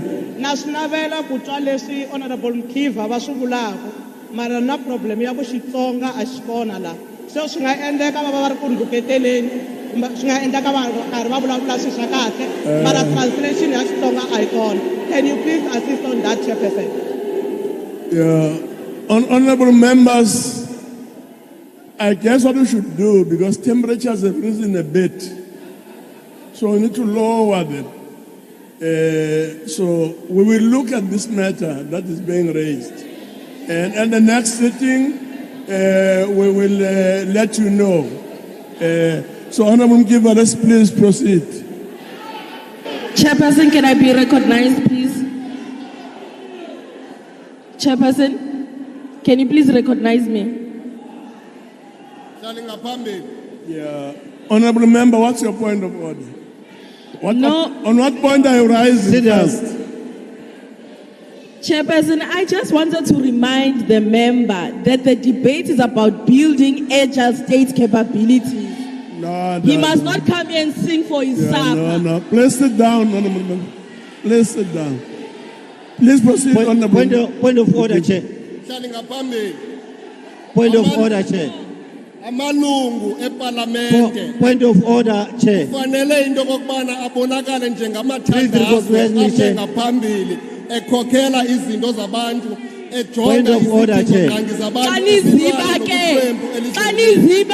Honorable Mkiva. Chair, point of order. Honorable Msamai, on what point are you rising? Sit down. Honorable Msamai, on what point are you rising first? Before you speak. The right of my speech. I've got the right to speak. Chairperson, can I give the Honorable Mkiva? Ask her to batamaemo mokarona. I can't hear you. Ask her to debate. Okay, that's not the point of order. Please sit down. Mkiva nawe kuondoda iphambili lento. Ingwele. Kanizole. Ifuna mhlali ngaphambili ndiyicacise into kokubana kweli lizwe sonyulwe uba uCyril Ramaphosa ba abe ngumongameli wabantu bonke beli lizwe. Wonke umuntu ukuqala apha kulamalungu eParlamente onke nikhokhelwa nguba uCyril Ramaphosa uthanda ningathanda. Asoba ngawe apha. Chairperson. Order. Soba ngawe. Asoxelelwa nguwe thina. I'm rising on a point of order, Chairperson. Chairperson. Honorable members. I'm rising on a point of order. Honorable members. Don't generalize. I'm rising on a point of order. Honorable members, we have a responsibility to debate and raise whatever points in a manner that does not depart from the standing of the House and this whole thing of raising points of orders under the pretext of debate and so on will not really assist us.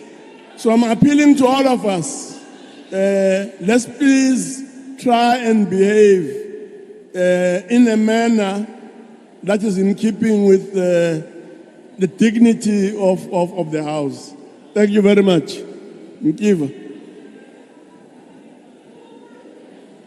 Chairperson, ndivumele sihlalo okokubana ndicacise into apha yokokubana ingxaki esinazo kweli lizwe I rose on a point of zabangelwa order. ngoondlebe zikanyilana abafika sizixelele ngoxolo elizweni loba A womkhulu point of order, bawuthatha Chairperson. umhlaba wethu ngolunya Chairperson. ngoku sineminyaka ingamashumi Chairperson. 28 sikhulekile I'm right umbutho on that point we-ANC of order. unyathela kakuhle Chairperson. komcimbi wozawubuyisa lo mhlaba Order. kwaye umhlaba wethu singabantu beli lizwe uzawubuyela kubaniniwe. On a point of order, Chair. On a point of order. Chairperson, there's a school Please in the proceed, Eastern Honorable Cape. Mkiva. There's a school in the Eastern Cape which is still waiting for sanitizers. I've not allowed They you were to speak. given water. That's not a point of They order. were given water I've instead not of allowed you sanitizers. to speak. But a member comes here and wants Please to proceed, speak Honorable Mkiva. as if he's an honorable member. Please proceed. Whilst he knows what given he time did to to the the allow NCOP. one party to You rule must take us serious, man. Take us serious. We can't listen to corrupt people here.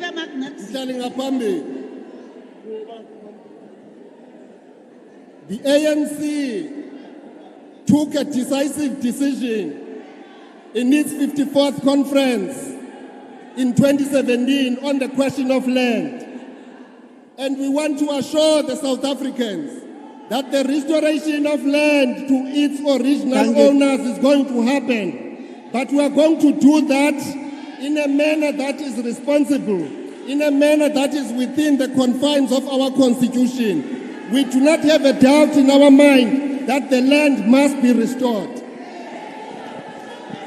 The ANC government has already taken a clear decision in this respect, particularly umhlaba wasemakhaya siyavana into kokubana mawuye kwi-traditional authorities zisebenzisana nabantu abantu abangomama nolutsha lezwe lakokwethu ukuqinisekisa into kokubana abantu bakuthi bayakwazi ukuxhamla kwizinto ezifakwa ngurhulumente ekuqinisekiseni into kokubana ubomi babo siyabutshintsha.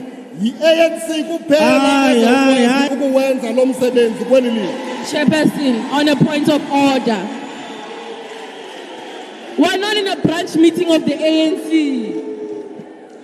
Chairperson, ndivumele ndilume kulwimi lasilungu.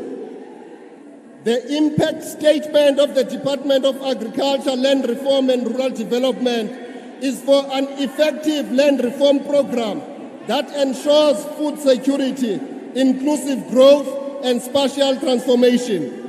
Besendichilo into kokubana ingxaki ezininzi esinazo kweli lizwe zabangelwa ngamadlagusha afika ayigqobhagqobha inhlalo yethu singama-Afrika kweli lizwe. Seyatshilo omnye ugxa wami into kokubana ayinowuthatha iminyaka engama-28 kuphela ukulungisa ingxingongo yengxaki esafakwa kuyo apha ngoondlebe zikanyilanga. Kodwa ndiyafuna ukunixelela into kokubana omnye wabo apha uze ngaphambili ezowuthi kwiphondo lakhe lase-Western Cape benza le nale naleya. Ndifuna ukunixelela malungu ale palamente ebalulekileyo nabantu bakokwethu into kokubana xa uya kwela phondo lasempuma Kapa entshona Kapa uzawufika ingawona amatyotyombe namabobosi amaninzi ukogqitha onke amaphondo aseMzantsi Afrika. Abantu bakuthi kurhulumente wabo i-Democratic Alliance abaphetheyo pha into abayenzayo balungiselela abantu abamhlophe kuphela nendawo ezihlala abantu abamhlophe kuphela. Abantu bakuthi bahlele bugwayibeni phaya eWestern Cape. In order to ensure that our economy is put on a growth and development trajectory, in 2020, Parliament convened a joint sitting of the Houses to receive from the President of the Republic, President Cyril Ramaphosa, government's plan on economic restructuring and recovery plan. In order for the government to meet the socio-economic needs of our people, the state needs to play a decisive intervention role in the economy and help create an environment conducive to growth of our economy and in coordinating both private and public capitals towards eradicating the triple challenges of poverty, unemployment and inequality. The 54th National Conference of the ANC noted that there has been a slow progress in building a developmental state that has the capacity and capability to mobilize society and direct resources towards developmental goals. The capacity of the state in this regard is recognized in terms of its macroeconomic orientation and ability to direct the behavior of our domestic economy. Umzekelo ocacileyo, abelungu zange benze nento ebonakalayo ezilalini emakhaya. Kodwa lo rhulumente uthe sowungena waqinisekisa into okokubana okokuqala wonke ummi waseMzantsi Afrika ufumane umbane.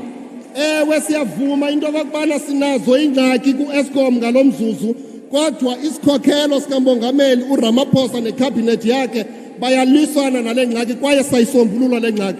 Asizange saqakwa kusombulula ngxaki siyi-ANC.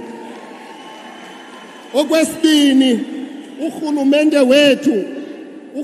wethu uthe waseka isebe elijongene ne-rural development elizawuqinisekisa into okokubana sijolisa amehlo sincedisane nabantu basemakhaya bazibone nabo bengabemi abalinganayo nabasezidolophini kweli lizwe.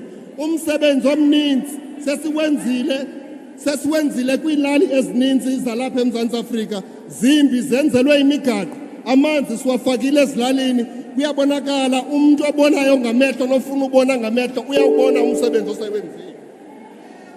Honorable Chairperson, we define the developmental state as a state that is able to provide effective basic services with capabilities to take forward far-reaching agenda of the national economic development, whilst at the same time placing people and their involvement at the center of these processes.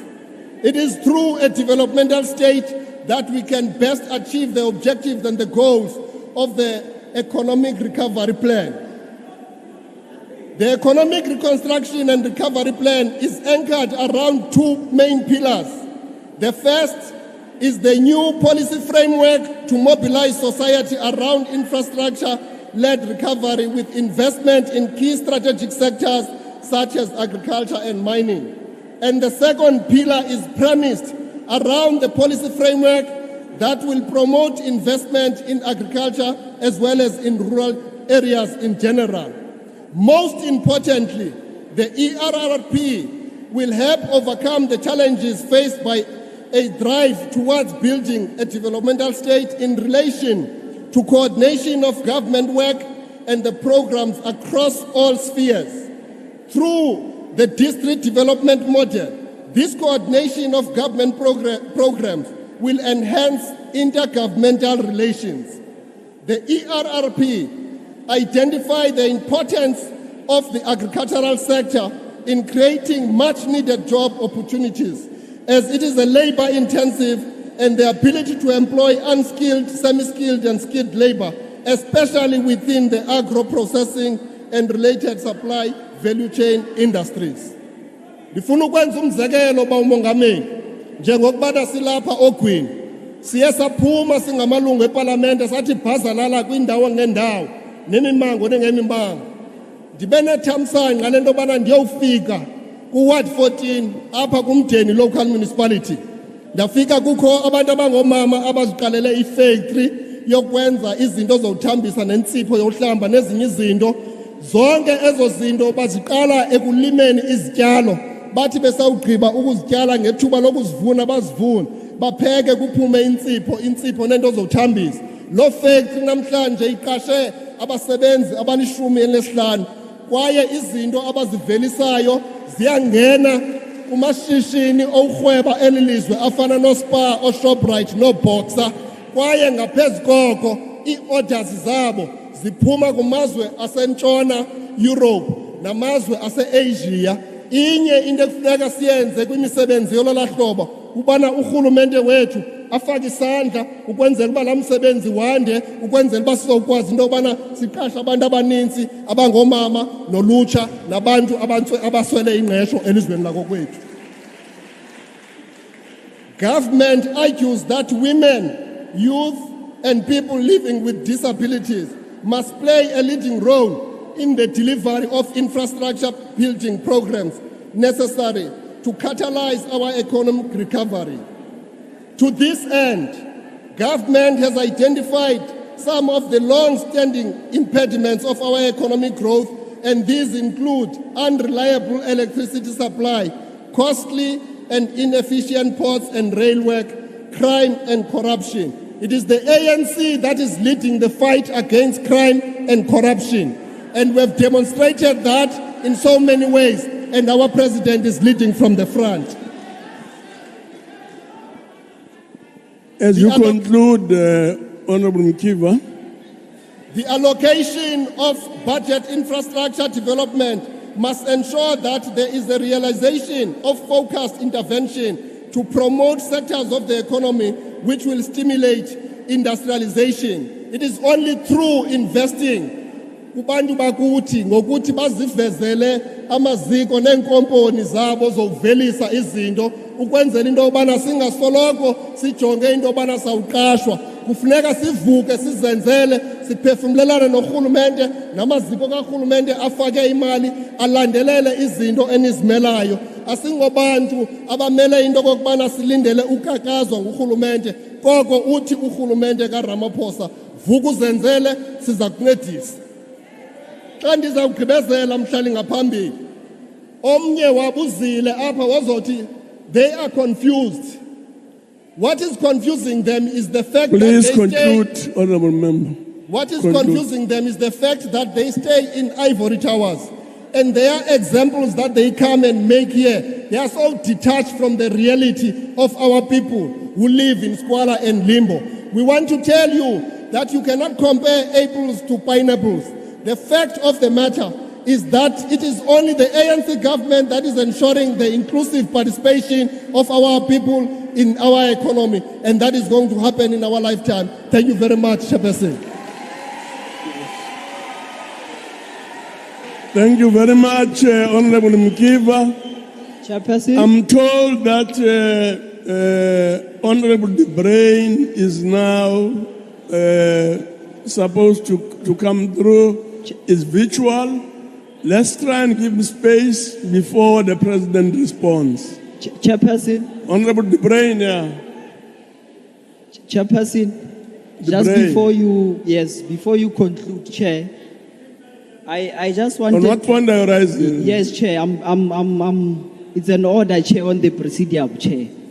That I'm following that there is a member, Memukausi, has called the president a criminal here. And we were told that we were going to check the Hansard, Chair.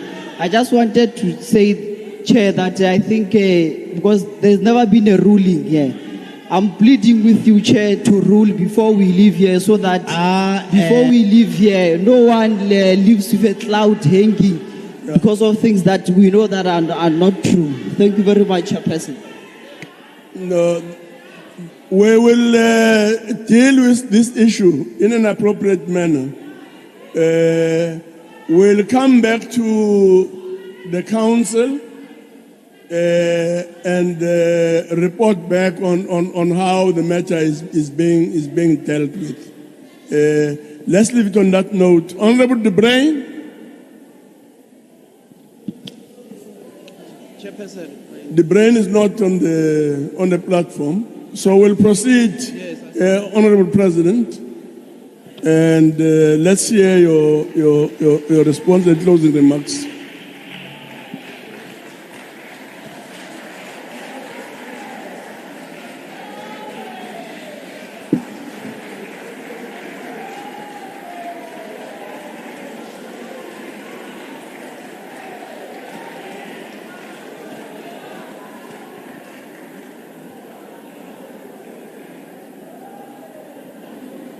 Order, Chair. I'm rising on a point of order, Chairperson.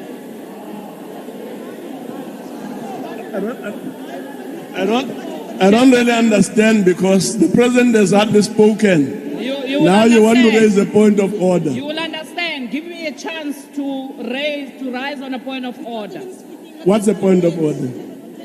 Chairperson, the reality is that majority of you here in this house feels aggrieved that are spoken here in this house about No. Palapala. We are still repeating it. It's not a point of order. That is not a point of order, Stand Chair. up. She can't address the chairperson like that. The president will proceed here. You must stand up. You can't address the chairperson when you are sitting down. Honorable President, please proceed. That's not a point of order. Sit down. Sit down, honorable member. Sit down. The president who's got an authority to I'm get now- money into the I'm now- without consequences. I'm now- The EFF will never listen Honorable to member, a corrupt I'm now- individual I'm now ordering you out of the house. without consequences. Out of the house. Out. You are not listening to him. Out.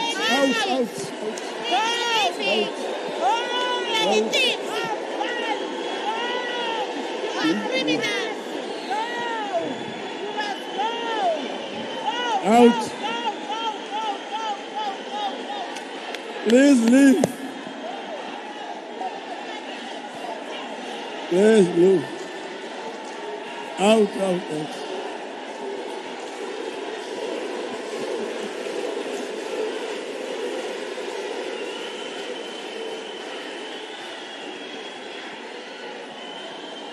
Now, thank you very much. We will now proceed. Honorable President.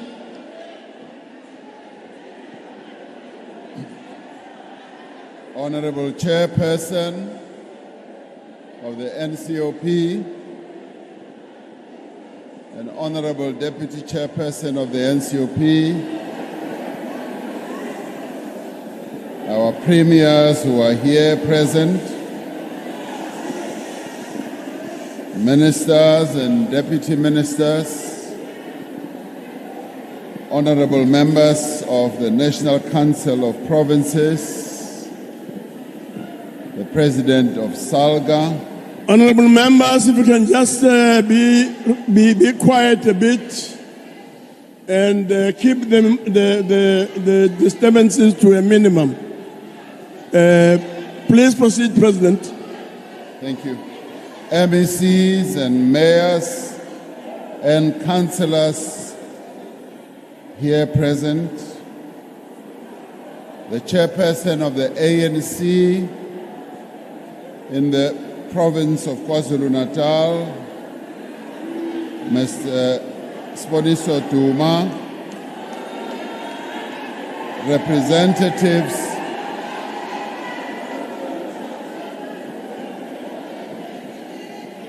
Order, members, please sit down. Address the challenges that our people are facing. And you also explained how the challenges such as housing, such as water, and many others, as well as local government challenges, were fully outlined in terms of the solutions that our government is and has embarked upon.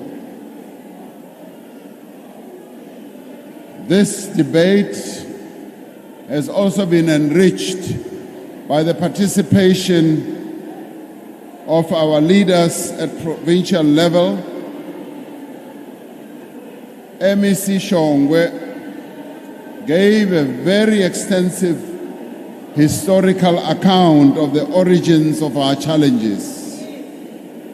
He correctly pointed out that we are having to deal with the legacies of colonialism and apartheid that were in the making for 342 years.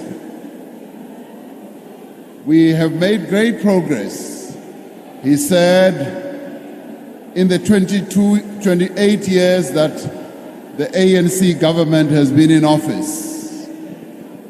We often forget, as the people of this country, that for 342 years, this country was being misruled, the people extensively exploited for all those 342 years by colonizers as well as under apartheid misrule.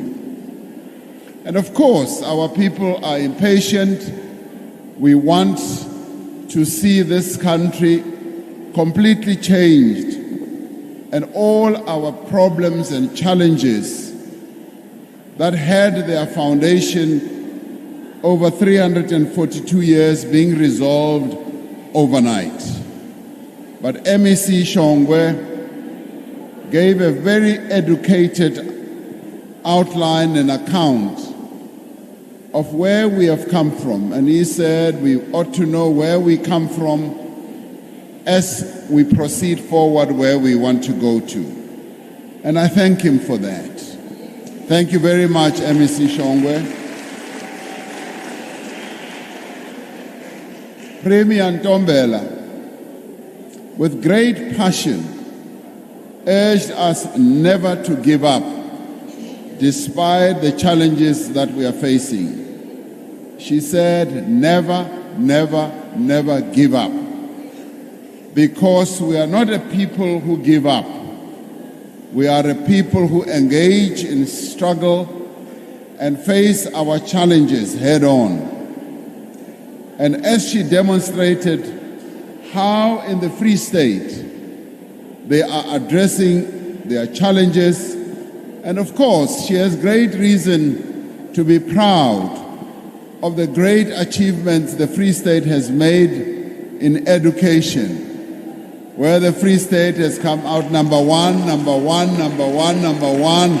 in 4 years. And obviously also challenging other provinces like Gauteng, which has often been number 2, to a point where Premier Lusufi responded and said, you watch out, we will also be number 1, and suggesting that they may be number 1 next year when the matric results come out. But with great passion, Premier Ntombela, who never gives up, for as long as I've known her, she's always been positive, optimistic, energetic, and always rearing to go. Despite having faced challenges also in Jagersfontein, challenges also in the municipalities in the Free State, but she remains positive. And that is the spirit that we should all have as South Africans, despite the challenges that we face. And thank you very much, Mantombela. Ke a leboga, ngiyabonga ukuthi you remain positive. And of course, progress has been made across the board. And our Premier here in KZN outlined extensively the progress that they've been making, and I'll refer to it in a little while. MEC Mani Lusiti spoke extensively about the need for cooperation with the private sector, but she also said something quite profound, that our mayors must be champions of economic development. I've often said that economic development in our country must start right from the bottom upwards. Our towns and cities must not be expecting that economic development will be showered from the top. It has to rise from the bottom. It is our towns and cities and our municipalities that must be the bedrock of our economic development. They are the ones who must create that conducive environment at the town, at the city, at the metro level that will attract investors to come and invest. And unless that happens, economic development, growth, and job creation will not easily happen. I often cite the case of China. China is the economic behemoth that it is, the second largest economy in the world, and Their objective is to be the largest economy. But that economic growth started at the bottom. It started in their towns. It took the mayors, the councillors, to ensure that they create that climate and they promote investment. And they started up setting up investment promotion offices and areas in their towns. They are the ones who started mobilizing investment. And they are the ones who attracted investment in their towns. And of course, with the help of provincial government, their states, as well as national government, the three spheres of government then started working together. So MEC Mani Lusiti is absolutely correct. It is that cooperation that we must have with the private sector right at the local level, but also our mayors, yes, our speakers, yes, our chief whips, and our councillors must be the economic ambassadors of the areas where our people live. If we do not do that, we will not be able to achieve the economic growth that we want. And as I said in my main input, investments do not happen at the union buildings or in Parliament in Cape Town. They happen right at the lowest level. So that is what we need to focus on. Umamu Pipi spoke also extensively about the issue of economic emancipation. And I know she feels very strongly about this, as we should all. Economic emancipation of those who were relegated to the back of economic development in our country, economic emancipation of the women and empowerment of our country. She spoke about the district development model, that this is what we should use to develop the economy of our country, the economy of our regions, economy of our municipalities. That is what is needed. And if we can embrace the message that she was putting across, we will be able, without fail, to see real economic emancipation of the black people of South Africa. That is where we will be headed. Premier Lesufi, I was rather pleased to hear him outline the plans that they have in Gauteng and the steps that they are taking. And many of our provinces have similar plans. But he put real money behind some of the initiatives that they're taking. Real money to empower our township businesses.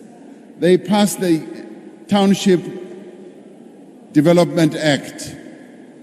And with that, they are now armed with real action that can be taken. And putting 650 million rand behind this type of economic empowerment initiative is very powerful.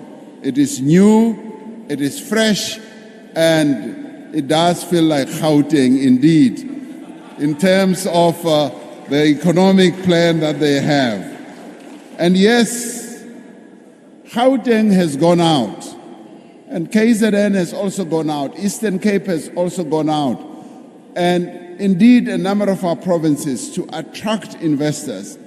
What they have been doing in developing their economic zone and attracting a company like Ford to come and invest billions of rands and working with them to create that conducive environment where today we are now going to manufacture 750 vehicles a day.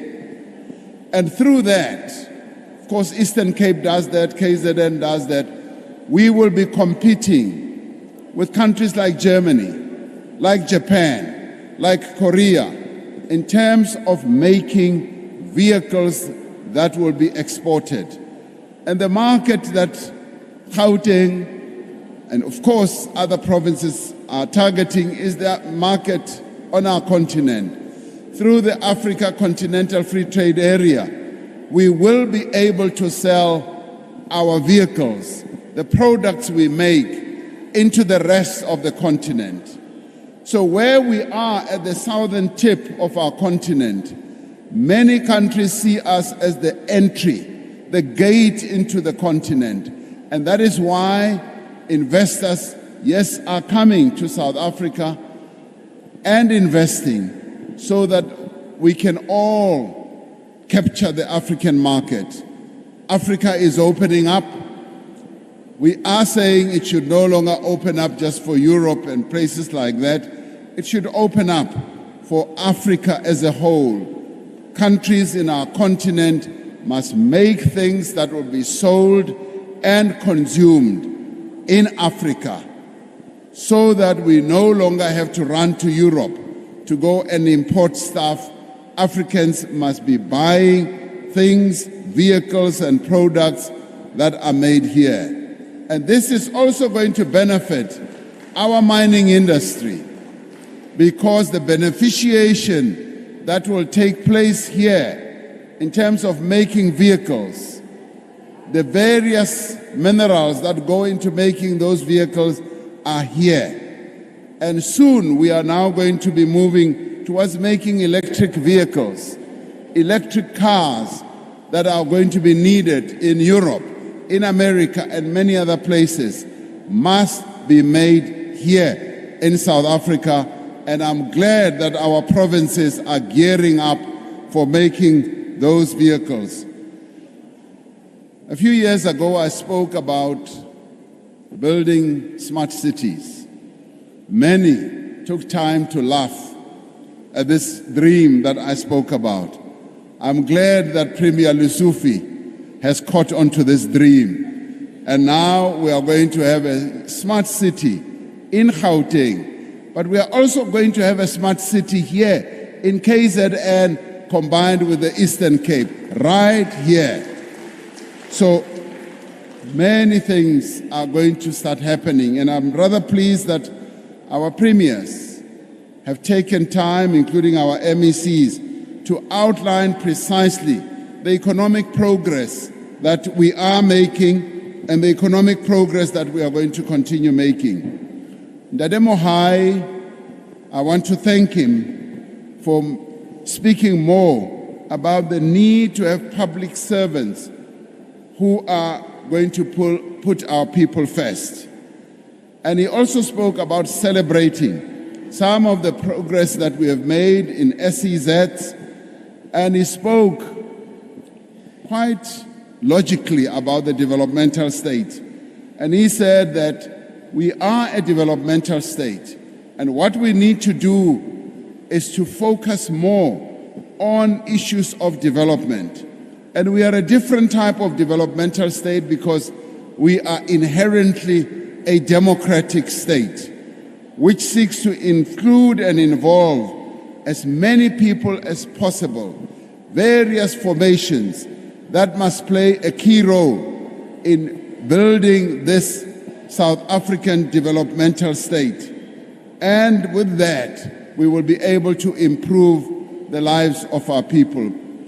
MEC Sikwati spoke about the need for infrastructure development, and I could not agree with him more. But he speaks about it from a different or an interesting angle, that it must be targeted and integrated. It must be based on planning, and we must develop a clear district development practice, which they have done in Limpopo, and which all the districts in Limpopo have embraced, where they now have one plan for each of the districts focused on developing infrastructure, water, and so forth. Babu Hateb from the IFP, ngiyabonga kakhulu ukuthi uzinike isikhathi ukukhuluma ngeenkinga zabantu bakithi.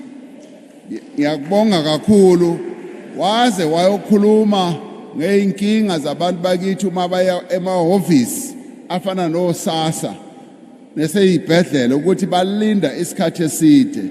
Ngiyakubonga lokho ngoba angukuthathi as a criticism. I take that as very good suggestions ukuthi le inkinga singazixazulula kanjani na. Ngiyakubonga kakhulu ukuthi you have been forthright in putting these views across.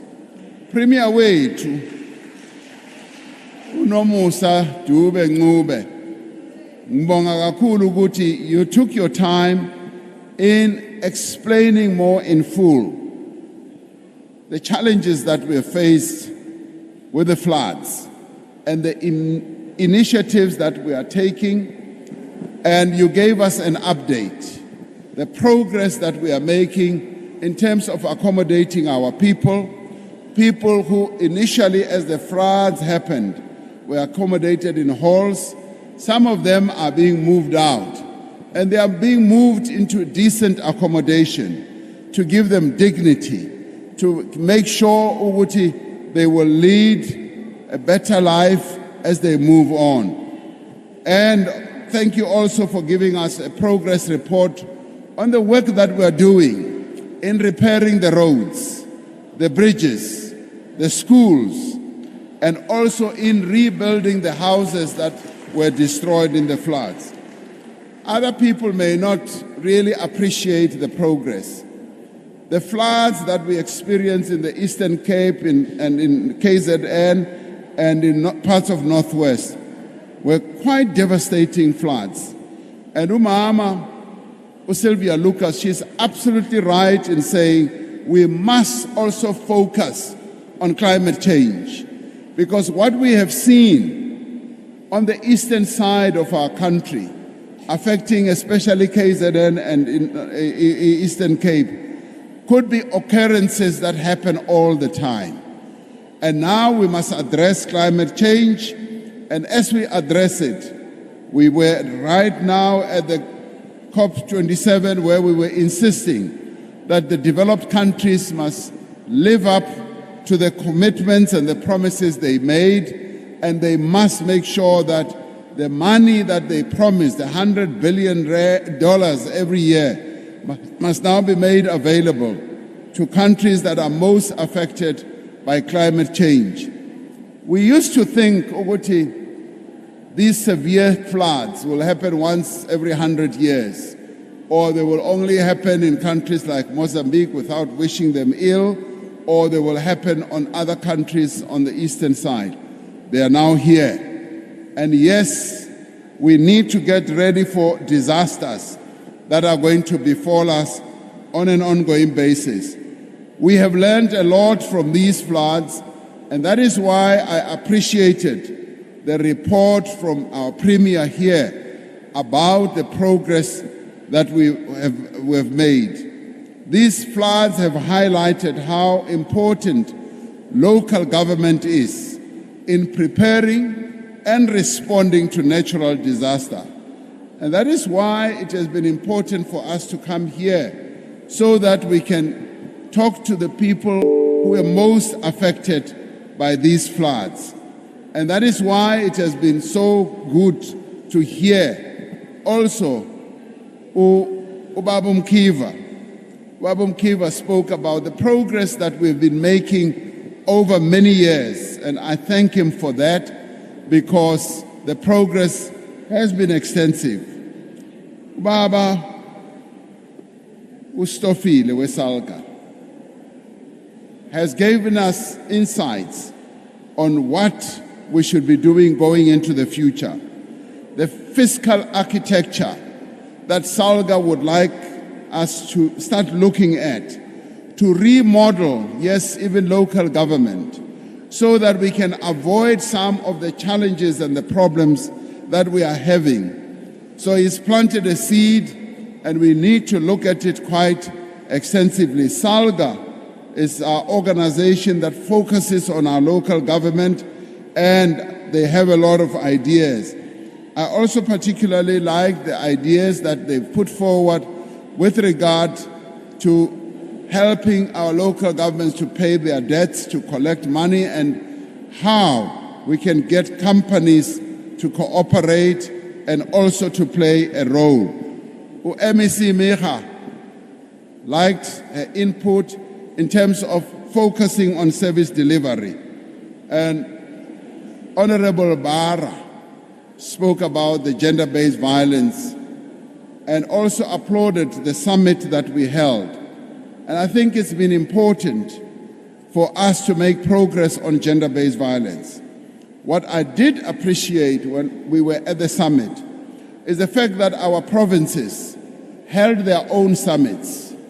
They made a great deal of progress in bringing many formations together and focus on the solutions that we need to have. You are absolutely right in saying 10% of gender-based violence takes place in institutions of higher learning. Yes, that is so, but there are quite a number of those institutions that are beginning to focus on real practical steps that we need to take in addressing gender-based violence.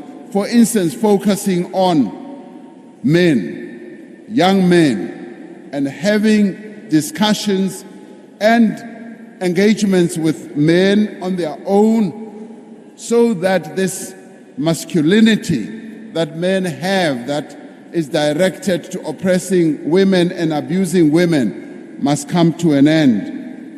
You also spoke about crime that is on the rise. I'm very pleased that Minister Cele has been here and he's going to come back. Uzobuya. But what we are doing is we are employing more police. Sikasha amapoisa more and more.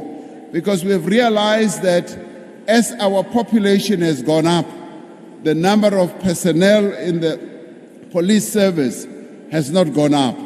So we are hiring more and more police this year, and the commissioner is also here.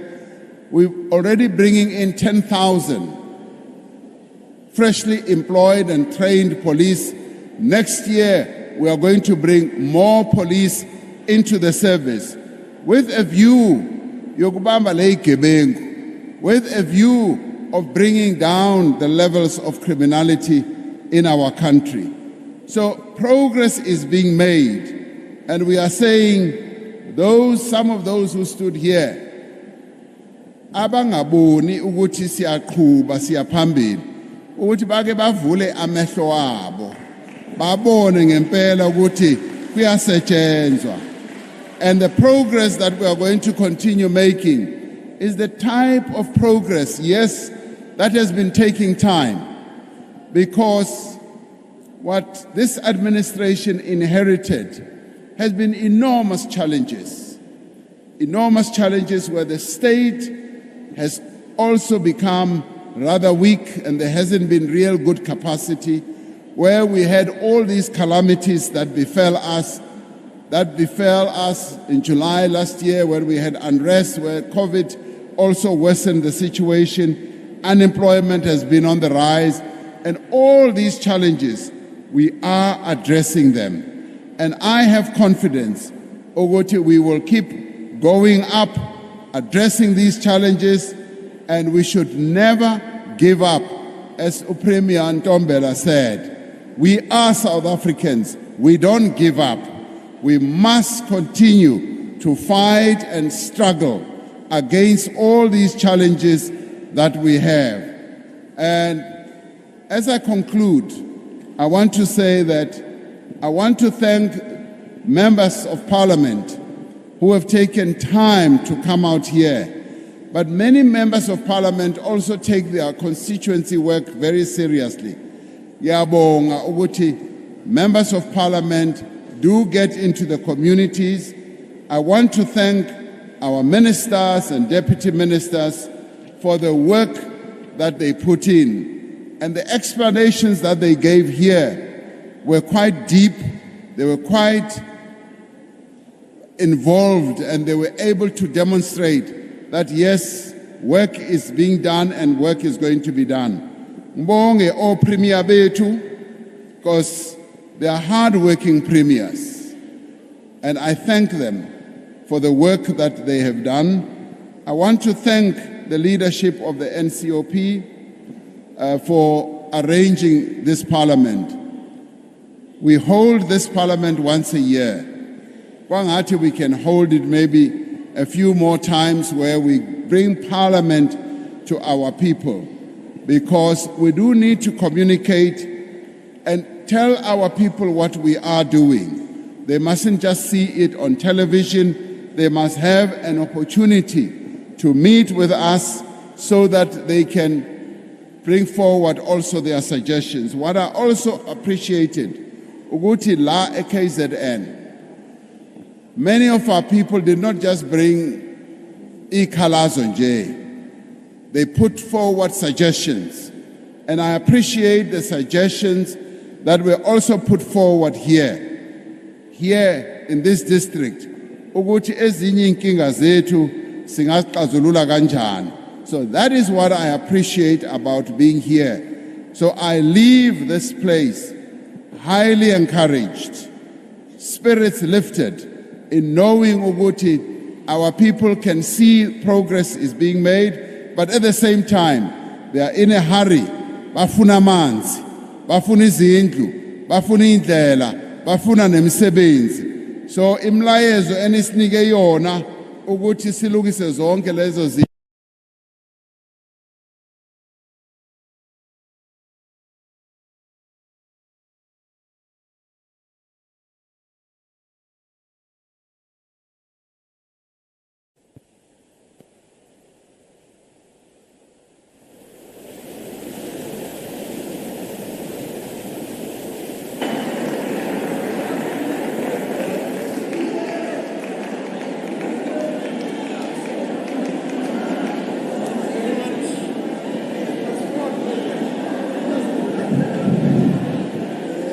Honorable members, please take your seats.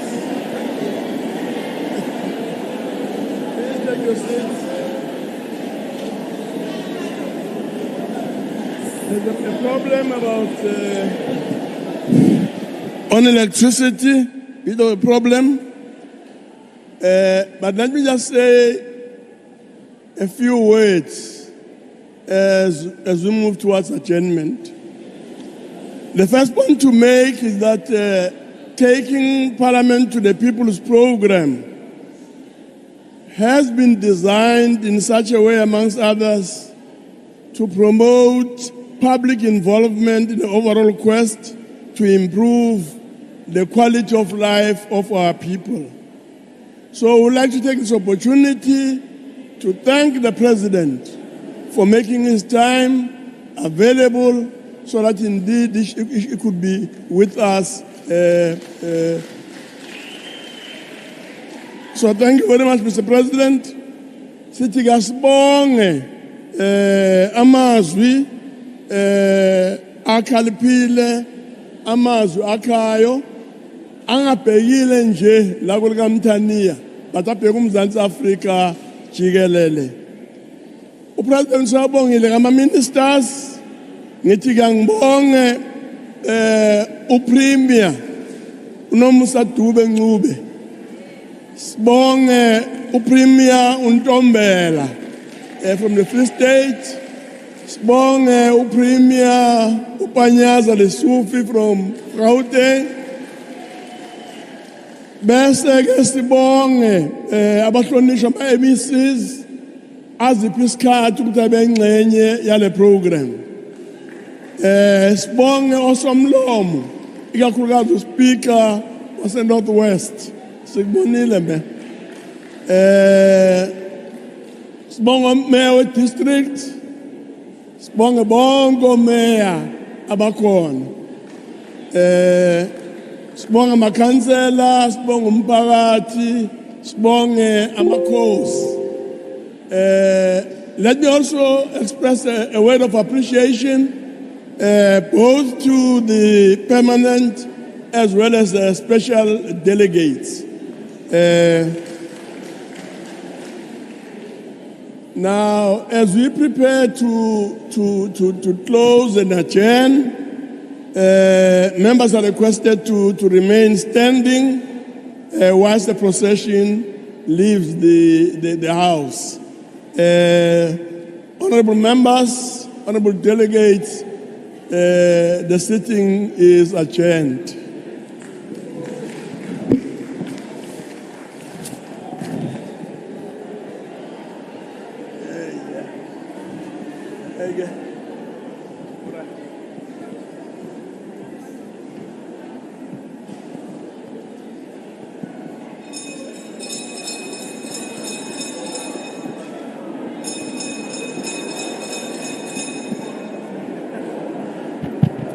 Honorable members, those who are traveling,